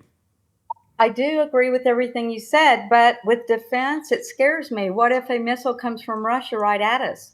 We've got to be good enough to shoot it in the air, down. But we already have defense systems. I'm saying we're increasing the funding, and it's actually, once again, very inefficient because a lot of that money that goes back into the Pentagon, who knows where it's going, right? We don't know where it's going. They tell you it's going to defense, but as a matter of fact, it's going to these massive corporations that aren't even actually paying their engineers, really. But it's going to CEOs. It's going to faceless, lifeless, parasitic capital owners that don't care about America. They're multinational. They don't actually have any sort of allegiance to America, and they clearly don't care about their fellow citizens either. They're basically just looting the taxpayer money and putting it directly into their pockets. You know, MLK said this, but this is a nation where we have rugged individualism for the poor, for the everyman, for the working class individual, but we have a system of socialism for the very wealthy. Don't you think it'd be better if we flipped it on its own, where the very wealthy should engage in rugged individualism, and the working poor, the everyday person, should be getting more of their tax fund, getting more in return for the taxes that they pay? They don't. It should be equal. Why would the wealthy pay for the poor all the time? Because they have way more money. Well, no, that's not even what I'm saying. I'm not even saying the wealthy should be paying for the poor. I'm saying that the poor prop up the wealthy. In our current system, right now, wealthy people that have a much better starting point, right, usually, more often than not, end up becoming unimaginably wealthy. They end up becoming unimaginably wealthy in the current system that we have, right? And they would not be that wealthy without labor, without people working jobs, whether, they're accountants like yourself, Bob, or, plumbers or janitors or sanitation workers. They would not be able to generate this revenue, right? They would not be able to have any output whatsoever because, yeah, sure, maybe you had a lot of money and you were able to purchase a factory, right? But that factory remains dull if there is no labor inside of that factory. Labor is what creates value, right? You agree with me on that? Yeah. Because without workers, these factories would not, there would be nothing. I know where you're going. I don't agree with that. What, you don't agree with that? You think factories would have the same output without workers working in them? If you don't have billionaires to invest capital, doesn't make a goddamn bit of difference how many workers you have. You think Amazon would be Amazon without people working in the factories? In the distribution centers? There wouldn't be Amazon without capital government. No. Okay. I mean, Amazon is already getting tremendous tax breaks from the government. You wouldn't have an Amazon. Yeah, so here's the thing. A lot of these big businesses, they actually do get a lot of tax revenue. They get a lot of tax revenue. They get a lot of subsidies. They do get a lot of help from your taxes. But you find that to be appropriate, and that's all right. I mean, but my argument always is we should be paying more consideration and more attention to the people that are working inside of those facilities so they too can go and buy a home and take care of their children and have a healthier society overall. And the reality of the matter is, and you, Bob, you worked in some setting, right? You were an accountant. Like, if your boss didn't exist, you would still go to work and you would still do the same exact work no matter what. It's not because your boss that existed, your company was able to make money, right? Right. No, I went from being an accountant to a natural gas trader. Okay. I worked my way into a better situation so I could make more money. He's worked for several very, very rich men. Billionaires that you would condemn, and they provided hundreds of thousands of dollars and millions of dollars for jobs.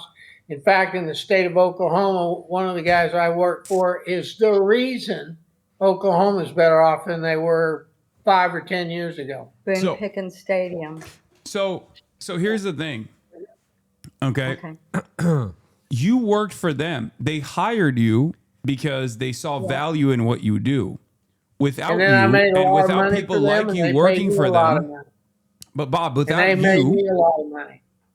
Okay. No, they gave you money in the form of a wage. No, I earned it.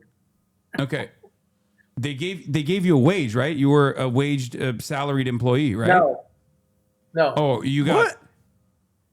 I was on Did you work commission. on commission? Oh, okay. You worked on so you were doing sales. Got it. In addition to a salary. Okay, that's great. No, sales is actually sales is something It's that I not did sales. before I. It's not called sales. It's called trading. Okay, so you were I a had trader. I had positions on whether gas would go up or down, and I could not be wrong. I had to be right. Okay, regardless, you were earning them more money than they were giving you. That's the point, right? Yes. So you sure. were okay. There you go. So you were providing them value. They didn't actually Yeah. work in that setting. They just hired you. They had the upfront capital. They had the money to hire put up someone the like capital. yourself to make them even more Now money. you need to backtrack. They put up the capital. Without them, there would have been no job at all. No, I don't have to backtrack at all because the reality Yeah, of the you matter do. is if a job is a necessity, if a job is an absolute necessity, then we don't need to rely on someone to put the upfront capital because we're already pulling those funds right now. We pull those funds in the form of taxes. We could have public banks that could actually fund and invest into these initiatives as well by need. And it's actually kind of how it works in many other countries as well. Or it kind of works in the same way here as well in the United States of America. The distribution of those Banks resources, weren't very however, damn good stay at at the top. Yeah. Banks had to give up trading because they sucked at it. Wait, what? No, banks still, I think banks do a lot of that. I mean, I think it should be separate. Banks But like Merrill Lynch, Morgan Stanley, all had to quit trading because they lost so damn much money. who do you And think, I know that for a fact who do you because I think was in the worked, business. Bob, who do you think worked harder, you or the guy who hired you? Who do you think worked harder to generate value? You or the guy who just simply had more money than you and was wise enough to hire someone as smart as yourself? The second guy I worked for probably worked more hours than I did. Uh-huh. You And must harder. have had a bad And bad he boss put at all some his point money. though, right? And he put his money up. He was willing to take a risk. Okay. But Being so argumentative. at the Well, end I of the mean, day, You had know what he's talking about. but at the end of the day, if it wasn't for you and the work that you put in, he wouldn't have made as much money, right? As opposed to not hiring you, right? You made him I money. don't know. Correct. Because he would mimic my trade sometimes and make a lot more than I did. Okay. Yeah, because he had more money than you. He had the same money. He's got his hat back Same on. Be capital. nice. Put the hat back on, Bob. Yeah. I'll put the hat back on. It's easier to agree. I'm defending your rights as a worker in your own experience, and you're still trying to defend your boss to me for some weird reason. I don't understand. I'm not a worker. I never felt like I wasn't an employee for Okay. starters. Okay, quit. I remember there was an There episode we was did no where salary involved. I remember I asked There you was once. no salary involved. I got a 1099 at the end of the year, not a W-2. Okay, that's fine. I'm a 1099 worker as well. That still means that you're getting a wage from. You're still getting a wage to a certain Where you degree work? from. I work for myself. I technically get a 1099 from Amazon though, because of the platform that I'm on. It's owned by Jeff Bezos. So you don't have a W-2 either. No, I no longer have a W-2. I was a W-2 worker You're when I not was an doing employee. sales back in the day. But I'm an independent contractor technically, just like you were for the company that you're working for, but it doesn't matter. What I'm trying to say is you are still, when you are making money for someone else, you are still working. Like as a contractor, you are still doing what? Contracted work. So yes, there was it's not a bad thing. This is just what it is. I don't wasn't see being your point. argumentative. There was I don't see an your episode that we did a long time ago where I asked you if you thought you had more in common with the average kind of working person or billionaires, and you said billionaires. You thought you have more in common with a billionaire than the average person. But that's simply With the not true. mindset- Huh? With the mindset, I have more in common with the people I work for than workers. Okay. Oof. That's what I'm saying. And I don't know if this is like common to all MAGA, but that attitude that like you No, and is it- Elon Musk could be buddies and hang out in the same room, but you can't Yeah. with the guy who's like 2 levels below you at your corporation. It's just wrong. And I don't know if that's like purposefully done It's called in right-wing media or temporarily embarrassed millionaire. Like that's what it is. Depends on who you are. The billionaires I worked for, I did hang out with. No one should be a billionaire. I Literally agree. no one. I agree. I think it's an indication that the system is failing when there's that level of wealth disparity, when there's that much level of wealth accumulation at the top. It is just as a failure of the system as is every single homeless person that has to sleep outside. Almost 700,000 of them have to sleep outside in the wealthiest nation on the planet. It means that this system is just not working, right? We have to fix it. That's what I want to do. I agree 100%. But mom and dad, you're for the billionaires. You like that they exist. You like them. They have to exist. I don't want the homeless people in the street, but why can't our government help them? Why can't our government help with them? Because they don't give Mental a shit. help, drug help, whatever kind of help they want. Who's they? Our government. Our government. Yeah. It's busted. They don't care. They don't care if we have health care. They don't certainly care if you're homeless. Yeah, they only care don't about billionaires. They only care about billionaires and making sure that billionaires are turning profit year over year. Trump is a billionaire. The fucking president is a billionaire. Yeah. And they contract from other billionaires. Like, you can't see the trend. I just don't understand. And you're okay with it. Like, there should be 0 billionaires. They just plugged None. fucking Grok into the DOD computers. Like Department of War. Oh, sorry. Sorry, the Department of War. Yeah, I got you, right, Bob. right. I'm living back in Obama and Biden days when they called the Department of Defense. I'm just saying, like, that's another billionaire who we already saw basically was trying to run the country while Trump was sitting at the fucking desk. Then he got kicked out because Tesla stock was tanking, and he's like, shit, I got to go back and make sure the stock prices go up. Now he's on the verge of becoming the world's first trillionaire, and he's getting a government contract to put his fucking AI in the Department of, my apologies, War, in all their computers. Don't dead name the Department to of get War. all of our military data running through Grok. It's not enough that he has Starlink satellites and he's controlling all that shit and fucking siphoning data whenever he wants. Now he's going to have his AI in our Department of War. You don't see any problems with this. So when you say, like, why is the government not doing anything about it? Because they want to get that fucking bag, okay? They want money. That's all. That's all it's about. It's all it's ever been about. Donald Trump is just a money-hungry sack of shit. Sorry you feel that way. Okay. Are you guys about to go to sleep? I think this is, they might have their engines out of gas here. A little bit. I think this was No, a very I'm not- productive conversation. I actually do too. I I'm surprised you guys, was you did have afraid. some I woke was moments. I was afraid you were going to go for a jugular right from the start. What? No, I have no. I'm not in the business of catching quick dunks on people. I want to have a conversation with them, and I want to understand where they're coming from and work within the value system that they represent or the value system that they have to try to find a reasonable solution. Because at the end of the day, no matter how much Bob talks about deporting all the immigrants or whatever he's saying, or like he wants America to be a great country, right? That's what it says on the hat, make America great again. And I think a lot of people are misguided into believing that Donald Trump represents that great change when I think he's actually the same old business as usual politician, and maybe dissimilar from previous administrations in the worst ways. He's accelerating America's demise, in my opinion, rather than actually helping people. Yeah, I don't agree quite with that he is making our country go down. I don't agree with I think that at he's the all. first president that you guys are afraid of, that he's getting things done. And he's I'm doing sorry. it kind of fast. What is he getting done? Our border is finally closed. Putting you farther behind the finish line. Our border's finally closed. Mm-hmm.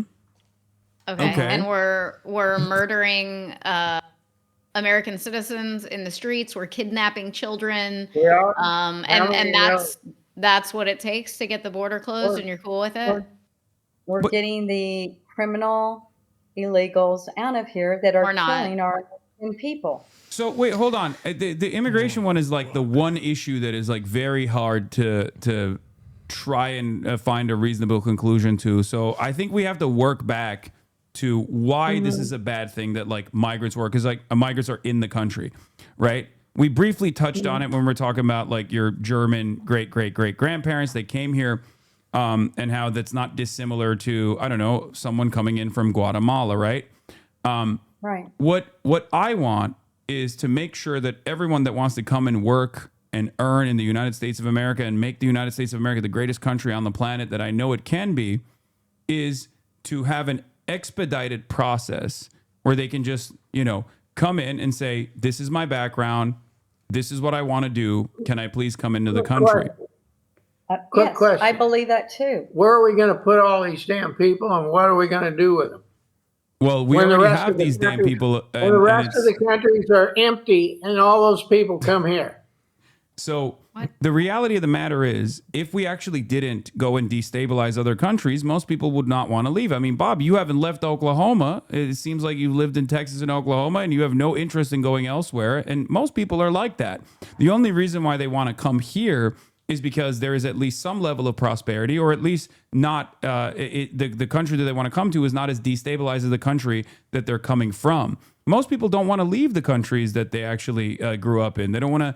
They don't want to learn a new language. They don't want to leave their families behind. They don't want to leave their friends behind, their culture behind, their food behind. And they have to do it as a matter of survival in most circumstances. And the reason why It's going to be better if we're a better place to live. I don't agree with you at all. I think other countries would be far better off if we didn't consistently meddle in their affairs. And I think that's part of what Donald Trump was talking about when he said he doesn't want to intervene in other countries' affairs, right? Oh, right. Right. But he is But then- intervening in other countries' affairs. You can see that, right? He's literally trying to make another country a fucking state. You guys saw in the Oval Office, he put up the little poster that had all of North America, or at least it was America, Canada, and Greenland had the fucking American flag over it. Like, how is that? Can you imagine being in Canada and seeing this fucking idiot throw that thing up? Everybody in Canada hates him and hates America now. Here's what I don't like. Like an illegal that comes into our United States, they don't have their citizenship yet. They're trying to get citizenship, but yet they hate America. But yet some of them burn the flag.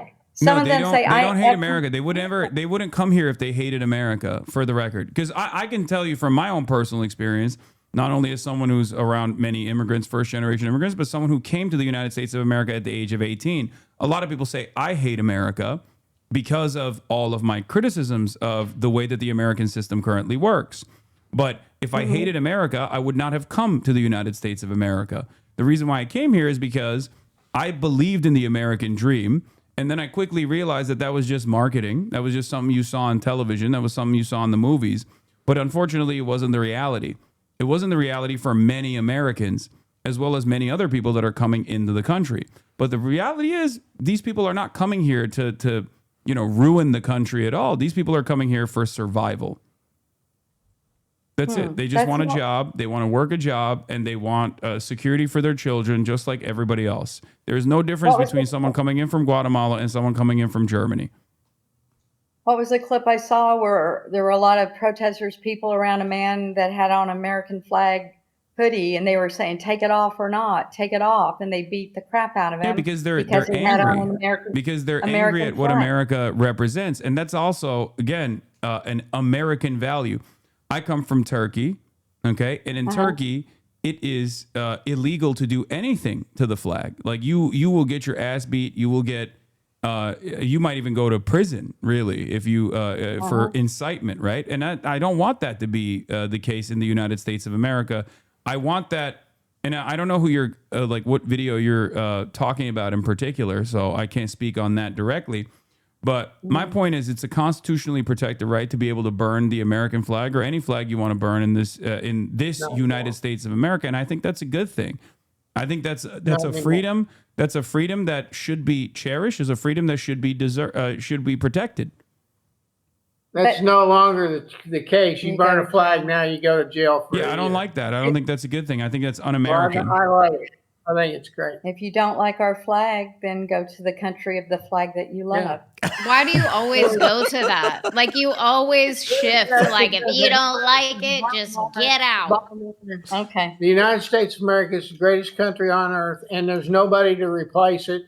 And it doesn't matter where you go or where you come from. That statement is going to remain the same. Okay. How Yeah, many I think countries you been Give to? Trump a couple more years, and I think we'll be I can singing read a different everything tune. I want about any country in the world. Okay. I read up a whole lot of shit on Turkey. Believe me.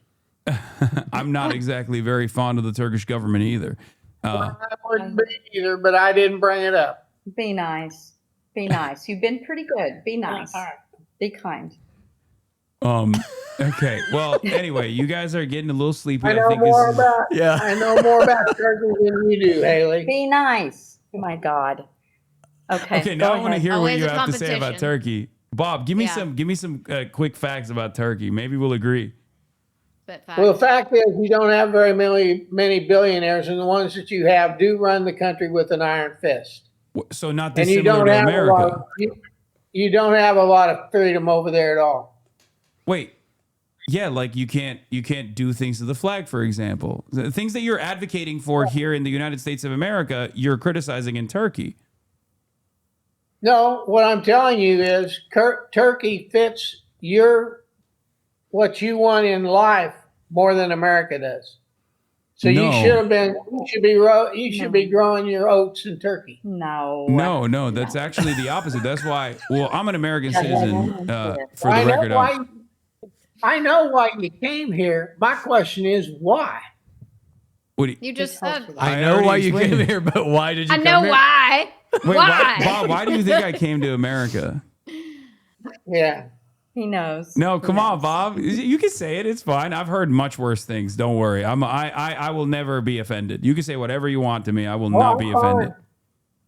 I'm fine. I know what Turkey is. In What do Why fact, did he come here?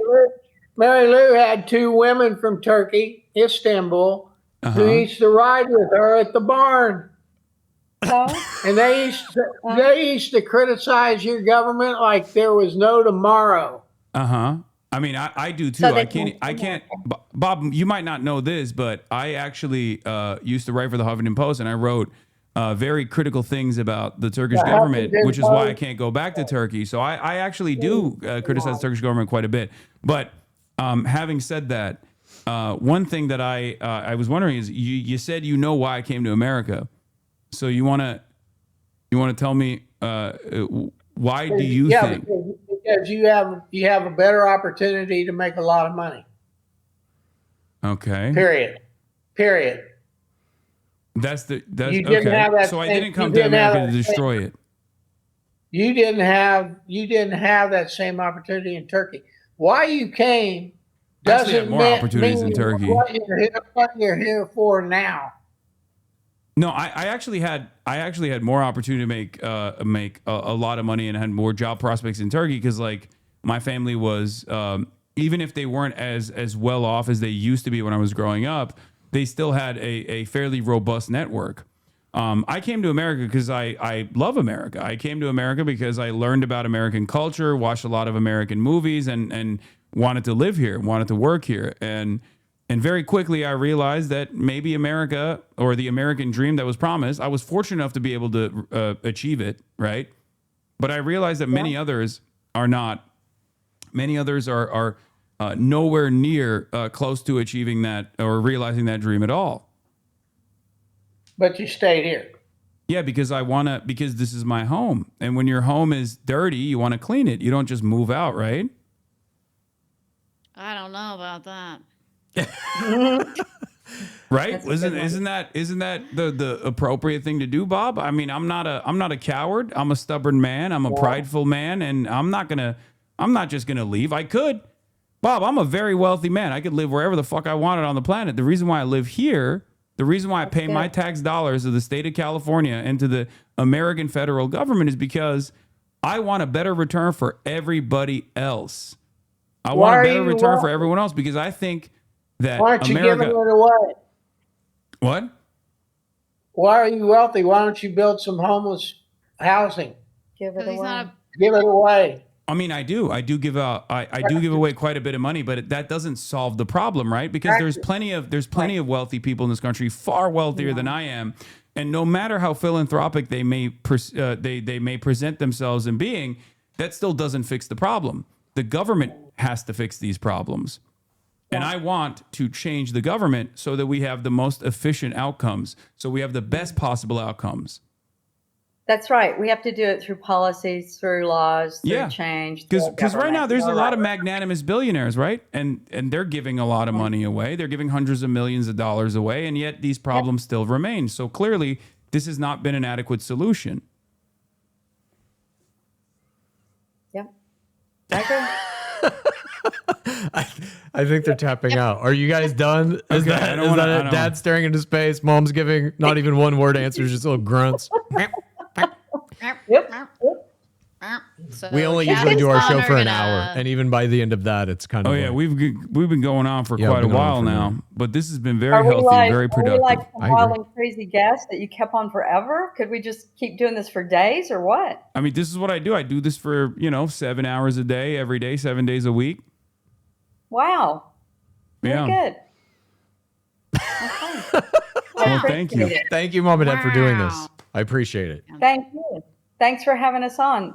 I was Yeah, a little thanks, man. This afraid, is I'll be great. honest. I'm more out. I heard you're a really tough debater and left, and I was a little bit afraid, but this was fun. I'd do No, it no, again. not at all. Yeah. All right. Well, thank you. Thank you so much, everybody, for joining us. Thanks for having us, man. And where Yeah, can people thank find you if you want to promote? It's just called The Necessary Conversation on all the things, YouTube and Instagram and TikTok and all of it. I'm going to send you one of these, Bob, so you can wear it on the next Oh my one. God. Oh my God. I'll take Look it. at my mom's eyes light up. Yeah. I got some rare Trump merch. Don't worry. I got you. Good. Thank you, Chen Haley. Thank you. I love All right. you. Love Love you you too, Mom. Love you, Dad. Love you, Haley. All right. Bye, Love you, guys. Mom. Bye. Wow. That was wild. that was a dude. pretty good conversation, I think. Your parents Yeah. are woke, Chad. I think you realized something You about your did parents that. today. No, I didn't do Yes, that. you did do that. I'm telling you. No, I some didn't of do those that. things that they were saying, like, oh no, we think the same way you do. I'm like, 100% they are lying to your face, or you really did change them. No, I think that the next conversation that you have, they might have a different attitude. But I think the principle that I always have is that most people want what's best, but they've been led astray. 100%. Most people want what's best for this country, but they've been led to believe that, especially with the duopoly that we currently have in the American government, that like one side is bad, the other side is good, and that's it. Totally. Like it's very difficult for right wingers in general to sit there and be like, no, actually, I do think that poor people deserve less, Yeah. because that's just silly. It goes against the first principles that most people learn. Sharing is caring, things like that. Absolutely. But I will say, like, for my dad, you saw a little bit of it creep out there, that he essentially is like all Somalis bad. And I think for them specifically, or maybe my dad specifically, but I think it also is a big portion of the MAGA base. They are very adversarial, and they need an enemy. They need a boogeyman. And Trump is always pointing his finger at someone, something to be that. And it lands with them every time. No, that's jingling keys in front of people's eyes. That's the role that white supremacy or all these other like reactionary 100%. ideology plays.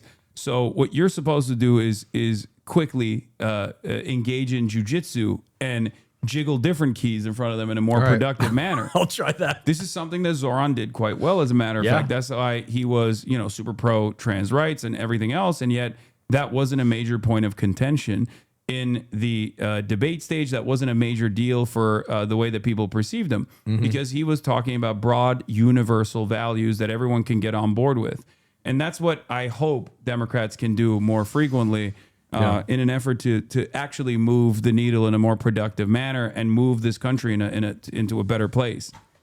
I agree 100%. I remember we did the episode when Zoran won the election, and obviously he went to the White House, and there's that picture of him, and Trump is like looking up at him smiling, and my parents like couldn't deal with that, and they kind of concocted this whole thing in their mind that somehow Trump was doing like a deep long con on Zoran. and that this moment where he had him come to the White House and they were buddies now was somehow he was going to trick him and later throw him in prison. Oh, wow. Yeah. Okay. Well, no, that's probably not going to happen. They're text buddies. Yeah, it's supposedly.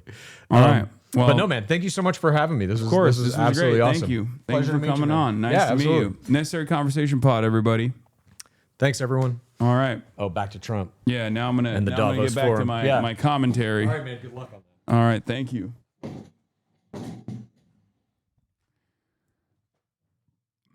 Okay. All right, everybody. Let's swap cameras here. Let's get back to the regular angle. And let's continue doing this. All right, you guys enjoy that? Apparently Twitch was promoting your stream. Wait, really? I'm no longer blacklisted? That's crazy. That's crazy. How'd that happen?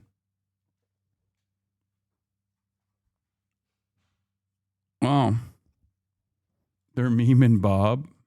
Okay, stop. Bob Losey, bro. Yeah, Bob did. By the end of that conversation, Bob was ready to go to war for woke Sharia. You just met 70% of Chad's parents. I know. I love talking to Trump supporters for this reason, for this exact reason. Many people think they have these many people have the same set of values. Okay? Many people have the same set of values. They just want what's best for one another. They want what's best for the country. But politicians and political commentators lead them astray all the time. Okay? So hype when mom says she thinks Israel slimed Charlie. Yeah, I know. Remember, that was another thing that I told you guys. Shouts out to Candace Owens. Okay? I've never seen Hasan tired so quickly. This is insane. Wait, what? No, I'm not even remotely tired. What are you talking about? Feel revitalized. Is Kaya free to roam outside of your room, or do you keep in cage? Yeah, I cage her. A cage her in a electrocuted cage. Yeah. She's currently being electrocuted in the cage that she's in. Yeah. Yeah, it's fucked up. If you don't send him a big hat on subbing, hey, by the way, thank you for the subscriptions. Piker Broadcasting Service is sponsored by you, the viewers, for you, the viewers. Your voluntary contributions in the form of a voluntary subscription, whether it be a $6 a month subscription or a free one, in the form of a Twitch Prime by connecting your Amazon Prime account to your Twitch account, where you get one free Prime subscription a month. Use it on your favorite broadcaster, is the only way that you can help fund this broadcast. Okay?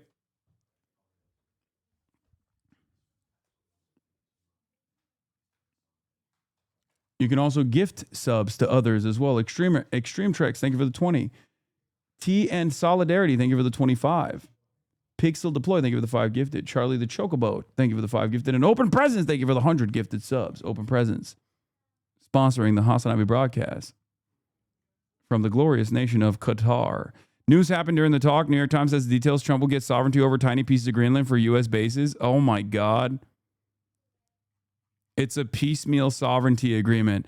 Okay, so the reason why they want to do this is for Peter Thiel and those other billionaires that have blood boys, and also so they can put forward striking missile bases that I assume Denmark would probably not be too fond of, but they're going to turn Greenland into a missile sponge potentially. That's what Trump means when he says the Golden Dome. Oh, all right, let's move on from this Trump talk, I think. It's a good way of looking at it. They're smart. China's very smart. They sell But actually, you know what? I do want to hear this them for a part. fortune. They sell them to the stupid But people I'm going that to buy pee them. real quick. But they don't use them themselves. They put up a couple of big wind farms, but they don't use them. They just put them up to show people what they could look like. They don't spin. They don't do anything. They use a thing called coal, mostly. But China goes with the coal. They go with oil and gas. They're starting to look at nuclear a little bit. And they're doing just fine. They make a fortune selling the windmills, though. And I think really that's one that they wouldn't be surprised if it stopped. They're shocked that it continues to go. They're very friendly with me. They're shocked that people continue to buy those damn things. They killed the birds. They ruin your landscapes. Other than that, I think they're fabulous, by the way. Stupid people buy them. The consequences of such destructive policies have been stark, including lower economic growth, lower standards of living, lower birth rates, more socially disruptive migration, more vulnerability to hostile foreign adversaries, and much, much smaller militaries. The United States cares greatly about the people of Europe. We really do. I mean, look, I am derived from Europe. Scotland and Germany, 100% Scotland, my mother, 100% German, my father. And we believe deeply in the bonds we share with Europe as a civilization. I want to see it do great. That's why issues like energy, trade, immigration, and economic growth must be central concerns to anyone who wants to see a strong and united West, because Europe and those countries have to do their thing. They have to get out of the culture that they've created over the last 10 years. It's horrible what they're doing to themselves. They're destroying themselves. It's beautiful, beautiful places. We want strong allies, not seriously weakened ones. We want Europe to be strong. Ultimately, these are matters of national security, and perhaps no current issue makes the situation more clear than what's currently going on with Greenland. Would you like me to say a few words of Greenland? I was going to leave it out of the speech, but I think I would have been reviewed very negatively. I have tremendous respect for both the people of Greenland and the people of Denmark, tremendous respect. But every NATO ally has an obligation to be able to defend their own territory. And the fact is, no nation or group of nations is in any position to be able to secure Greenland other than the United States. We're a great power, much greater than people even understand. I think they found that out 2 weeks ago in Venezuela. We saw this in World War II, when Denmark fell to Germany after just 6 hours of fighting and was totally unable to defend either itself or Greenland. So the United States was then compelled, we did it, we felt an obligation to do it, to send our own forces to hold the Greenland territory. And hold it we did, at great cost and expense. They didn't have a chance of getting on it, and they tried. Denmark knows that. We literally set up bases on Greenland for Denmark. We fought for Denmark. We weren't fighting for anyone else. We were fighting to save it for Denmark. Big, beautiful piece of ice. It's hard to call it land. It's a big piece of ice. But we saved Greenland and successfully prevented our enemies from gaining a foothold in our hemisphere. So we did it for ourselves also. And then after the war, which we won. Can you talk to my parents, tool them out? Okay. The reason why I did this is so that you can also, your takeaway should be trying to emulate the way I talk to your parents and try to talk to your parents all the same. Okay? That's the reason why I do stuff like this. It's not about catching them in easy dunks. It's about finding areas of agreement. And it's like, it's more of a politician style approach to the conversation. Or rather, that's what a good politician would do. It's people, it's understanding that we have shared values and wanting to do what's best instead of engaging in like quick dunks in general that only work to harden their position. Okay? You can't get heated though, like you did, Hasan. You have to stay level-headed. I got heated. What? Are you saying you're telling chat not to get heated?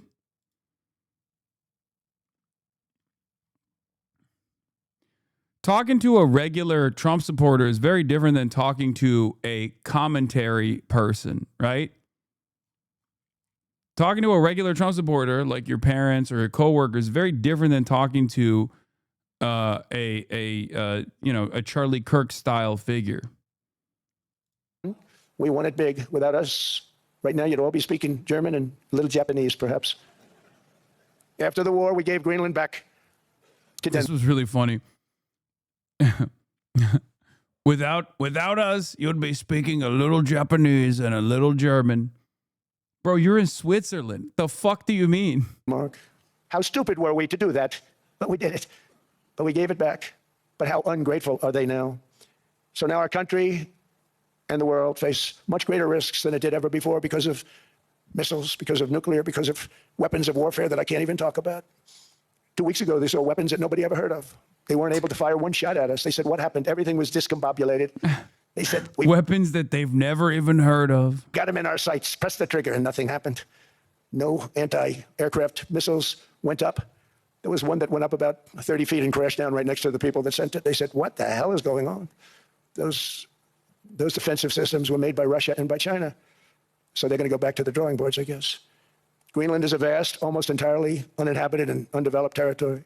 It's sitting undefended in a key strategic location between the United States, Russia, and China. That's exactly where it is, right smack in the middle. Wasn't important nearly when we gave it back. When we gave it back, it wasn't the same as it is now. It's not important for any other reason, everyone talks about the minerals. There's so many places. There's no rare earth, no such thing as rare earth. There's rare processing. but there's so much rare earth. And just to get to this rare earth, you got to go through hundreds of feet of ice. That's not the reason we need it. We need it for strategic national security and international security. This enormous unsecured island is actually part of North America, on the northern frontier of the Western Hemisphere. That's our territory. It is therefore a core national security interest of the United States of America. And in fact, it's been our policy for hundreds of years to prevent outside threats from entering our hemisphere, and we've done it very successfully. We've never been stronger than we are now. That's why American presidents have sought to purchase Greenland for nearly 2 centuries. You know, for 2 centuries, they've been trying to do it. They should have kept it after World War II, but they had a different president. That's all right. People think differently. Much more necessary now than it was at that time, however. In 2019, Denmark said that they would spend over $200 million to strengthen Greenland's defenses. But as you know, they spent less than 1% of that amount. 1%. There's no sign of Denmark there. And I say that with great respect for Denmark, whose people I love, whose leaders are very good. It's the United States alone that can protect this giant mass of land, this giant piece of ice, develop it and improve it and make it so that... Asman is saying you dog whistle about killing right-wingers right now. I don't give a fuck what Asmongold says, brother. Maybe he's scared. He's scared that, like, all of his last commentary, like his latest round of commentary on, you know, straight up killing protesters and stuff has caused them worry that he might get banned. So now he's trying to fucking present it as like, I'm consistently saying we should kill right-wingers or something. It's good for Europe and safe for Europe and good for us.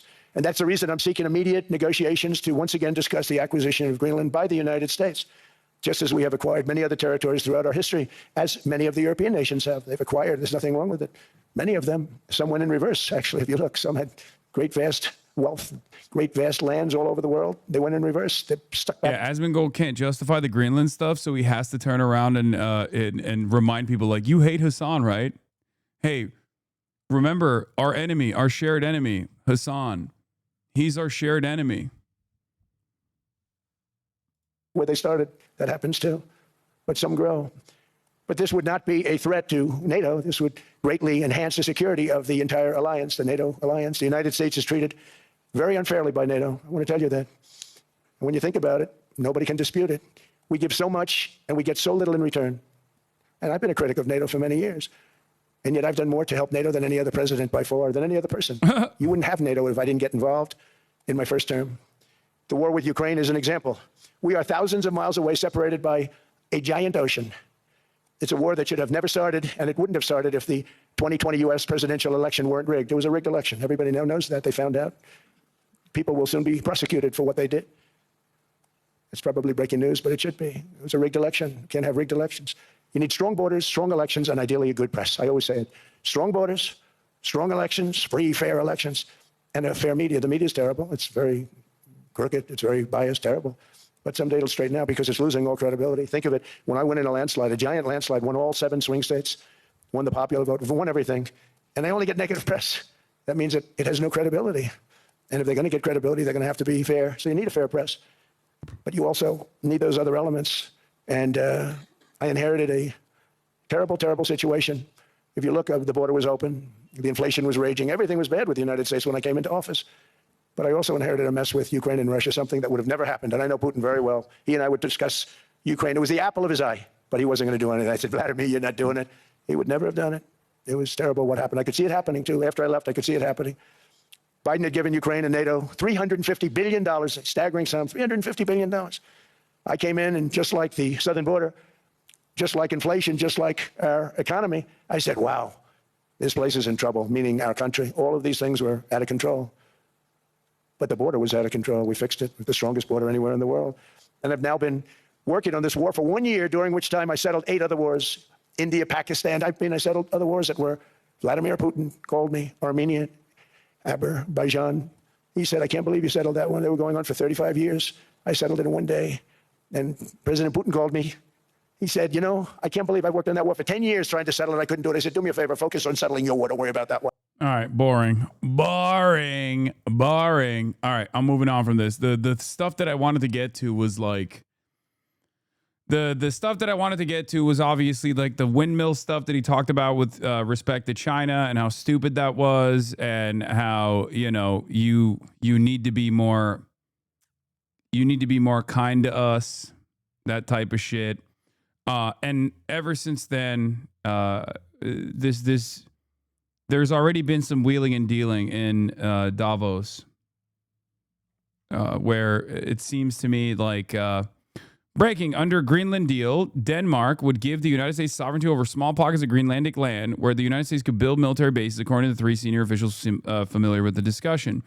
The announcement followed a NATO meeting on Wednesday where top military officers from the alliance's member states discussed a compromise in which Denmark could give the United States sovereignty over small pockets of Greenlandic land where the United States could build military bases, according to 3 senior officials familiar with the discussion. The reason why they want the reason why America wants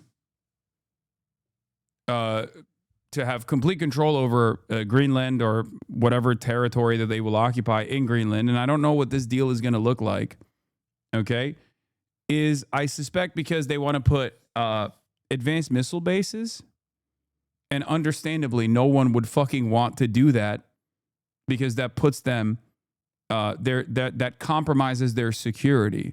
This was the original reason as to why France didn't want to join NATO and actually pulled out of NATO at certain points, because you have no sovereignty, right? You have no sovereignty whatsoever. And Greenland especially doesn't have any sovereignty because Greenland is now being sold off, like pieces of Greenland is now being sold off to the United States of America by way of Denmark potentially. And it's not even about Denmark. It's literally about what NATO wants, and what NATO wants is what America wants. We shall see how this works. We shall see if this is actually a deal that they will say yes to. Okay. But the reality of the matter is there is no such thing as like an international rule-based order. It's whatever America says goes. And I think instances like this prove that reality. Even the fact that there is this like managed, negotiated colonial extraction that's taking place in front of our eyes is another example of that. Like, what do you mean you want pieces of this territory for you and then you get to have it because otherwise you'll throw a fit? And that's the reason why Mark Carney said that this liberal international order was a lie that they actually played along with because it was a lie that they thought was beneficial for them. Now, when I say that, I'm a fucking tanky. I'm anti-American. I'm anti-this. I'm stupid. I'm silly. I'm a third worldist. All these different things. Well, it turns out that's just the truth. Now liberals are saying it.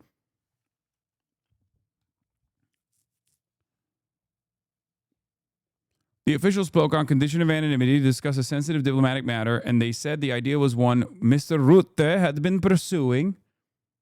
The number one dick sucker of Donald Trump. God, what a fucking shameless, servile little worm he is. No respect for fucking Rutte. Okay?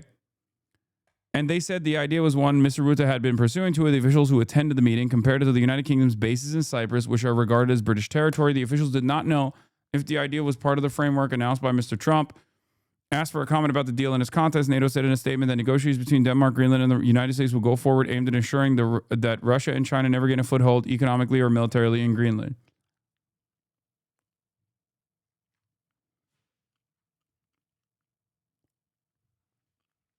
I hope this is a wake-up call for Europeans. You have no sovereignty. Okay?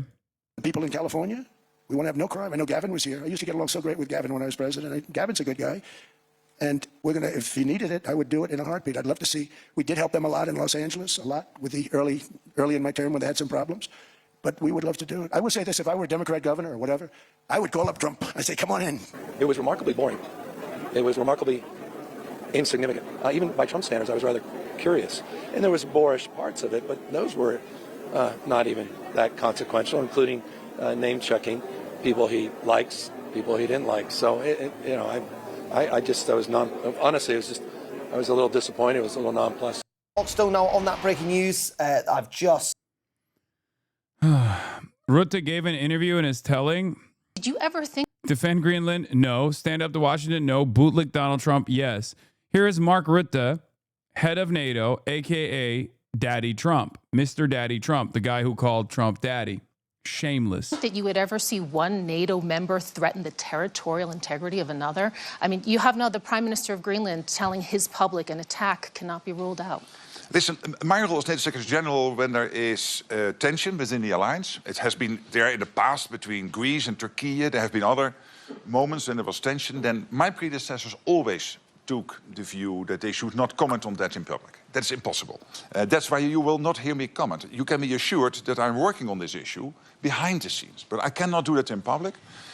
Sorry. Yeah, because it would be, they would take the broadcast off the airwaves if he even showed what kind of fellatio he engaged in. You see, the type of dick sucking that I was engaging in is something that is an ancient technique. One finger in the butthole, one hand firmly clasped against the testicular torsion, with my mouth and tongue going up and down. This is how I gave myself and my face to Mr. Daddy.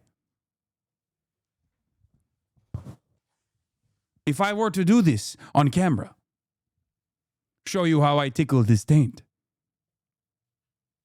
this would not be wise. Dude, is Europe that's allowed? Your Dutch accent sucks, Hasan. I can't even dignify him with a fucking appropriate accent. I'm sorry. No comments from me on Greenland. Well, sometimes behind the scenes comments do become public in various ways, as we've seen in the past few days. That's true. The US is by far the most powerful nation on earth. And the President of the United States is therefore the leader of the free world. So again, I'm not popular with you now because I'm defending Donald Trump. But I really believe we can be happy that he is there because he has forced us in Europe to step up, to face the consequences that... God, he is so nasty. He is so nasty. Yo, Europeans, this your guy? This is the guy? I mean, he's perfect for fucking NATO General Secretary, by the way, because, like, he is gawking like crazy, brother. Oh, my Lord. Lordy Lord. This is worse than when Sean Hannity sucks Trump raw. I've never seen... I was wrong. I thought Sean Hannity was an Olympic-level dick sucker. Okay? I was wrong. Sean Hannity's not even in the fucking major leagues. Okay? This man is an Olympic dick eater. Oh, my God. Please stop. I don't recall you got Trump for president. Yeah, but this is fucking shameless, dude. This is like, I mean, this is, you're not a human being at this point. You know what I mean? You're something different. You've become a gawk 3000 machine. Like, you're just doing a suck job. That's all you're capable of doing. That's your entire output. That is mind-boggling, bro. He is less than a fleshlight. He has become more cum than man. We have to take care more of our own defense. I'm absolutely convinced. Without Donald Trump... I'm being so for real. If Donald Trump said, I'm going to make you eat my shit from the butt, Mark Rutte would say, can I have seconds, please? Like, this is ridiculous. We would not have taken those decisions, and they are crucial, particularly for the European and the Canadian side of NATO, to really grow up in the post-Cold War world. Did you?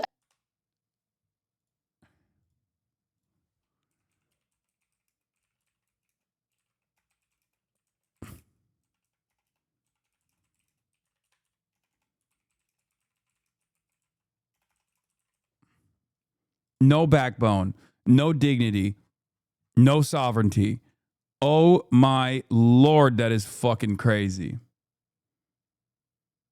Do you read anything, you blind ass mofo? You only read hate? Thank you for the great streams lately, brother. Love the stream and seeing you with Arky. Hell yeah, just your average dude. Nothing, dude. This guy is not even a human being. He is a spineless, gelatinous thing.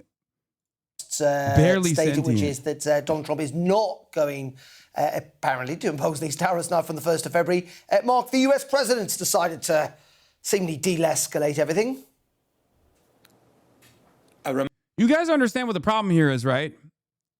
We are all at the mercy of one madman, one tyrant. Okay? If you don't apply pressure, you're basically waiting for his next moment where he decides, like, I'm taking Norway, you know? What are you going to do about it? Like, that's it. That's the issue. That's the issue with not having sovereignty. Europe threatened to sell the treasury bonds and Trump flopped instantly when the markets tanked. It doesn't matter. They're still giving him a fucking sweetheart deal here. There should be no sweetheart deal. They should be like, fuck off. You already have NATO. You want to build the bases? You build the bases. You don't get to have Greenland land, okay? You don't get to have sovereignty over another nation's people. Remarkable U-turn by the US president 4 or 5 minutes ago on Truth Social. I don't know if you've got it there to bring up, but I can certainly read it to you. He says, based on a very productive meeting. I hope this was a wake-up call for liberal European leaders. I don't think it is. I think they just said, oh, we're going to sell the treasury bonds or whatever. And maybe that was enough for Trump to at least back away from taking Greenland in its entirety or something, at least for the time being, because this isn't over. If you know something about Donald Trump, guys, if you have learned something about Donald Trump, let this be the only lesson. It's not fucking over until he gets exactly what he wants. Okay? He's petty, he's vindictive, and he will sometimes behave in an inconsistent manner. Appeasement doesn't work with Donald Trump. He only responds to force. Here, I'll give you an example. China, okay? Out of all the countries that engaged in trade negotiations with Donald Trump post-Liberation Day, what did I fucking tell you? What did I tell you? I told you China is going to show the world that they represent stability at a time when America represents instability. Okay? And that's precisely what China did. And then I told you that China was going to turn around and offer like a fig leaf, right? An olive branch to make it seem like they were actually conceding to Donald Trump. And because they hit the nuclear option on trade, saying that they were not going to get any of the fucking rare earth minerals that were being procured in China and even negotiated with export controls coming out of China for, you know, materials that you need for virtually everything, including but not limited to, electronic equipment, but materials that you need for national security. Donald Trump backed away. That's how you have to deal with bullies.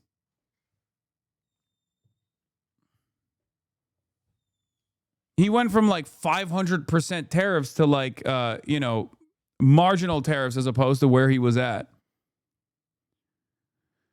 Europe should have learned 2 key lessons from that. Number 1, you cannot appease bullies, okay? They will fuck you over every single time. And number 2, Donald Trump and the American liberal rule-based order does not represent stability any longer, and that as long as you are devoid of sovereignty, they can come in and take whatever the fuck they want. I've had with the NATO Secretary General Mark Rutte. We have Can you explain to me how he gets what he wants? Like, it's so annoying. I don't know what we can fucking do anymore too. Like, yeah, I can see NATO Secretary or whatever being right. Europe needs to be sovereign, but like, who can stop Trump? Dems are useless right now. Reps are just annoying, and it seems the world bends the knee. Yes, because America is the hegemonic power. This is why more often than not, when we're talking about things that are happening over there, when we talk about things that are happening overseas, elsewhere, and I bring up America, people go, why are you saying America's involved in this? And then I fucking describe exactly how America is involved in it. People act as though this is some grand conspiracy theory. It's not. America is the most powerful nation on the planet. It's the only country on the planet that has at least historically been able to dominate the entire globe. It can go anywhere on the planet in a matter of 24 fucking hours or at least a week. It has 800 military bases around the planet that we know of. It's the real number is in the thousands, of course. But this is the new version of colonialism. This is how America has operated. This is the real design of the post-World War II global world order, and especially so after the Cold War ended. The only way that you can actually put a dent in that power, is to make it as costly as possible. And that is when European allies realize that this liberal world order is no longer as beneficial as they previously thought it was, and they choose to lean into other great powers around the world. Great powers that they can lean into in order to leverage their relationship. If India can do it, how the fuck can you not do it if you're, Europe? That's what India does. That's what many of these other countries do. Many of these other countries that have been fucked over have been forced into that position of leverage, have been forced into that position of getting better deals from China because they had no other options. Europe thought it's fine. We're a part of the process. We're in the imperial core, and America will do right by us. And now they're learning that lesson slowly. They're learning that lesson the hard way.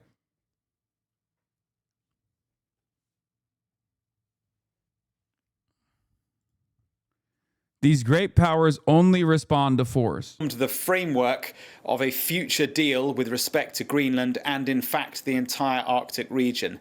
This solution, if consummated, will be a great one for the United States of America and all nations. Based on this understanding, I will not be imposing the tariffs that were scheduled to go into effect on February the 1st. He goes on to say additional discussions are being held concerning the Golden Dome as it pertains to Greenland. Further information will be made available as discussions progress. And he concludes J.D. Vance, the Vice President, and Marco Rubio, Secretary of State, Special Envoy Steve Witkoff, and various others, as needed, will be responsible for the negotiations. So he is framing it as some sort of a breakthrough and that discussions have taken place, which means that he... It's been said that the problem Europe had with Nazi Germany wasn't what they were doing, it's who they were doing it to. Yes, Amy Cesar. I retweeted someone actually quoting Amy Cesar before last night. That's precisely what it is. That is precisely the problem. Here's the quote. Hold on, let me find it.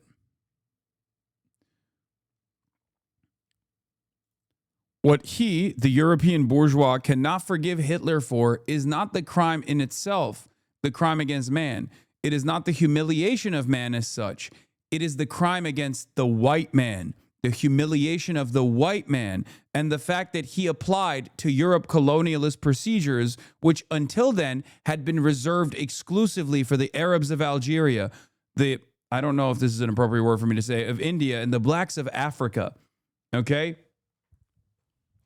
That's it.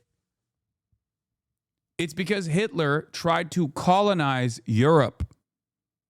Okay? That was the problem. That's it. And now, America's doing the same. I mean, America's been doing the same, but at least they were doing it in an inoffensive way. Okay? They've been doing the same through the Marshall Plan, through NATO, in the Cold War posture that we had. America leaned into the capitalists of the European continent by saying, look, we're the only game in town that can fight against the scary communists. Okay? And European capitalists said, yes, I love this bargain.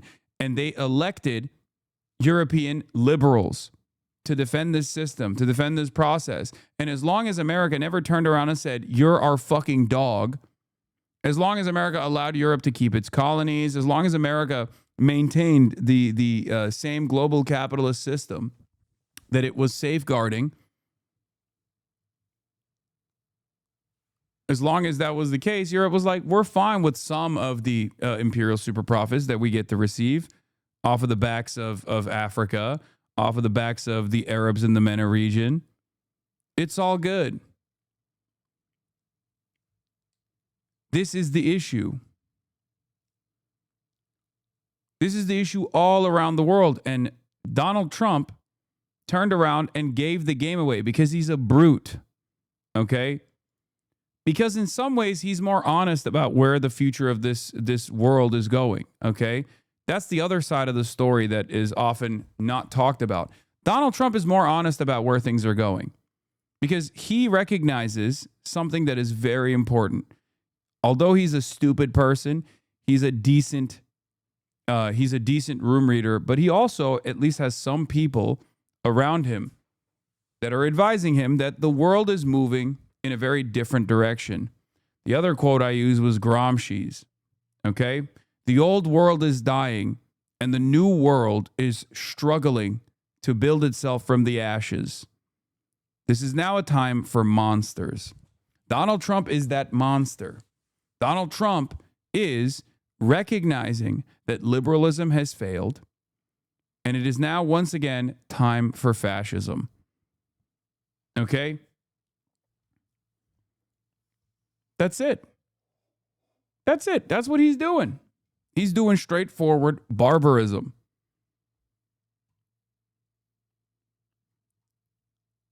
There is no solution out of this. Going back to the same liberal process, going back to the same liberal order is not going to even buy you time. Okay?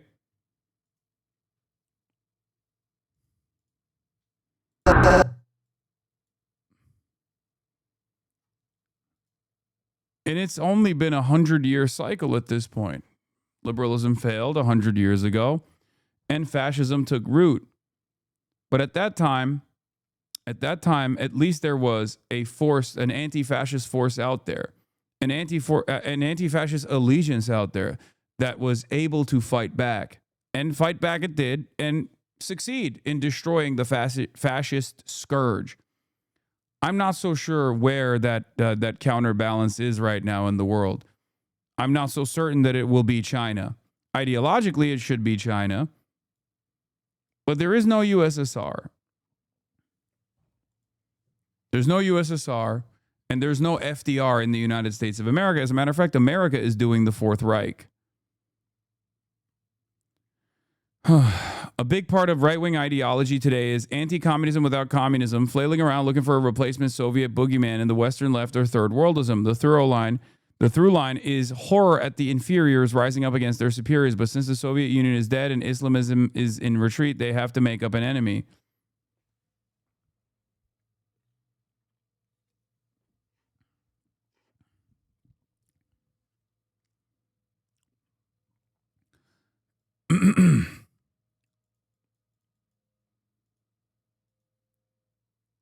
Yeah. That Europe and Greenland and Denmark have met his demands and therefore the tariff threat has gone away. I think the reality probably is that from face-to-face discussions, not least with Mark Rutte, the NATO Secretary General, former Prime Minister of the Netherlands, of course, with whom Donald Trump has a very good relationship. He's the guy that called Trump daddy a few months ago. Following those discussions, a de-escalation has taken place, and it has placed things precisely where Denmark wanted them to be last week. Remember, it was the Danish foreign minister that came here to Washington and went away saying that he had secured, so he thought then, agreement for a working group, as he described it, to work through the Greenland issue. Well, that is now precisely what Donald Trump... China isn't white like the USSR, so they will never be accepted by the West. Brother, what are you talking about? The USSR was white as fuck, and it was never accepted by the West. I think you misunderstand something here. I'm gonna go so far as to say the Chinese method of socialism with Chinese characteristics that looks quite a bit like wearing capitalism as a sleeve is actually infinitely more beneficial for European partners than the USSR ever could be. Because the USSR, for all of its faults and failures, was unironically a bulwark of communism. Okay? That's it.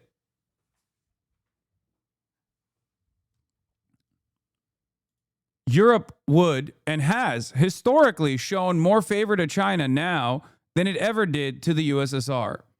By its closeness to the USSR, by the real fears that it had about like Soviet incursion, but also because of the ideological fears that it represented. China makes the treats for the entire planet. Many people are already tied to China, whether they want to admit it or not, in a way that they never were to the USSR. If anything, if USSR was a major producer for the rest of the globe in the same way that China was, it probably would not have fucking fallen apart. Now, I'm not so certain as to how they would be able to do both. Interventionism everywhere while simultaneously, and good, by the way, those interventions weren't bad. Well, there were some bad ones, but I'm not talking about Afghanistan. But helping Cuba and offering aid to anti-colonial initiatives in Africa, like these were good things, right? China's not doing any of those good things. She's not doing it at all. Korea, Vietnam, yes, these are incredible things that the USSR did. Okay? And they would not, like, these countries would not exist in the way that they do currently. They would not have had any shred of sovereignty if it wasn't for the USSR and its aid. And at the time, even China was, helping out as well, like in Korea, for example. And then maybe it helped out America in other instances as well, in a way to drive in a way to make it seem like they were presenting an alternative to the Soviets that were the real enemy at the time. They were the major enemy at the time. Has agreed to a working group which will include J.D. Vance, Marco Rubio, Steve Witkoff, and others.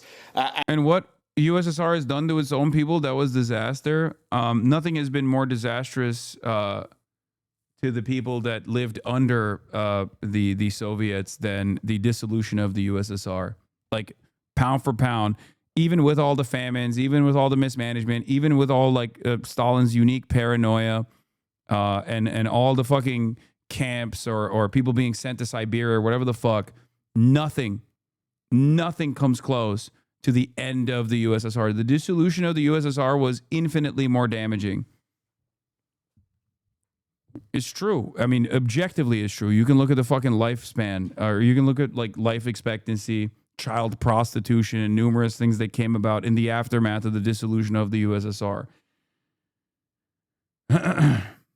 You're flip-flopping. You said the European countries somewhat accepted socialism because of the USSR. That's why I'm saying that China will never be accepted because they're not white. What? No, the European countries were fearful of the threat of a good example from the USSR, which is why they allowed certain social safety nets to continue.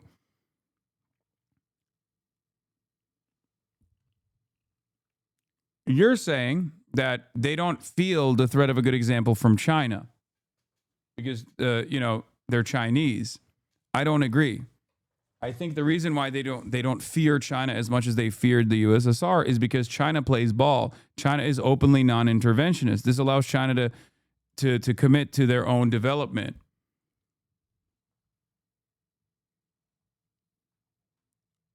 But if China was as interventionist, or if China was as readily available in offering aid to countries that want sovereignty, that want to fucking engage in anti-imperialist endeavors, then they would probably see it. Are you asking who will be hegemon in a world with unprecedented mass migration? I don't understand how people remain this ignorant on climate physics. I mean, I'm not saying that there is going to be a hegemon. I think that countries are going to do what America's doing. They're going to fucking draw up their borders and put moats all around the fucking nation state and start lasering motherfuckers. And America is gearing up for that world. And that they will discuss how the Golden Dome, which is a missile defense system that Donald Trump wants to build, can be installed into Greenland for the security of the Western. So when Putin said the fall of the USSR was the greatest geopolitical catastrophe of the century, you agree with that statement? Yes, because it's an objectively true statement. If Vladimir Putin said water is necessary for survival, I would also agree with that. It's just a thing that is correct. It's just objectively correct. Yes, this is something that I believe. This is something that you should believe as well if you have fucking eyes to see the world that we live in right now. Of course I believe that. This is why a lot of people fucking yelled at me. They were like, how dare you say that? Blah, blah, blah. I can't believe it. Yes. How is this not windy levels of folding right now? Wait, what? hemisphere. And interestingly, just looking back at this, at no point in this message, in this Truth Social post, does Donald Trump mention anything about America taking Sure, if you're a ownership Holodomor or denialist. sovereignty of Greenland. No, even with like the most base boosted version of like all of the fucking struggles, because like listen, what a lot of people fail to recognize is collectivization, both in China and also in the USSR, was incredibly painful. Okay, it was an incredibly painful process. No one is disagreeing with that. It happened virtually in a matter of fucking decades, as opposed to the 400 years of colonial bounty that the Western world was able to fucking eat off of. Okay? We enslaved human beings in the Western world. You understand that, right? Like human beings were enslaved and their children were enslaved. How do you think industrialization took place in the Western world? How do you think it got to the fucking point that it got to? It's insane that you're making a comparison between these two when one happened over the process of like fucking a couple decades. The other happened over 400 years. Okay? Yes. Oh, this is tedious. Why do we have to relitigate the 1930s? It's just stupid. It's a stupid thing that fucking liberal capitalists tell themselves, to be like, we were not like that at all.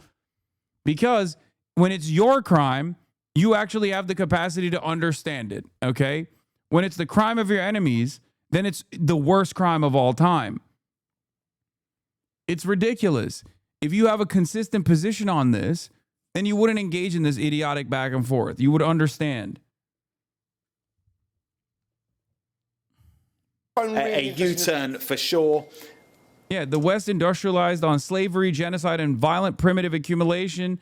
But you know, of course, it's the same principle behind like China spraying water on Filipino fishermen. Okay, that's the greatest crime that robs people of their sovereignty. Meanwhile, we're letting Israel dump lead and five nuclear arms worth of fucking munitions on Gaza on this tiny strip of land. And that's like, you know, it happens. It's really fucked up. But two things can be bad at the same time. Okay, well, those two things are not even in the same fucking zip code. Our enemies and our adversaries are never capable of good. They're only capable of wrong. They do the wrong thing. They do it so much. And it's far worse a crime against humanity when they do it than all the metric ton of violence we contribute to on a daily fucking basis.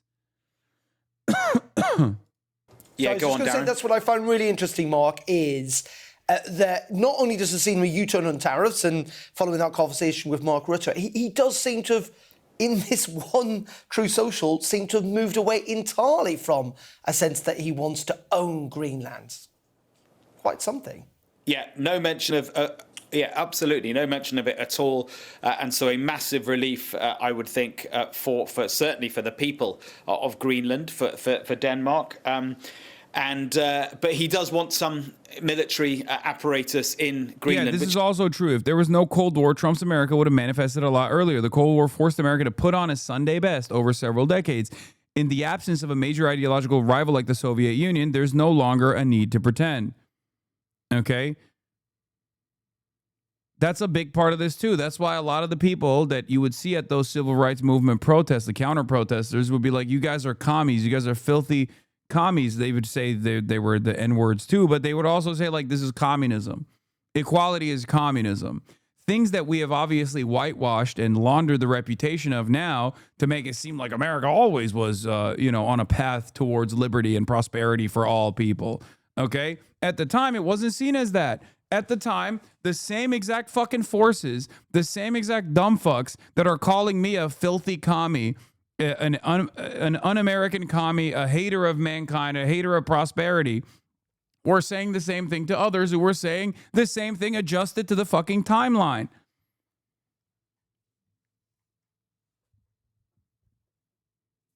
One example that I think most people would even agree to it in this day and age is the space race. Without the USSR, America's not going to the fucking moon, and all the technological bounties that came as a consequence of that would not have happened, okay? Think about the material advancements in the form of expansive social safety nets in Europe in a similar vein. That's how it works. And I guess the reason why America doesn't give a shit about the tech victories that are coming from China now, by the way, notice how there's another communist country that is achieving what we can't. For some weird reason, it's always these filthy commies that just dial in and work on whatever they want to fucking work on, and then we're following along and we're trying to show our might. We've given up on that, by the way. We've completely given up on that now. We've given up on competing against China in R&D. We've given up on competing with China when it comes to education, educating our own population. We've completely given up on competing with China in the new pioneer, the new renewable energy future that they will dominate. And we're just fucking throwing a fit, deciding to be more violent than we have before, deciding to force our allies in the imperial core to you know, pay more. Anyway. And here we are, sorry. Of course, he could have always had in the first place, because that is that is under the 1951 treaty that Denmark has with the United States. So there we go. Absolutely extraordinary U-turn. But, you know, Donald Trump is a man, we've seen this movie before, haven't we, that changed tack quite quickly. So that will always be on everyone's mind. But for now, as of this morning, the threat of military action, which he had implicitly put on the table, has gone. And as of this afternoon, so too have the tariffs and the desire to take ownership of Greenland. What a palaver. Indeed, and it certainly leans into the sense that Trump reacts to the last person he spoke to in the room. Just very briefly, Mark, very briefly if you can, do you think domestic pressures come to bear here? I mean, amongst particularly Republican Congress people and maybe even the American public? You said to be very brief, 100%. This was not a popular thing here in the United States among Democrats or Republicans. Mr. President, how did you do the deal? Come and tell us how you did the deal, sir. It's a good deal, fair deal for everybody. I think it's a very good deal. Are the tariffs off the table completely now, sir? Can the people of the UK rest assured the deal's gone? Based on the fact that it looks like we have the concept of a deal. Donald Trump came to Davos threatening to claim Greenland by any means necessary. 7 hours after he arrived, he claimed to have struck a deal. When I have conversations about this with my right-wing family members, they bring up how like China has billionaires, whatever that means. But what would you say as a response to that? So I'm armed up. Be like, yeah, great. Okay. They even have billionaires. Why don't we do what China's doing, but here in America? Because like economic systems are economic systems. It has nothing to do with, being woke, or it has nothing to do with like repression or freedom of speech. Just copy paste the Chinese structure to the United States of America. Then there you go. They have billionaires. Great. You love your billionaires. You can keep them. How about that? Over the future. It's always the same. You can say like, it's the same with fucking Norway. You know what I mean? Okay. You like their economic system. Their economic system is capitalist. It's capitalist. Okay, let's do Norway. They go, no, why not? They were able to do it. You know? Like, why not? Why not? And then they just go on a tangent about how, like, we have too many fucking, we have too much diversity or something. Okay? It's so stupid. It's ridiculous. Of the territory, taking tariffs and military action off the table. It's a long-term deal. It's the ultimate long-term deal. And I think it puts everybody in a really good position, especially as it pertains to security and minerals and everything else. After a false start in Washington, the president descended into Davos late, heightening anticipation for a speech that had European allies hanging on every word. He began with a familiar takedown of the continent and its economies. Friends come back from different places. I don't want to insult anybody and say I don't recognize it. And that's not in a positive way, in a very negative way. And I love Europe, and I want to see Europe go good, but it's not heading in the right direction. And on Greenland, he restated... Look at the way he's standing, dude. Looks like he's shitting in his diapers. ...his claim, but removed the threat of military action. I'm seeking immediate negotiation. They use it as an argument because they think all I want is life with no billionaires, not actually just prosperity. I don't give a fuck if there's that level of wealth disparity, as long as people are doing all right. As long as we are moving in the positive direction, okay? As long as there's not homelessness. I mean, there are still issues in China as well that remain. But like moving in the positive direction, putting the American future in the appropriate trajectory is what I want to do. To once again discuss the acquisition of Greenland by the United States, just as we have acquired many other territories throughout our history, as many of the European nations have. His posture is We probably won't get bottom-coded? anything unless Jesus I decide Christ. to use excessive strength and force where we would be, frankly, unstoppable. But I won't do that. They have a choice. You can say yes, and we will be very appreciative, or you can say no, and we will remember. There was like, that's a threat. I know that everybody was like, oh, he's like backing off the tariffs and all this shit. It's like, no, man, he never really stopped threatening Europe, okay? He didn't stop it at all. It was pretty open. It's a pretty open threat. It's as open as it can be. Criticism too of the UK and its energy policy. The president telling Sky News they were simply home truths. Very disrespectful of Europe and the UK, sir. Why? No, I'm not, but they have to change their ways. His foremost American critic may have seen the climb down coming. You think you saw him back off? You're going to continue to have to do, he removed the one card that we knew was never real in the first place. Europeans, meanwhile, were hoping for dialogue rather than another lecture. What is your message to him? My message to him is it's time to calm down and find a way forward to work on natural resources together. Even Trump's energy secretary may have been surprised. I did Gavin Newsom, man. Gavin fucking Newsom. Big Gav. Gavy Daddy. He really has I mean, he has a lot of fucking ambitions. By the speed of the deal. The key thing for the president, this is very long term. He's trying to get to the right place that's a win for America and win for our allies abroad. I don't know the time frame. The right result is the most important thing. Why the change of heart on tariffs, Mr. Lutton? The truth. Can you explain why you've climbed down? And wait until the president got here. You all jump the gun. Once it came, senior administration officials were jubilant. A day really is a long time in Davos.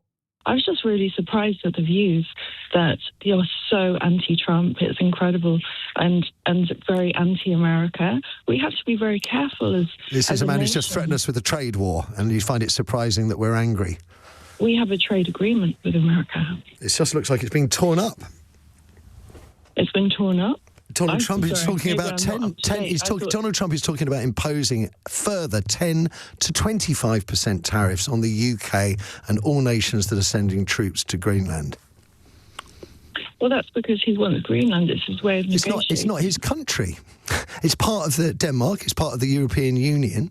Trump wants to have an agreement with Greenland so that it's vital for our security as well as America's security. Right, so Trump wants an agreement with Greenland, but said last week he wanted to invade.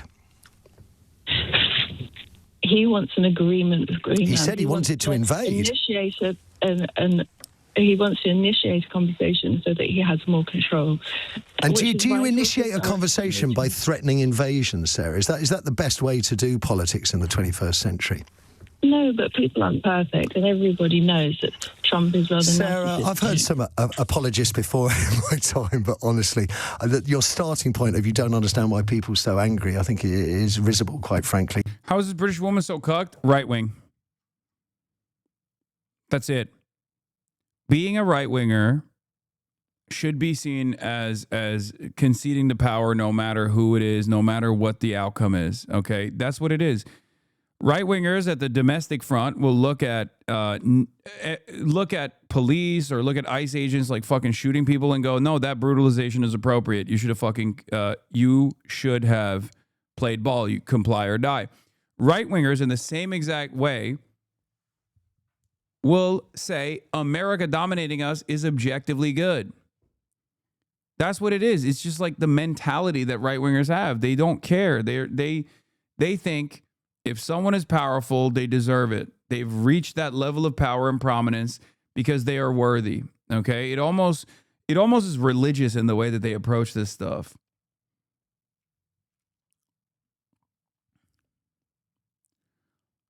I feel like, I'm sure like peasants, time adjusted to, to the medieval times that thought like, my lordship is someone I should blindly be loyal to, someone I should serve unconditionally, would be considered right-wing.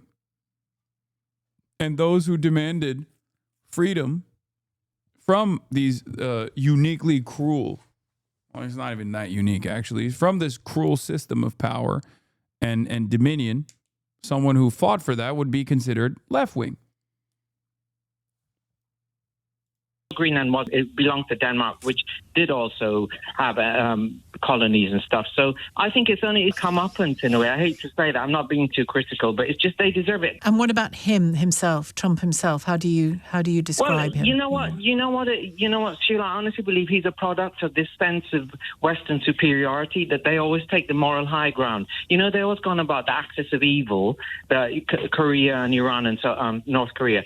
I personally, from the developing nation, I sometimes think the axis of evil is America, Britain, and the Western nations have condoned so many terrible things. So it's well, maybe go and live in North Korea and Iran and then call again after a year and tell me whether you still feel the same.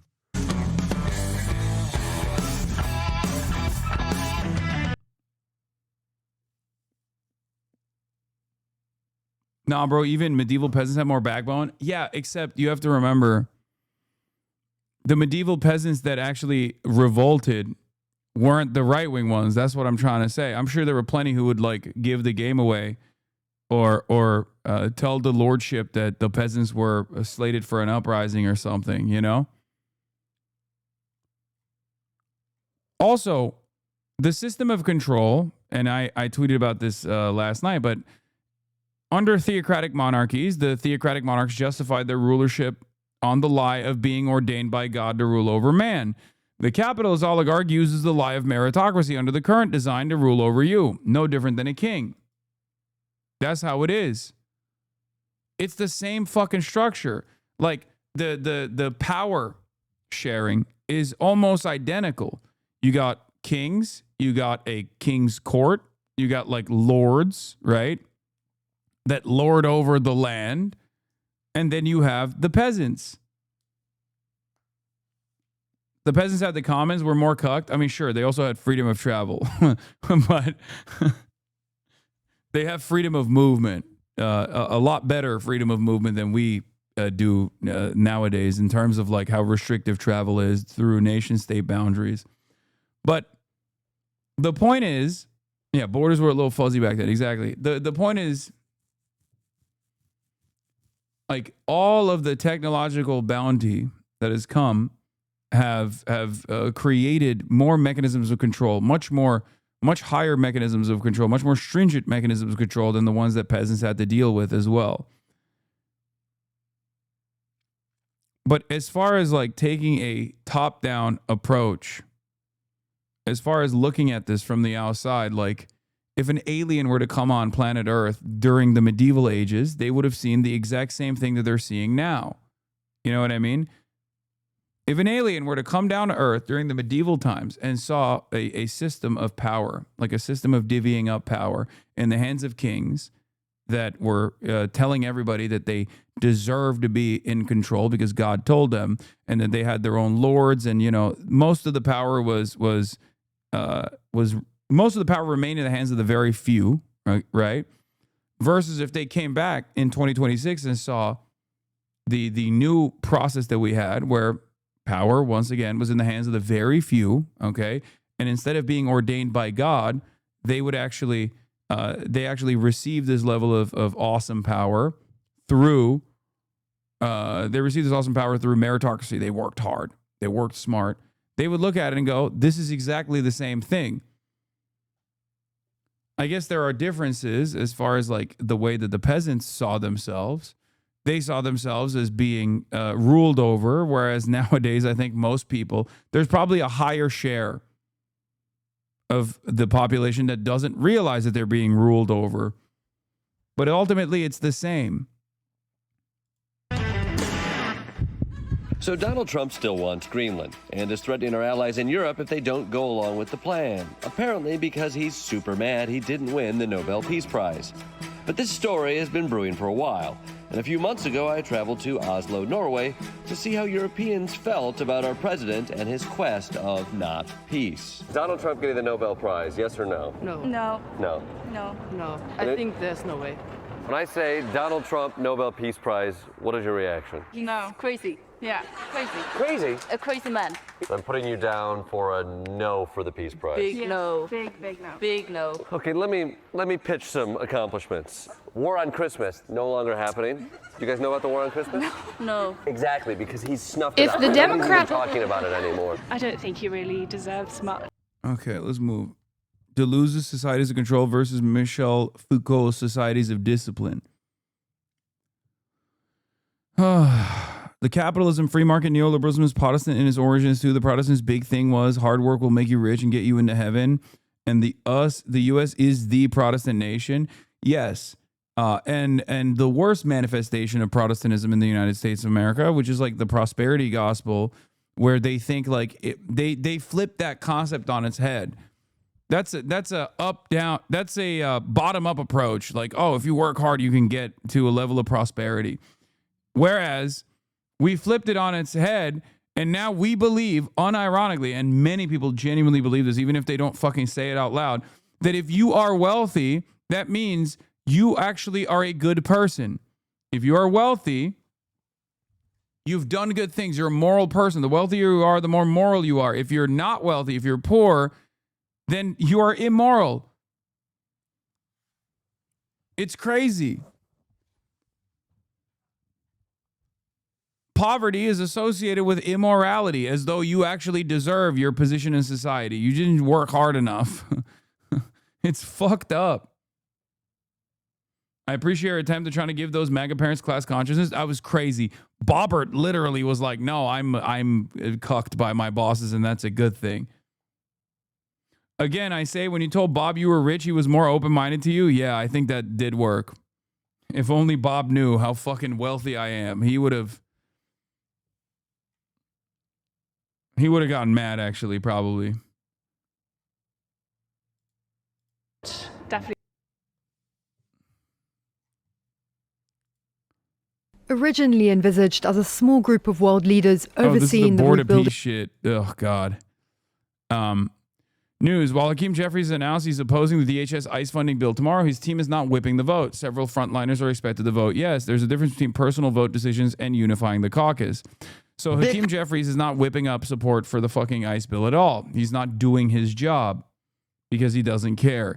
He does not care one fucking bit about actually making sure that this vote doesn't pass. Fantastic. I hate the fucking Democratic Party so much. It's like they're such clown ass losers, man. What do you say? Anyway, getting back to Mark Rutte, and then we'll do Nick Shitley doing a congressional hearing. That famous 2%, which we agreed 10 years ago. I asked the room, I said, big countries like Spain and Italy and Belgium and Canada reaching that 2%, would it have ever happened if President Trump would not have been re-elected? No. And then in June in The Hague, we agreed on this 5% defense spending, including the 3.5%. Do you think he read about your billionaire Turkish father? My billionaire Turkish father. It's very real. This is a real thing. On core defense, equalizing with the US. Would that ever have happened if President Trump would not have been re-elected as President 47 of the United States? Oh, God. Fucking dick rider. Criticism of Benjamin Netanyahu may be an offense under Australia's new hate speech laws, Greens claim. Anthony Albanese and Tony Burke say the laws are needed to protect Australians, particularly the Jewish community. Oh, I mean, what can you say? What can you say? Actually, what can you say? It's not enough. I think if you even think mean things about Israel, you should be killed. You should be killed in prison. Like, that's what are we doing? What the fuck are we doing here? This is ridiculous. This is ridiculous. Criticism of Benjamin Netanyahu may be an offense under Australia's new hate speech laws, Greens claim. What are these fucking hate speech laws, man? This is what happens when you adopt the IHRA definition, even though the guy who fucking invented it has been spending most of his life talking about how you should not adopt it as any sort of fucking, any sort of regulatory function, because it would be insane to do so.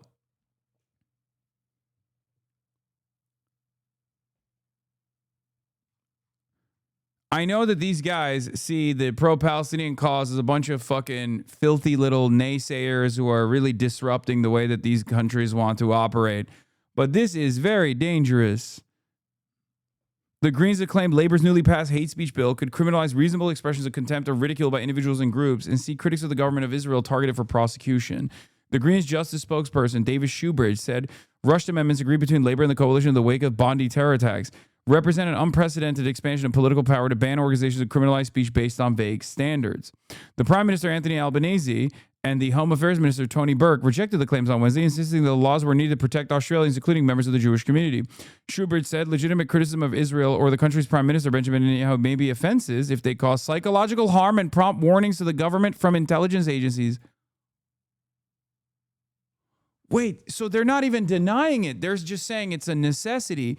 And Shoebridge is saying, actually, even if it's a legitimate criticism of Israel or the country's prime minister, if Mossad says you have to go, you have to go.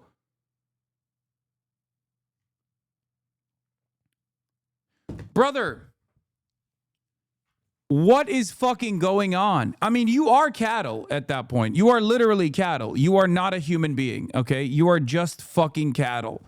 Straight up, you're cattle. You're cattle. You're cattle. You have no convictions. You have no interest in anything but eating Israel's dick. Oh my God.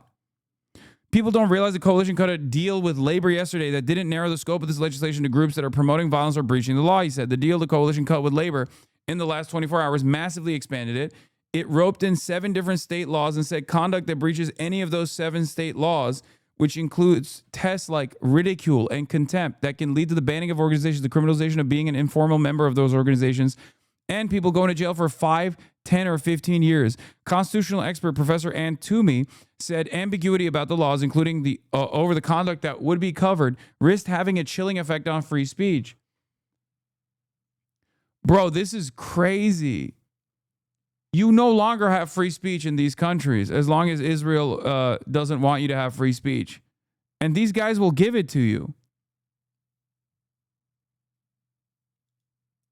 Woman charged for leaving a blank voice message. Police have taken a young Meadowbank woman to court. Wait, isn't this the nutritionist that claimed that the blank voice message that this woman left was actually a death threat or something, where she claimed that she heard gunshots? And this is still being prosecuted in the fucking courts, even though the voice message is blank?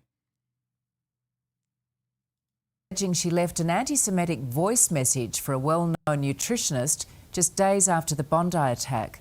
But the accused's lawyer says it was an accidental pocket dial and the charges are a massive overreach. What police...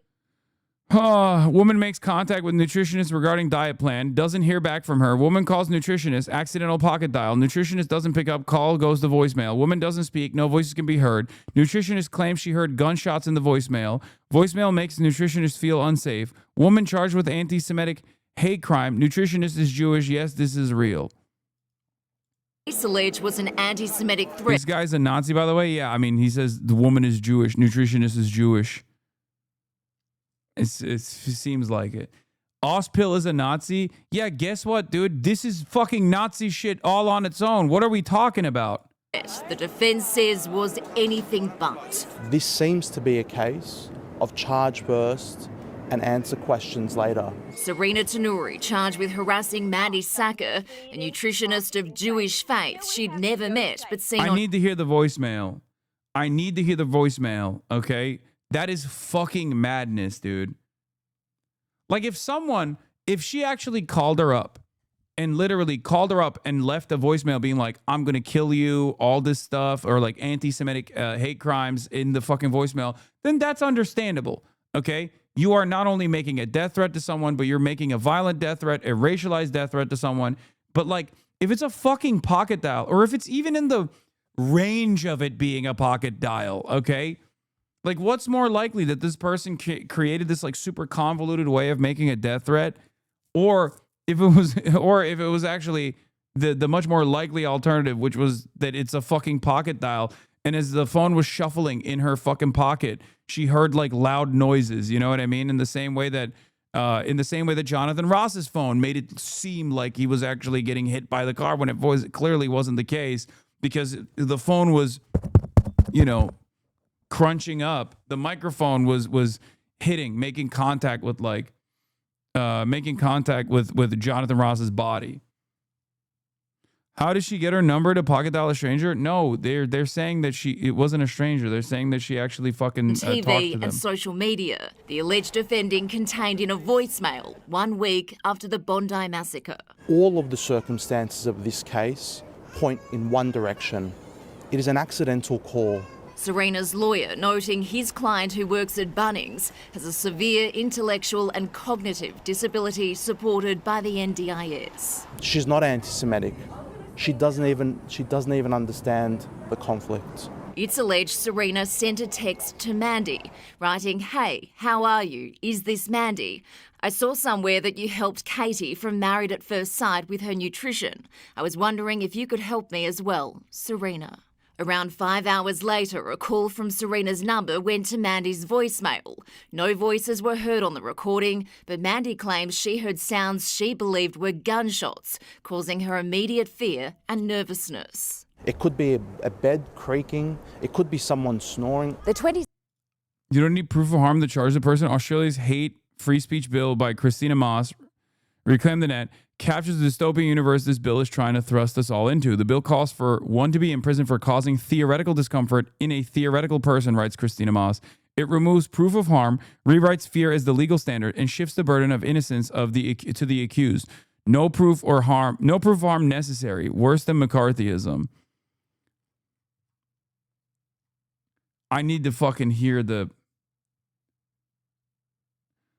I need to hear what this is, like what the voicemail sounded like, but also,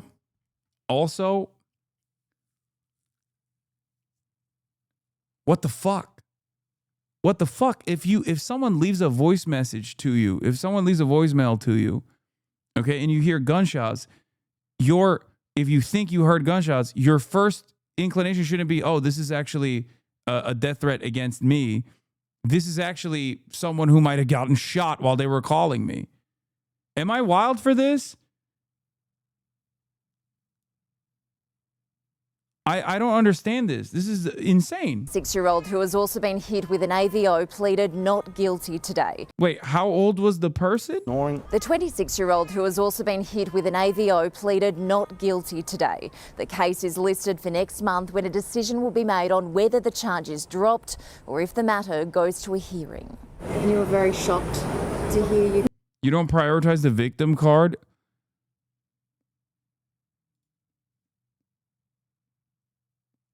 I think she thinks she heard mock gunshots.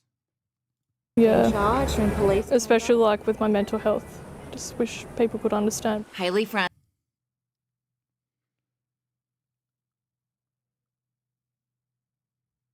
Tell me one thing. If it was an accident, explain how it reached a Jewish person. How did a Jewish person get called? Wait, what?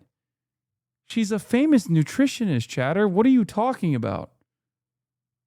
You do understand that if this has to be, for this to be a legitimate, like, threatening voice message that she sent to this nutritionist, like she would have had to create this, like, convoluted plan to, like, send it to, oh, you're joking. Okay, I thought you were being serious. I thought you were genuinely, like... Like, she literally sent a text message ahead of time. What I don't understand is how she got her number to begin with. Like, I'll be honest with you.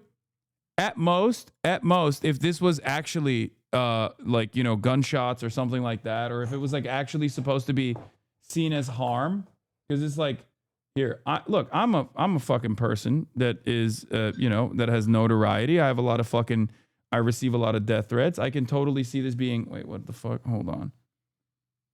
Bra broke you for the day? Hold on.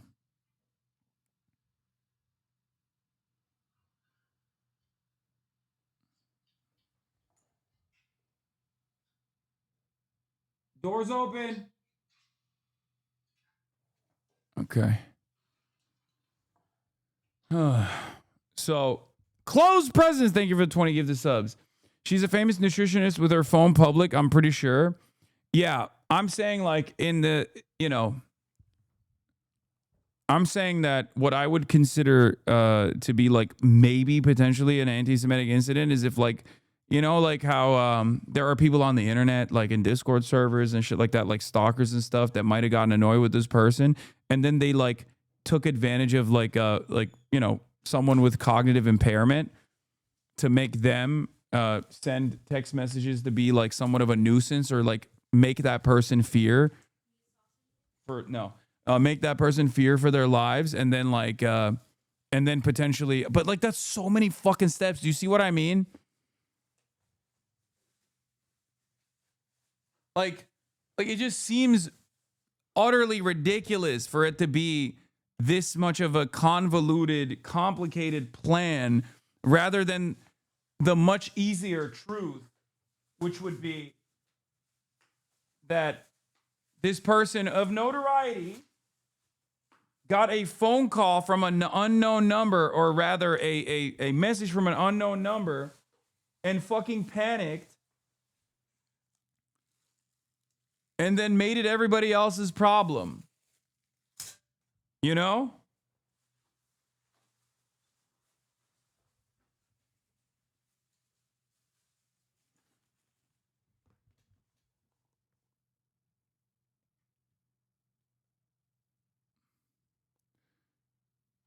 You better show the food close up to the camera, you greedy fucking prig. No.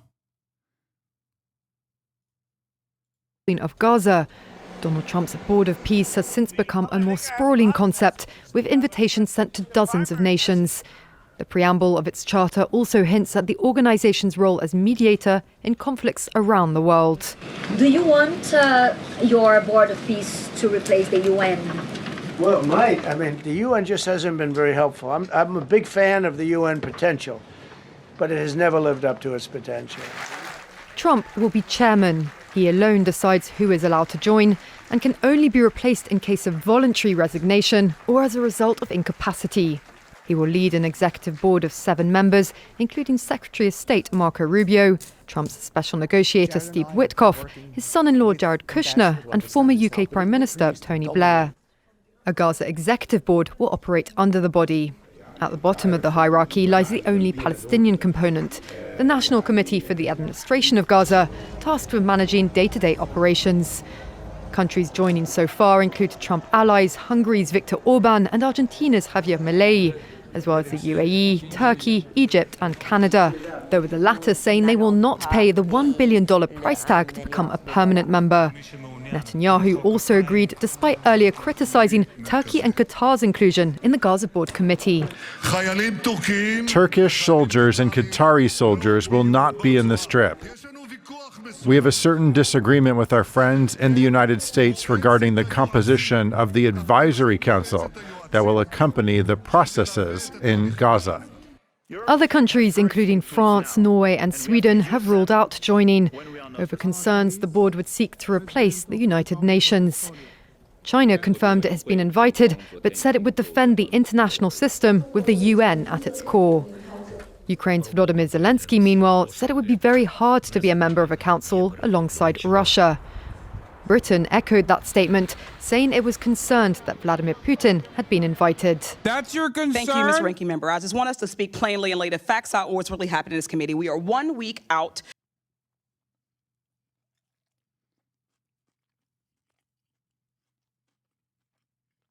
Hello?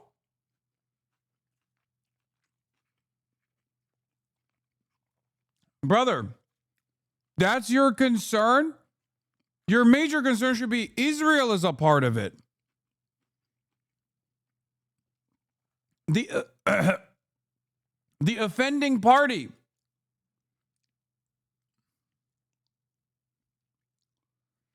Is that not a legitimate concern? It's not the legitimate concern.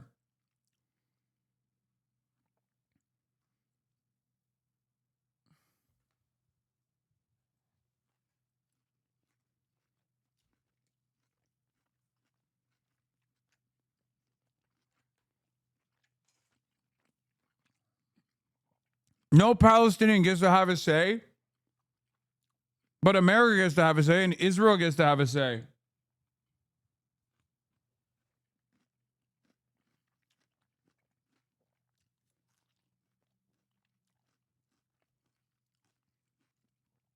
And these dumb fuck Europeans are like, oh, well, Russia's a part of it. No thanks. God, when I see stuff like this, I'm like, yeah, you kind of fucking deserve what's going on with Trump. I mean, from honestly. Bill and Hillary Clinton, who did not show up for their depositions 1 week, and we're already having a markup to hold them in contempt. Meanwhile, the Department of Justice has been legally obligated to hand over the full unredacted Epstein files to this committee since August, the same exact subpoena that they are using to hold the Clintons in contempt. And please note that these resolutions are allowing the DOJ to prosecute the Clintons for the exact same things that the DOJ itself is violating. They have handed over 1% of the files and heavily redacted. We are 5 months overdue. Mr. Coomer, you've made no effort to bring in Pam Bondi, so no, the difference is not clear. You have made no effort to demand any answers, to exert any pressure. So with that, Mr. Scheer, I do have an amendment at the desk which would hold Pam Bondi in contempt for noncompliance with the bipartisan subpoena that you issued on August 5th, 2025. I hope that my colleagues will support. I yield back. Minority's time's expired. We're still debating the measure, and we'll take up your amendment once we finish debating the initial measure. I just wanted to respond to a couple of things. I agree. We need to hear from Ghislaine Maxwell. We've been trying to get her in for a deposition, and our lawyers have been saying that she's going to plead the 5th, but we have nailed down a date, February 9th, where Ghislaine Maxwell will be deposed by this committee. Now, her lawyers have made it clear that she's going to plead the 5th. I hope she changes her mind because I want to hear from her, just like I want to hear from her. What's that? You said the difference is clear. Turn on your mic, Charlie. It is. What would you say? If the difference is clear, the difference here is that they are also trying to negotiate. She said she doesn't want to do it. You have not moved in the same way. So you are actually not applying the same standard here across the board. The DOJ is in the same exact subpoena. Ghislaine Maxwell says she won't do it. Bring her in then. You're out of order, Ms. Lee.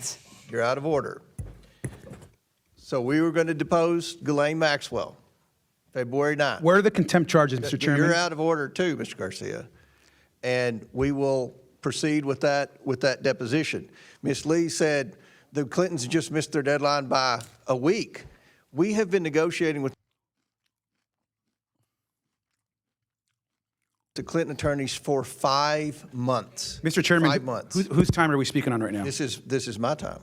This is my time. That's definitely a European chatter. No, I've realized like it's tough. It's tough, man.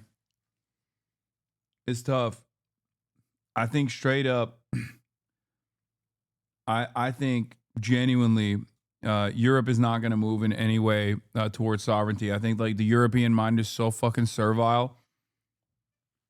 I feel really bad for the European HasanAbi heads in the chat. Like your fucking countrymen on the continent are so locked in, dude. They are so fucking locked in. They just think it's just not going to happen.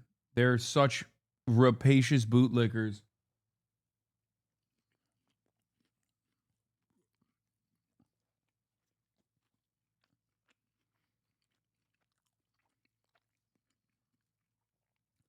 At least like Turkey is a loyal servant of an empire, of American empire. They're NATO, but they fucking hate NATO and they hate America. You know what I mean? They just have no say in it.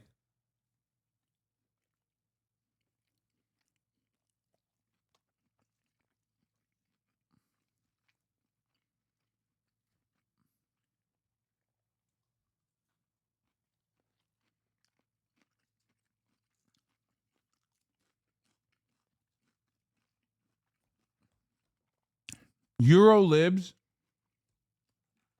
Eurolibs unironically take like the most insane positions. They'll be like, well, Russia is actually worse than Israel. Russia is just the same as Israel.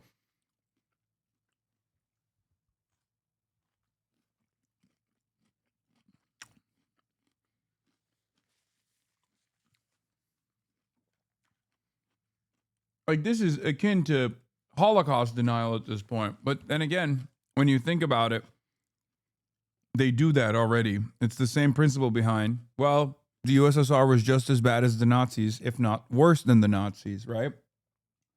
So the anti-communism is so deeply ingrained in the mind of the Eurocuck that they just literally can't think straight.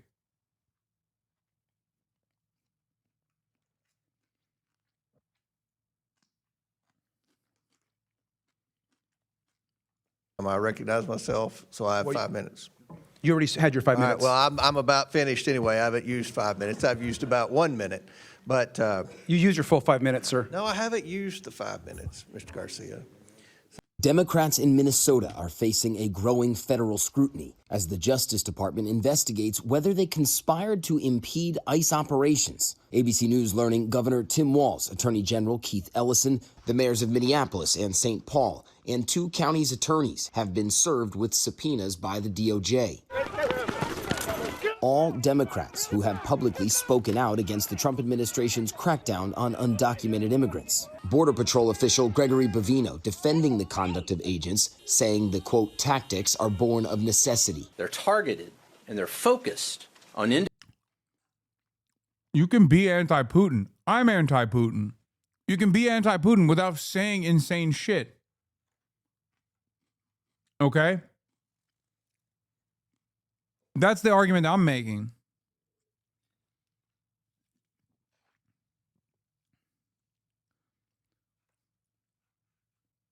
In a system, in a situation where they're like, oh, the reason why I'm pulling out of this is because Putin is involved in this, is an insane thing to say. Not for insane for the Ukrainians to say that, mind you. Totally reasonable for Ukrainians to say that. But it's totally unreasonable for the UK to say that. The fuck do you mean? The real reason why you should be pulling out and disparaging this agreement is because Israel is a part of it. It's because no Palestinian is a part of it. The fuck do you mean? The reason why you're mad is because Vladimir Putin is involved. Yeah, if we were talking about colonial rulership over Ukraine and you were like, why does Vladimir Putin get to have a say over what happens with Ukraine? Then yeah, it makes sense.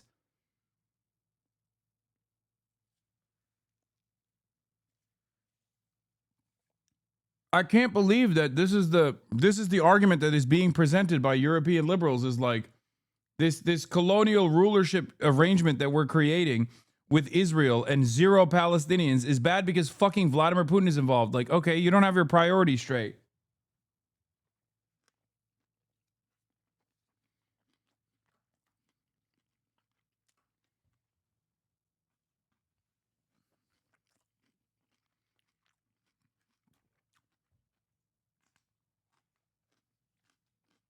individuals who pose a serious threat to this community. They are not random, and they are not political. Bovino saying numerous criminals accused of everything from assault to rape arrested over the weekend, though providing no evidence to support that when asked by reporters. But U.S. citizens have also been swept up in the raids, and local officials say weeks of violent traffic stops and other actions taken by ICE are hurting the community, even police. Brooklyn Park Police Chief Mark Bruley, along with other local law enforcement, describe multiple instances of their own officers, all people of color, being stopped by ICE agents while off duty. If it is happening to our officers, it pains me to think of how many of our community members are falling victim to this every day. It has to stop. After ICE agents pulled him from his home shirtless in the bitter cold, only to be released without charges an hour later, Chongli Scott Tao, who's a naturalized U.S. citizen from Laos, is speaking out about his experience. This isn't sorry or anything. They just, okay, you're good. Just laugh. That's about it. His family says the people agents were looking for, who federal officials say are violent criminals, never even lived in the home. Trump acknowledging that ICE has made some mistakes. You know, they're going to make mistakes sometimes. ICE is going to be too rough with somebody, or, you know, they're dealing with rough people. Are they going to make a mistake? Sometimes it can happen. We feel terribly. Democratic Minnesota State Senate President Bobby Joe Champion pushing back. The comment made by the president is just a way of not coming full circle around admitting that ICE has been pretty destructive. Now, as for the vice president's visit, we don't yet know who he will meet with or where, but safe to say, Michael, he will be met with protests on arrival. I'm here in Washington, D.C., and today I will be testifying in front of Congress. How this works is I will be testifying right here. Each person will have 5 minutes to testify. And then up here you have all of the congressmen and congresswomen. They also will have their time as well. And I'm going to be talking about the widespread fraud that's been happening inside of the United States and in Minnesota. As you guys all saw, I exposed the open and blatant fraud that's taking place inside of Minnesota.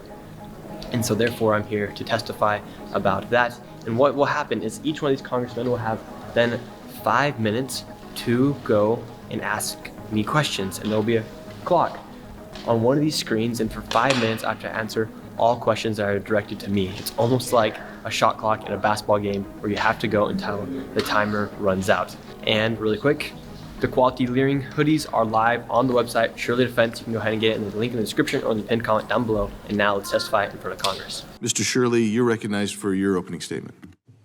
Awesome. I'm here today to speak on behalf of all hardworking, law-abiding, tax-paying citizens here inside of the United States. I've helped bring to light widespread fraud that's happening inside our nation, and we the people have had enough of our hard-earned money going towards fraudsters as if it's no big deal. As I speak here, I want to ask everyone a question. How much do we trust when we pay our taxes it's going to benefit our nation?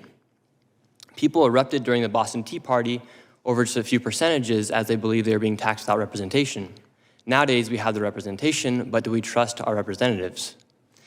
My name is Nick Shirley, and I made a 41-minute video that I posted on platforms like X and YouTube. My video received over 100 million views, and it created instant change within our government. As the federal government launched investigations and departments such as Health and Human Services froze over $185 million in child care funding until businesses can prove they are legitimate businesses. I actually became aware of the fraud that was happening in Minnesota in June of 2025 as I was there for a separate video, and Minnesotans started reaching out to me asking me if I was making a video on the fraud. I said, well, what fraud? And this lady, she was a real estate agent, and she says, well, I'm having a hard time selling my properties because people are curious about these assisted livings that are popping up next door to some of the houses that we're buying, or the home health care clinics that are popping up, and we don't know who's next to these houses that we're trying to sell. And I said, well, I'm not gonna come and make a video if I don't have any proof. So therefore I left Minnesota, and I continued to look for fraud in the best way I could. And as I was getting my own information, a man by the name of David reached out to me and he said, hey, I have been investigating this fraud for years now. I have been driving by these child care centers. I've never seen a single child, and I have received the information from the state of Minnesota as to how much money these places are receiving. I said, great, let me come to Minnesota and we'll make this video about potential fraud that was taking place inside of Minnesota. We go to a daycare, and I'm instantly surprised by what we see. We arrived, and it was an industrialized building, and there was 2 daycares registered at that building. And the first thing I noticed is all the windows are blacked out, and there's no footprints in the snow of any children. There's no playgrounds or anything that would make it look like it's a child care. But above me, a sign read, open 7 a.m. to 10 p.m.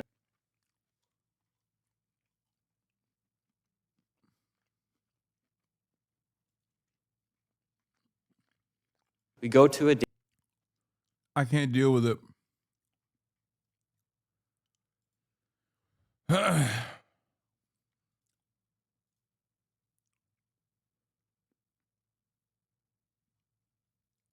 I can't believe it, dude. It's just, he is so stupid. Like, he is so objectively, observably dumb. So the very fact that he has any emotion at all, like in front of other adults, it makes me feel like I'm going crazy. It makes me feel like we're living in two alternative realities. But there was nobody there. The doorbell did not even work. And then we continued to go to other daycares and we noticed the same pattern. No children, blacked out windows, and one daycare, a learning center, spelled Quality Learning Center instead of Quality Learning Center. They had received $1.9 million, yet with that $1.9 million, they could not even spell Leering right on their sign. Governor Walt has said he's been fighting fraud in Minnesota since 2019 and said the buck stops with him. However, how long would it take for you to notice $1 million leaving your bank account and not knowing where it's going? That's essentially what had been happening in Minnesota for years as billions of dollars have been misplaced. And meanwhile, while people like Governor Tim Walz call people like me a white supremacist, delusional conspiracy theorist,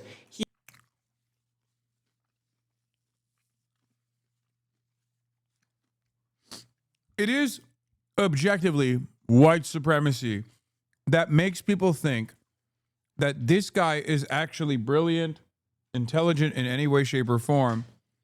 Whereas, did she get groomed? Oh, hell yeah. Whereas the Somali daycares that had quality Leering Center on the side of the fucking daycare is actually run by stupid, low IQ Somalis. Like, you have to be a white supremacist if you think that this fucking dipshit who can't even talk is supposed to be a metric or a measuring tape for who is intelligent and who's not. What the fuck? White people will look at a guy like this who can't even talk and go, that guy's brilliant, and then assume that every Somali is actually low IQ. he actually decided to drop out of re-election because I believe of how deep and extensive this fraud is. Thank you very much. Since my reporting, the HHS department froze over $185 million, and to this day, not a single business has been able to prove proof of legitimacy. How fast would you be proving that you are a legitimate business if you have children to actually feed and to take care of? You'd be sending in that paperwork instantly. I made this video to document the widespread fraud that has been taking place, as I truly believe all fraud is bad. And people like me, my generation, we're sick of seeing tax dollars go towards fraud. By the way, notice how he definitely doesn't know how to read.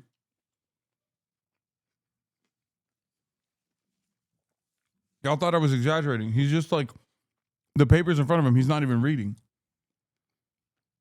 We just want to have the same opportunities that our fathers and our grandparents had. And when you see people making millions of dollars by committing fraud, it upsets everybody from all age demographics. And so I hope today we can have a good conversation, and I think we can all agree that fraud is bad and that fraud is fraud. And I wish the best for our country, and I think that's what needs to be happening, is to crack down on all forms of fraud. So thank you for having me, and God bless the USA. Mr. Shirley, now I guess investigative journalists are known as right-wing social media influencers. So can you confirm how many daycare centers you personally visited in Minnesota during your investigation? During that first video, we went to around 7.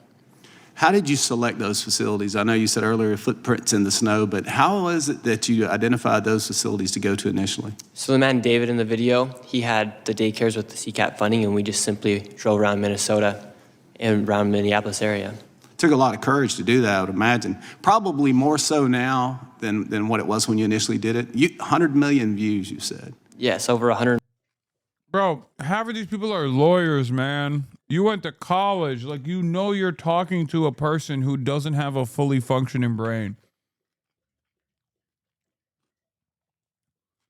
Maybe we're the crazy people. Maybe I'm the crazy person, but like, there's 0% chance that these people are looking at him and going, wow, you're so brilliant. You're so brave. You're so big.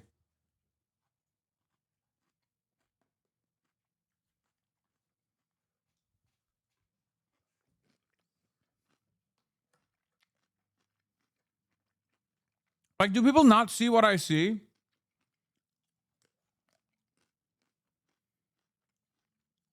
Am I alone here?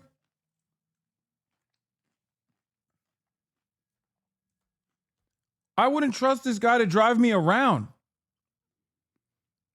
Let alone get my fucking political commentary from him.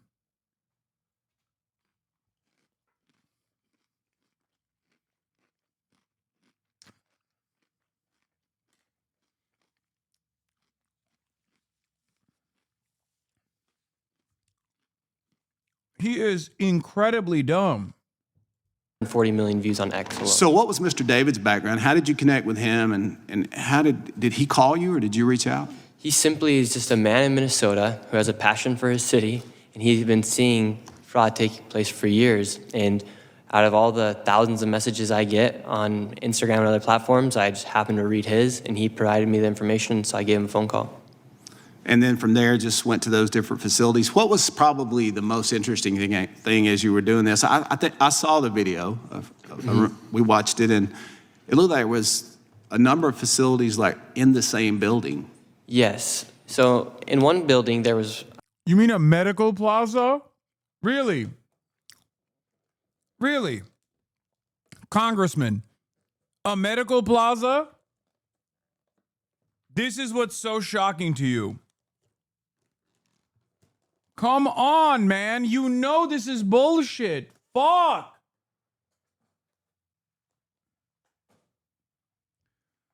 I can't stand these motherfuckers, bro. They are such liars. Really? Let's see what this dude. What's this dude's deal? Let's see, Mr. Moore.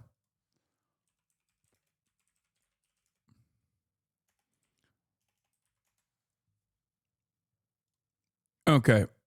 Barry Moore. Representative Barry Moore is an American politician serving as the U.S. representative for Alabama's 1st District. Okay? That's him, right?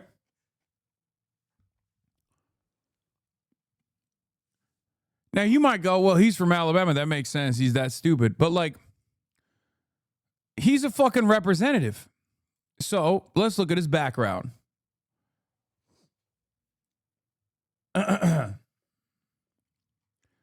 Felix Barry Moore, Alabama's 1st District. Where'd he go to college? Why doesn't it say over here? Early life and education. He grew up on a farm in Coffee County, attended Enterprise State Community College. He later attended Auburn University, got a Bachelor of Science degree in Agricultural Science, and then he enlisted in the Alabama National Guard. Okay, you went to college. You went to fucking college. Okay? You're not this stupid. You know what a fucking medical plaza is.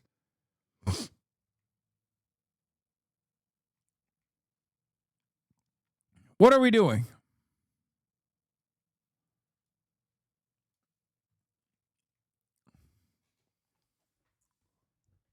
Bro studied corn. I mean, come on, dude.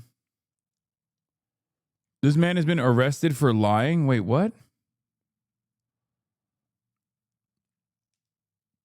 He was arrested for lying.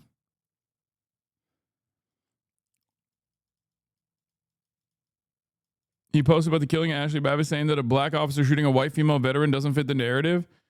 Twitter temporarily suspended his account. Oh.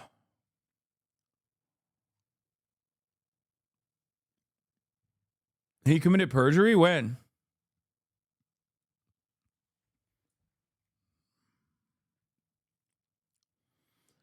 In April 2014, Moore was arrested for felony perjury and lying to authorities during a grand jury investigation into Hubbard. Moore was acquitted of all charges. Moore entered politics in 2010, at the urging of the then chair of the Alabama Republican Party, Mike Hubbard. Moore was elected to the Alabama House of Representatives in 2010, defeating Democratic incumbent Terry Spicer.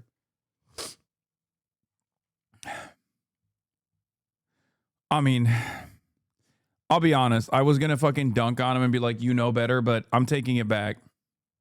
I'm taking it back. This motherfucker doesn't know any better. Honestly, Alabama, what the fuck are we doing?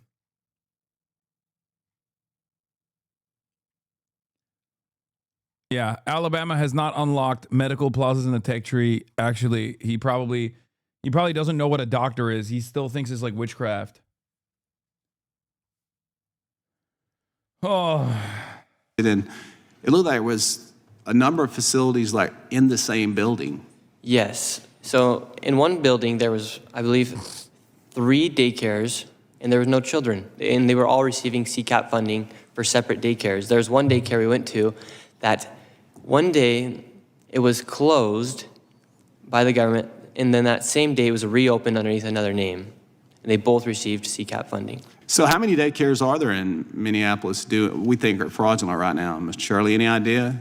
Are the amount of money total? You get any idea on that? Well, they've frozen over $185 million, and not a single business has been able to prove that they're a legitimate business yet. It's $185 million for sure that we know. Mr. Shirley, thank you for your testimony today and the work that you've done. Americans hear these numbers of the fraud that we have, and whether it's 10,000 or 10 million or 10 billion, sometimes the numbers, you almost become desensitized to it.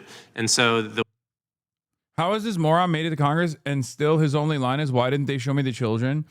I think we deserve everything bad that's coming to us. As Americans, as Americans, we don't deserve it. But like America as a nation state, unfortunately, has a real problem with stupids. Okay? A real problem with stupids.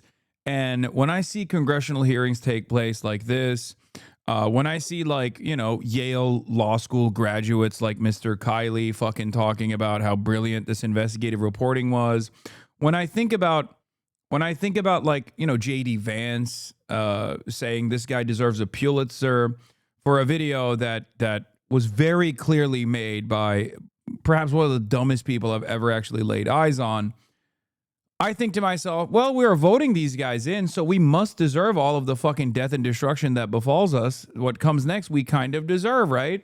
Because we still have these people that we are voting into office. I've lost all of my confidence and all of my gusto after having a conversation with Bob and Mary Sue earlier. This is what it took.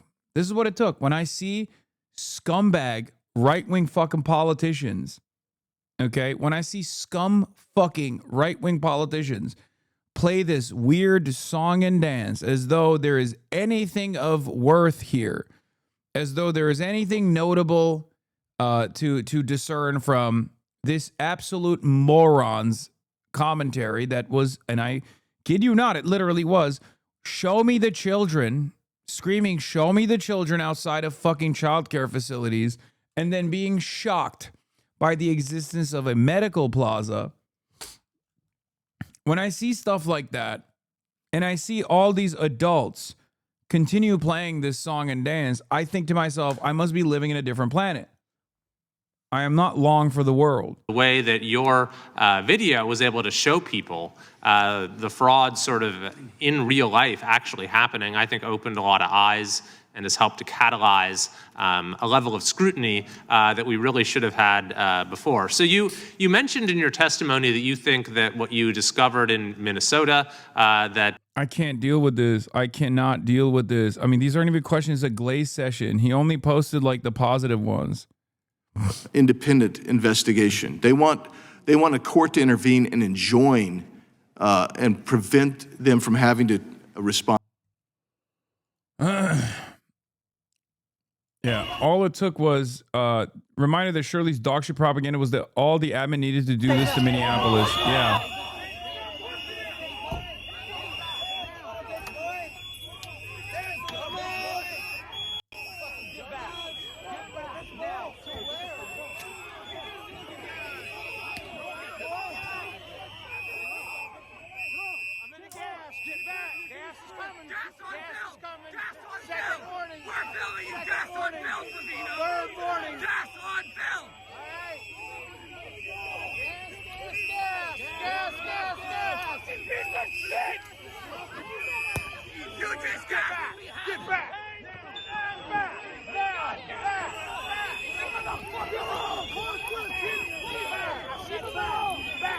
Yep, that's bovine bovino. Bitch ass manlet. Bro, this is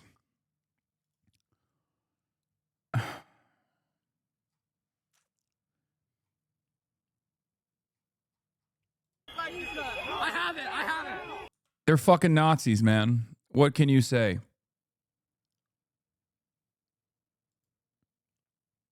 Refused entry. We do not support ICE. Get off our property. Commander Bovino and CBP agents are refused entry into the Minneapolis Speedway gas station. ICE does not belong in this property at all. We do not support ICE. Get off of our property. Bye. Bye. Bye. Bye. Get out of my way. I'm trying to leave. Get out of the way.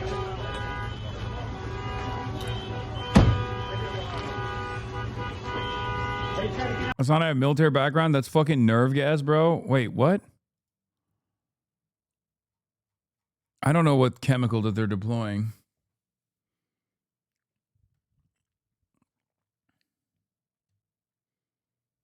Look at the color. It's confirmed.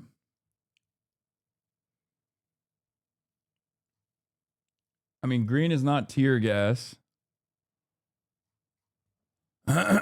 Tear gas and green smoke released after clashes. I don't know what the green gas is. But I doubt it's nerve gas. I mean, that would be... Like, there's no way... The reason why I don't think it's nerve gas is because if it was nerve gas, they would wear gas masks. It's probably just a smoke grenade or something. Because, like, they're not surviving the fucking nerve gas, brother. No one is.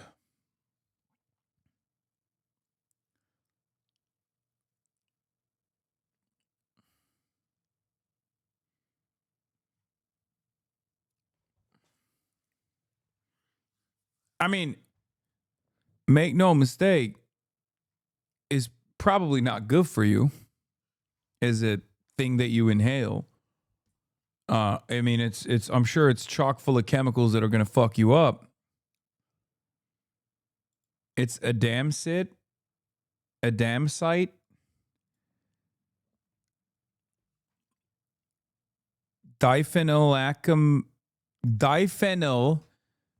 aminochlorarcine. Diphenyl aminochlorarcine. Did I say it? Did I get it right?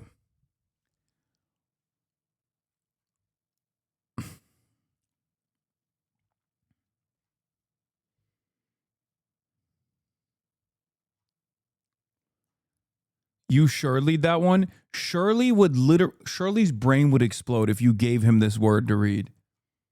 Like literally on the spot, he would die. He would perish. He has never had to try that hard to read anything or do anything, really.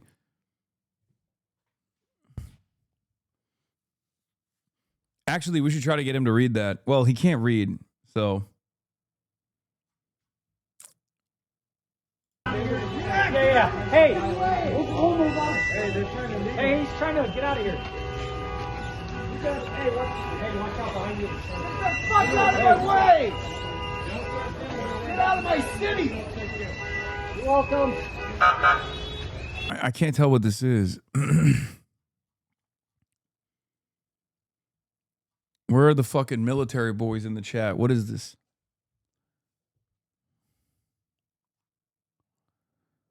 Rotate and enhance now. Bovine got food poured on him.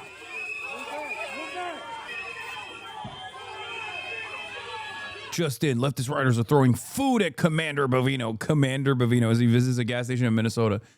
I love that this guy, like, everywhere he goes, everyone's just fucking dunking on him. Everyone's just shitting on him.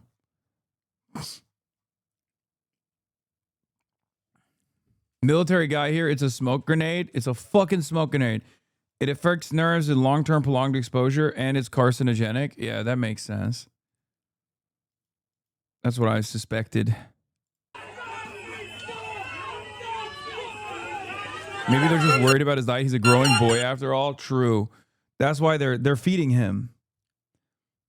You better watch yourself. What the fuck does that mean? I just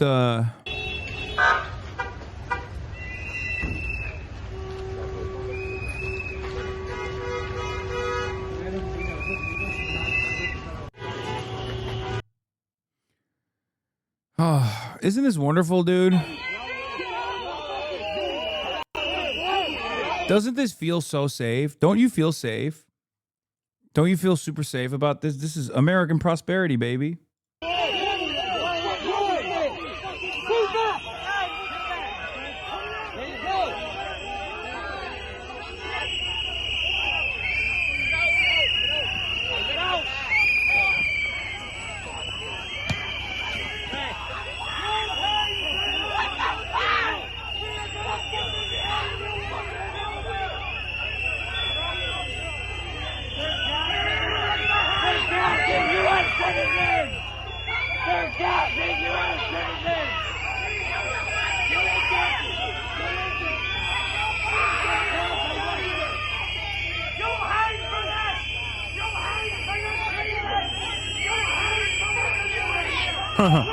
Oh my God, one of the pros is going beast mode. He said, you'll hang for this. Beast mode.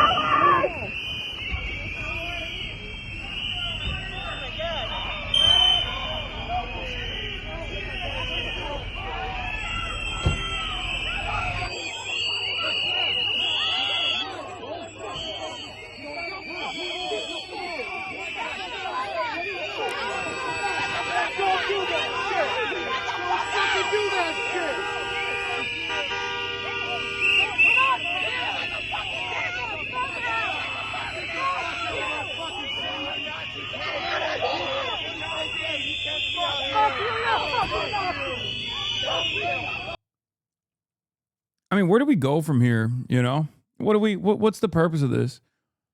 The people are not giving up.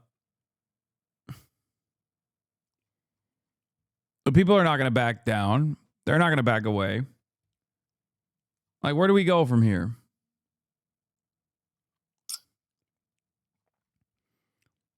It's also crazy because, like, they're even fucking bullying the goddamn cops. Like, local law enforcement are getting fucking arrested and detained.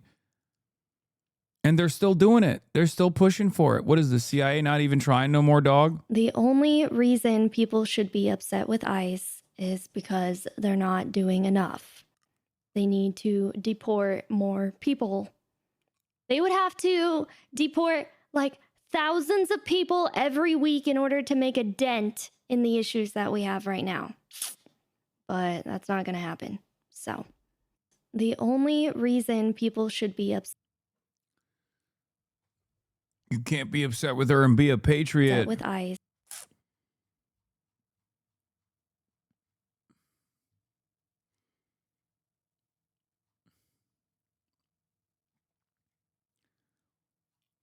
Yeah, bro, we're in the bad place. We're in the fucking bad place, dude. What do you mean? There's like a cartoon drawing telling me that ICE is not deporting enough people.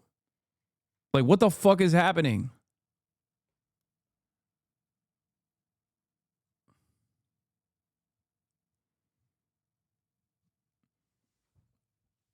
Emaru follows this person?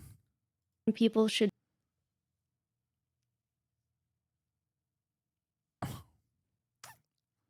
Is this the person?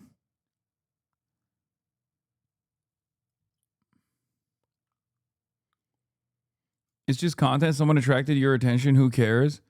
What do you mean, who cares? The fuck? Dude, what's wrong with you people, man? You're always like, just look away, just look away, just look away. Like, what the fuck do you mean, just look away? You got motherfuckers crawling out of the fucking woodwork being like, actually, it's awesome. What Trump is doing is awesome. And you're like, hey, Hasan, as one of the largest fucking political commentators in the country, all these people that are talking mad shit in your own fucking backyard, on your own platform, you should just look away from. You should turn the other cheek.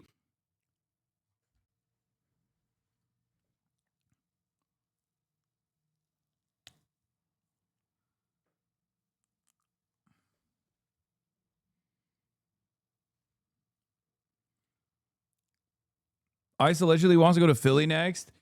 Oh, dude. Oh, good luck. Like, Minnesota nice is very different than Philadelphia. Good job. Okay, have fun with that.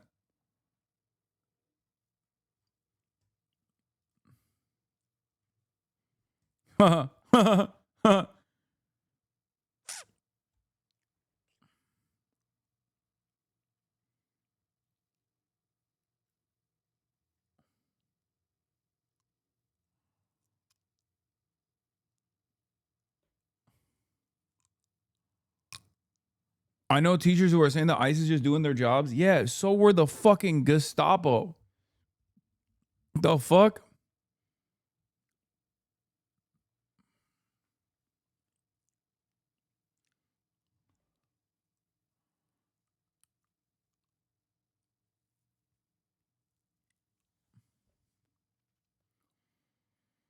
The gang runs ICE out of Philly, Always Sunny in Music.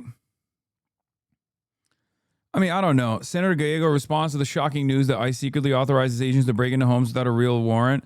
Yeah, I'm not voting to give whatever ICE has become more taxpayer money. It's no longer an immigration enforcement arm of the United States. One might say it was slated to become this always. They're sending ICE to Philly? That's like sending a squadron of bunny rabbits to an active volcano. Those guys are gonna fucking die. Philly is like an endgame DLC area with PvP enabled. They blew up 20 cars when they won the football game. They're gonna crucify these guys upside down.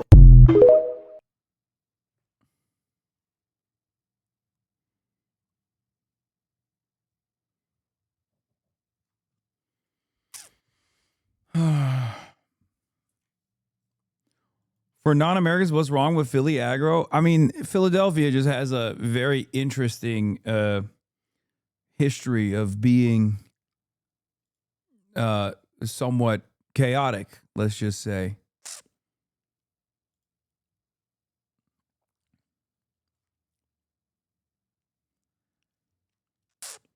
Yeah, I mean, an ICE whistleblower just revealed the secret memo authorizing ICE officers to break into homes without a judicial warrant, which Department of Homeland Security's own legal training materials say is unconstitutional.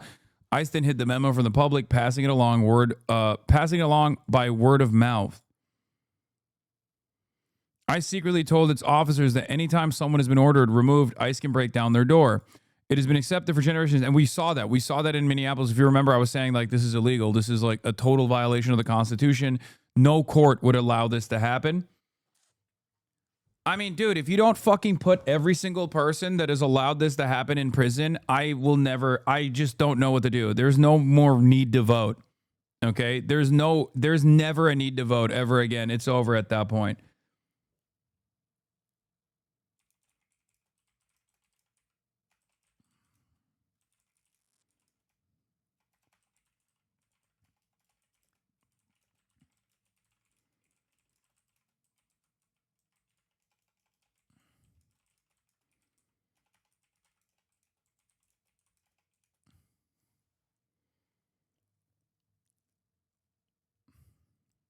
I'm saying I will vote for whoever sincerely puts every single person that authorized this in prison.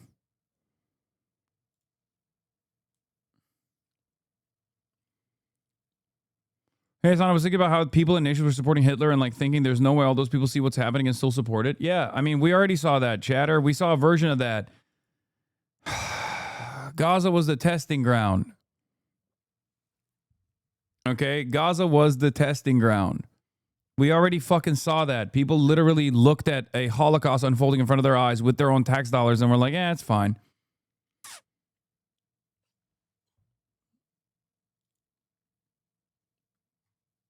What is this? Your goat is going off?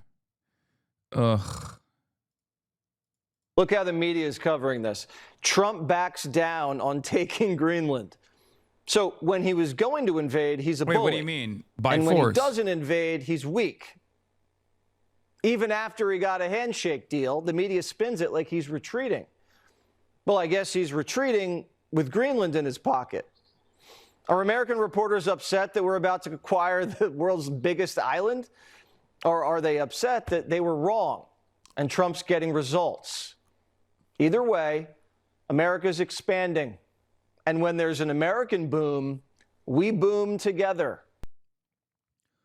Yeah, no, totally. I can't wait for the endless bounties that come from America acquiring Greenland.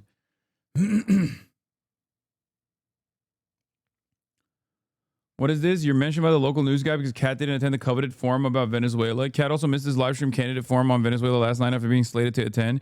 She was in LA yesterday on stream with Hasan Piker around 6 p.m. CST. I asked the campaign a few times if she was in LA for any other reason, and I haven't gotten a response. She faced some heat in December after apparently double booking an event on the southwest side of Chicago, pretty far out of the district, with a DSA forum in Skokie. Oh, also, Kat is a part of DSA. I know Michael from Pennsylvania was asking. It appears Kat Abou-Ghazaleh was at a dinner last night on the southwest side, per this video shared by IG, on an organization in her campaign. She was slated to attend a Chicago DSA forum in Skokie, but was a last-minute scratch with little explanation.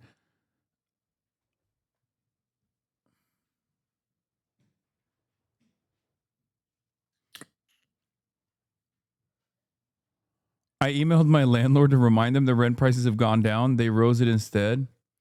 Yeah, go ahead. Raise the price of rent. That'll just make me grind harder. That's Sigma Grind said.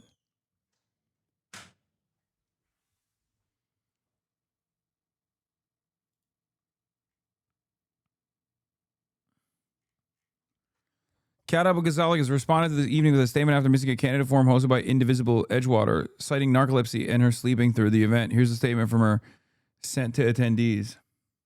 That's crazy. I mean, come on, you can't be doing that. That's crazy.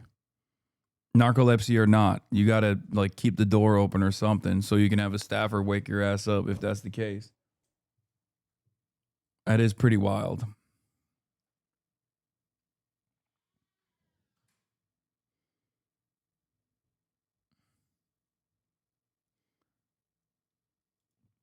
North Korean media just dropped the craziest pig.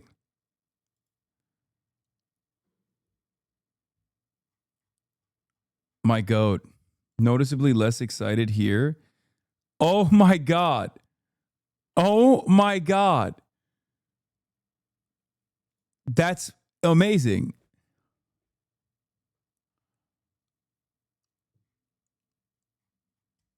God, this shit fucking rules, dude.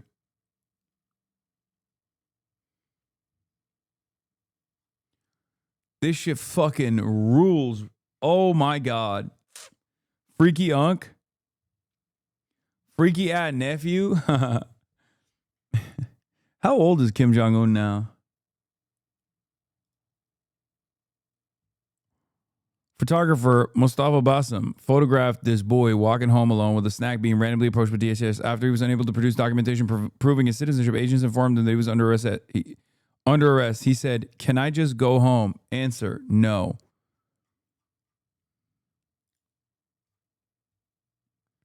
He's 42? Yeah, that makes sense. I was going to say he is very young.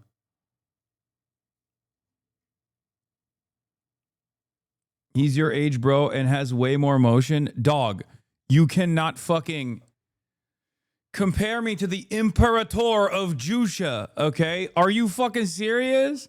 Yeah, my mistake. I was born into a family that wasn't tasked with, Marxist, Leninist, Jewish principles controlling the Democratic People's Republic of Korea.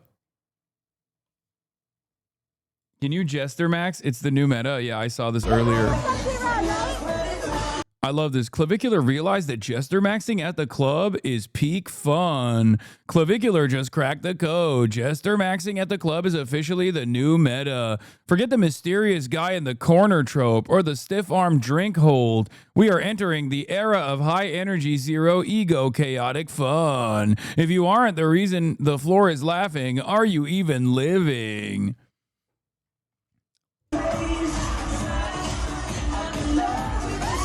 What is the jester maxing? He's just like dancing?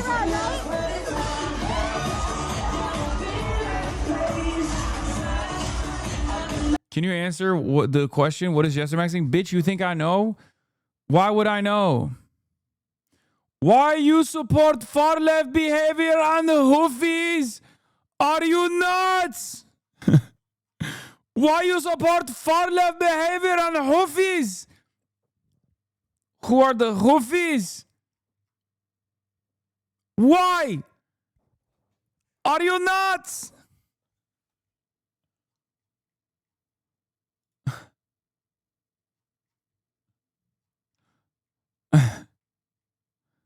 Hoofies, man, the hoofies. Why? Are you nuts?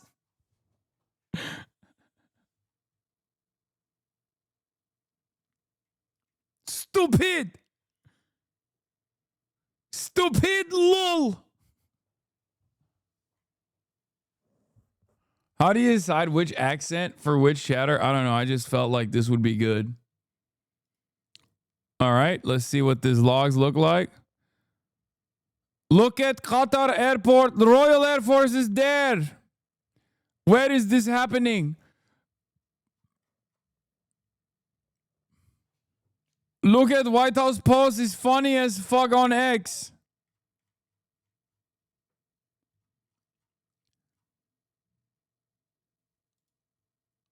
Poor Kaya. I know. She's on a walk now. She got groomed earlier. She's on a walk. Living a better life than you, my man.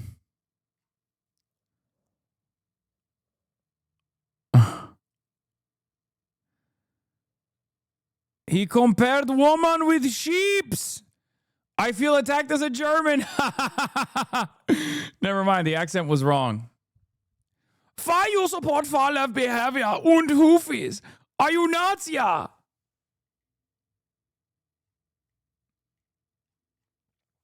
Pokaya, I'm EU MAGA. I'm EU MAGA. I will never have the sovereignty. Oh my God. Oh my God. Oh, I am MAGA. I am MAGA. I would love to vote for the AFD next time around, but I am MAGA. I am EU MAGA. Always and forever, yeah. Oh, mein Führer. Oh, Orangensaft. Mein Führer. Oh. Ich möchte Trumpf. Oh, mein Führer, you're so good. You're so good. Oh, EU MAGA. I love EU MAGA. I am German, bitch. Kartoffelsalat. Ficken meine Arschloch, mein Führer. Ficken meine Arschloch, mein Führer. Oh, I love the Trump. He's so good. Oh, please, Scheiße on me, Trump. Oh, I love being EU MAGA. I don't know what to say. Don't worry.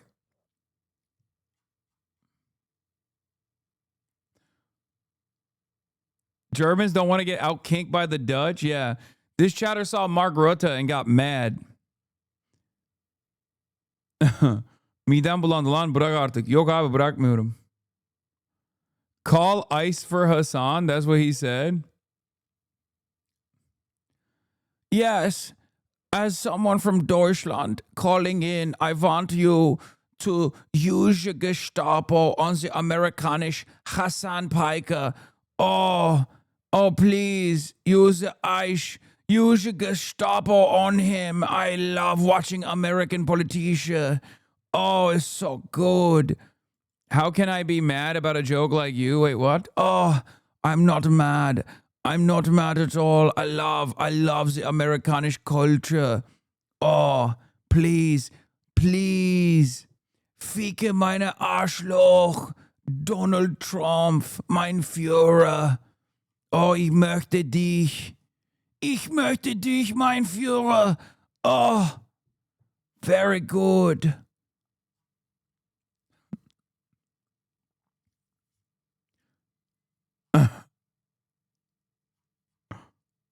Yeah, tell me your favorite American war crime while you're here.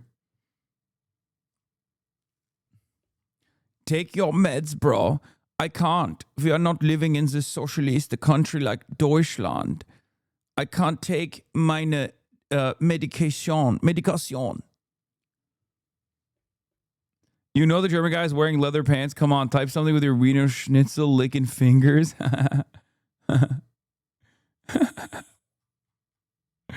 Oh, take your medication. Brother, who out of both of us is hallucinating, you think? Guy who is an American political commentator in the United States of America talking about how my taxes are being spent on dominating other Americans when it should be used elsewhere?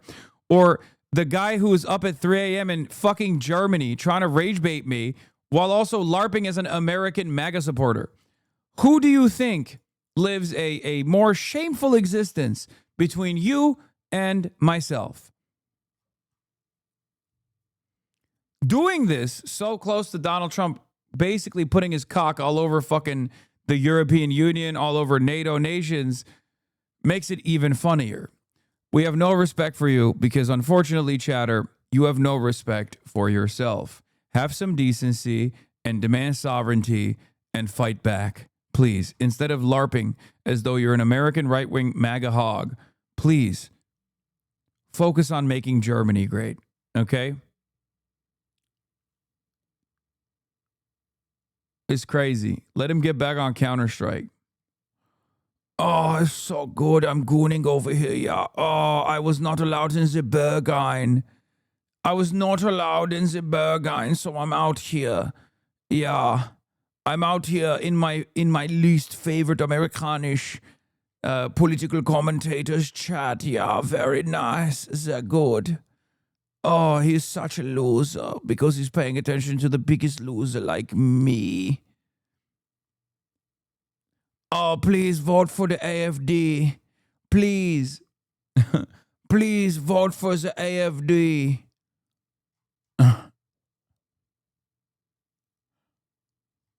You will never experience this, okay? You will never experience the aura of Kim Jong-un. Neither will I, to be fair.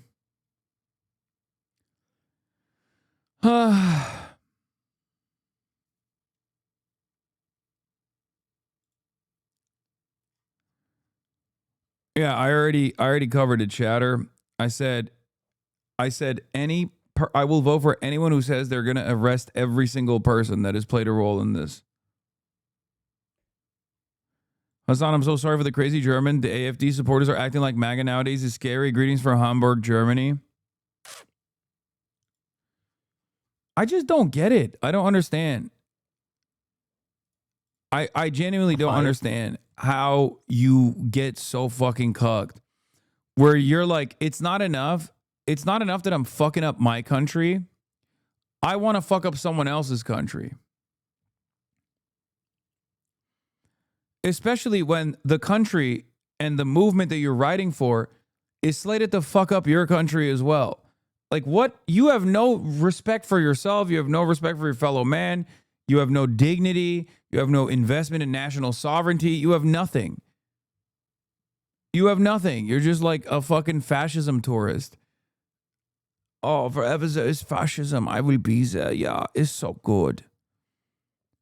What is this? Adrian Gonzalez. A verdict has been reached on the court case involving Adrian Gonzalez, one of the first officers to arrive at the scene of the 2022 school shooting in Uvalde. He's accused of failing to intervene and stop the shooter, resulting in 19 students and 2 teachers being killed. The jury has found Adrian Gonzalez not guilty on all counts. Of course.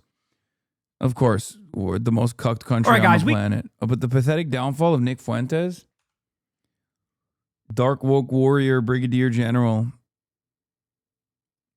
coming after Nicolas Fuentes. Anyway, I'm not going to do that right now. I'm going to... Party wants me to believe that Gavin Newsom is the Democratic frontrunner for the 2028 election. Gavin Newsom, who destroyed homeless encampments, who dated a 19-year-old when he was 40, who went on Charlie Kirk's podcast and talked about how much his sons loved Charlie Kirk, and now is on Ben Shapiro's podcast, guzzling ICE agent dick.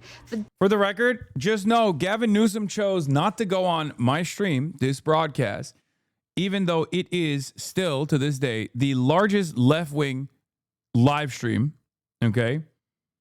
And Gavin Newsom has refused to come on here because he's worried that he might get grilled a little bit. And I promise I'll be nice. I mean, I'm nice to fucking Trump supporters. Why wouldn't I be nice to Gavin fucking Newsom?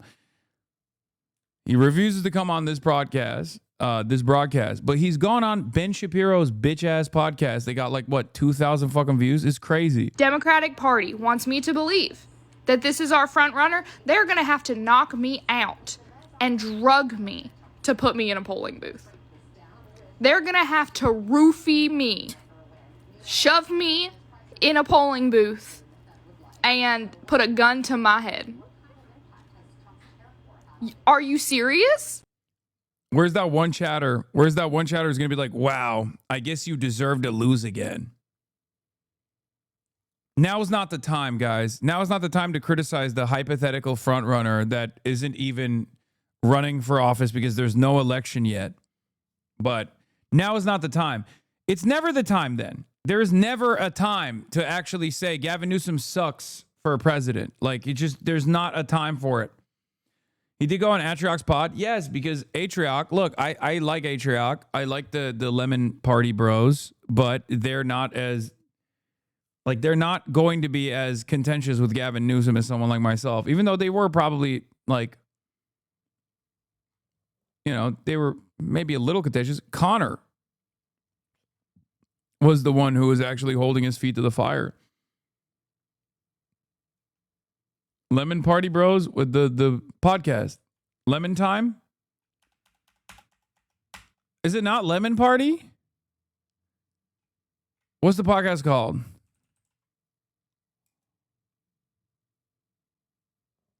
Why is Lemonade Stand? Lemonade Stand. It is not Lemon Party. I apologize. It's not Lemon Bros.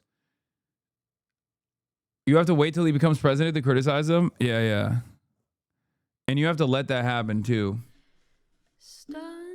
Anyway, that's all I got for today. I'm tired. I love you all, and I will see you tomorrow. Chat, do not Google Lemon Party, okay? That's the different thing, I think. Anyway. Oh my God, what a day, huh? What a freaking day. Half day Hasi, baby, 7 hours. You already know what it is. Let's go. Love you all. And see you tomorrow. Peace.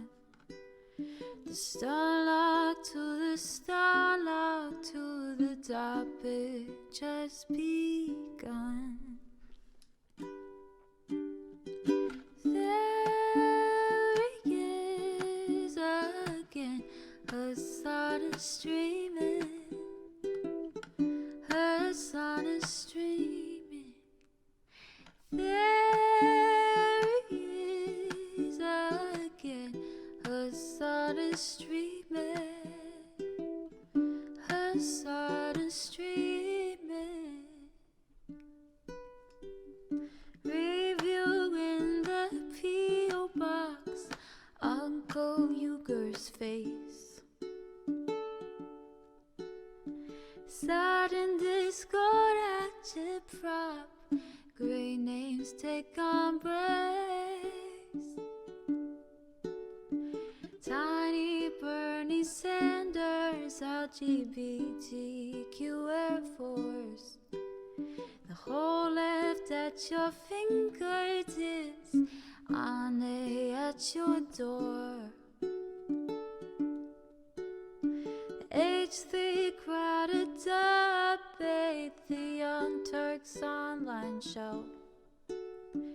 3 full fucking years of this, plenty more to go. 90-day fiancé talks of champagne bourgeoisie. A Trump rally live reaction, a mass riot at DC.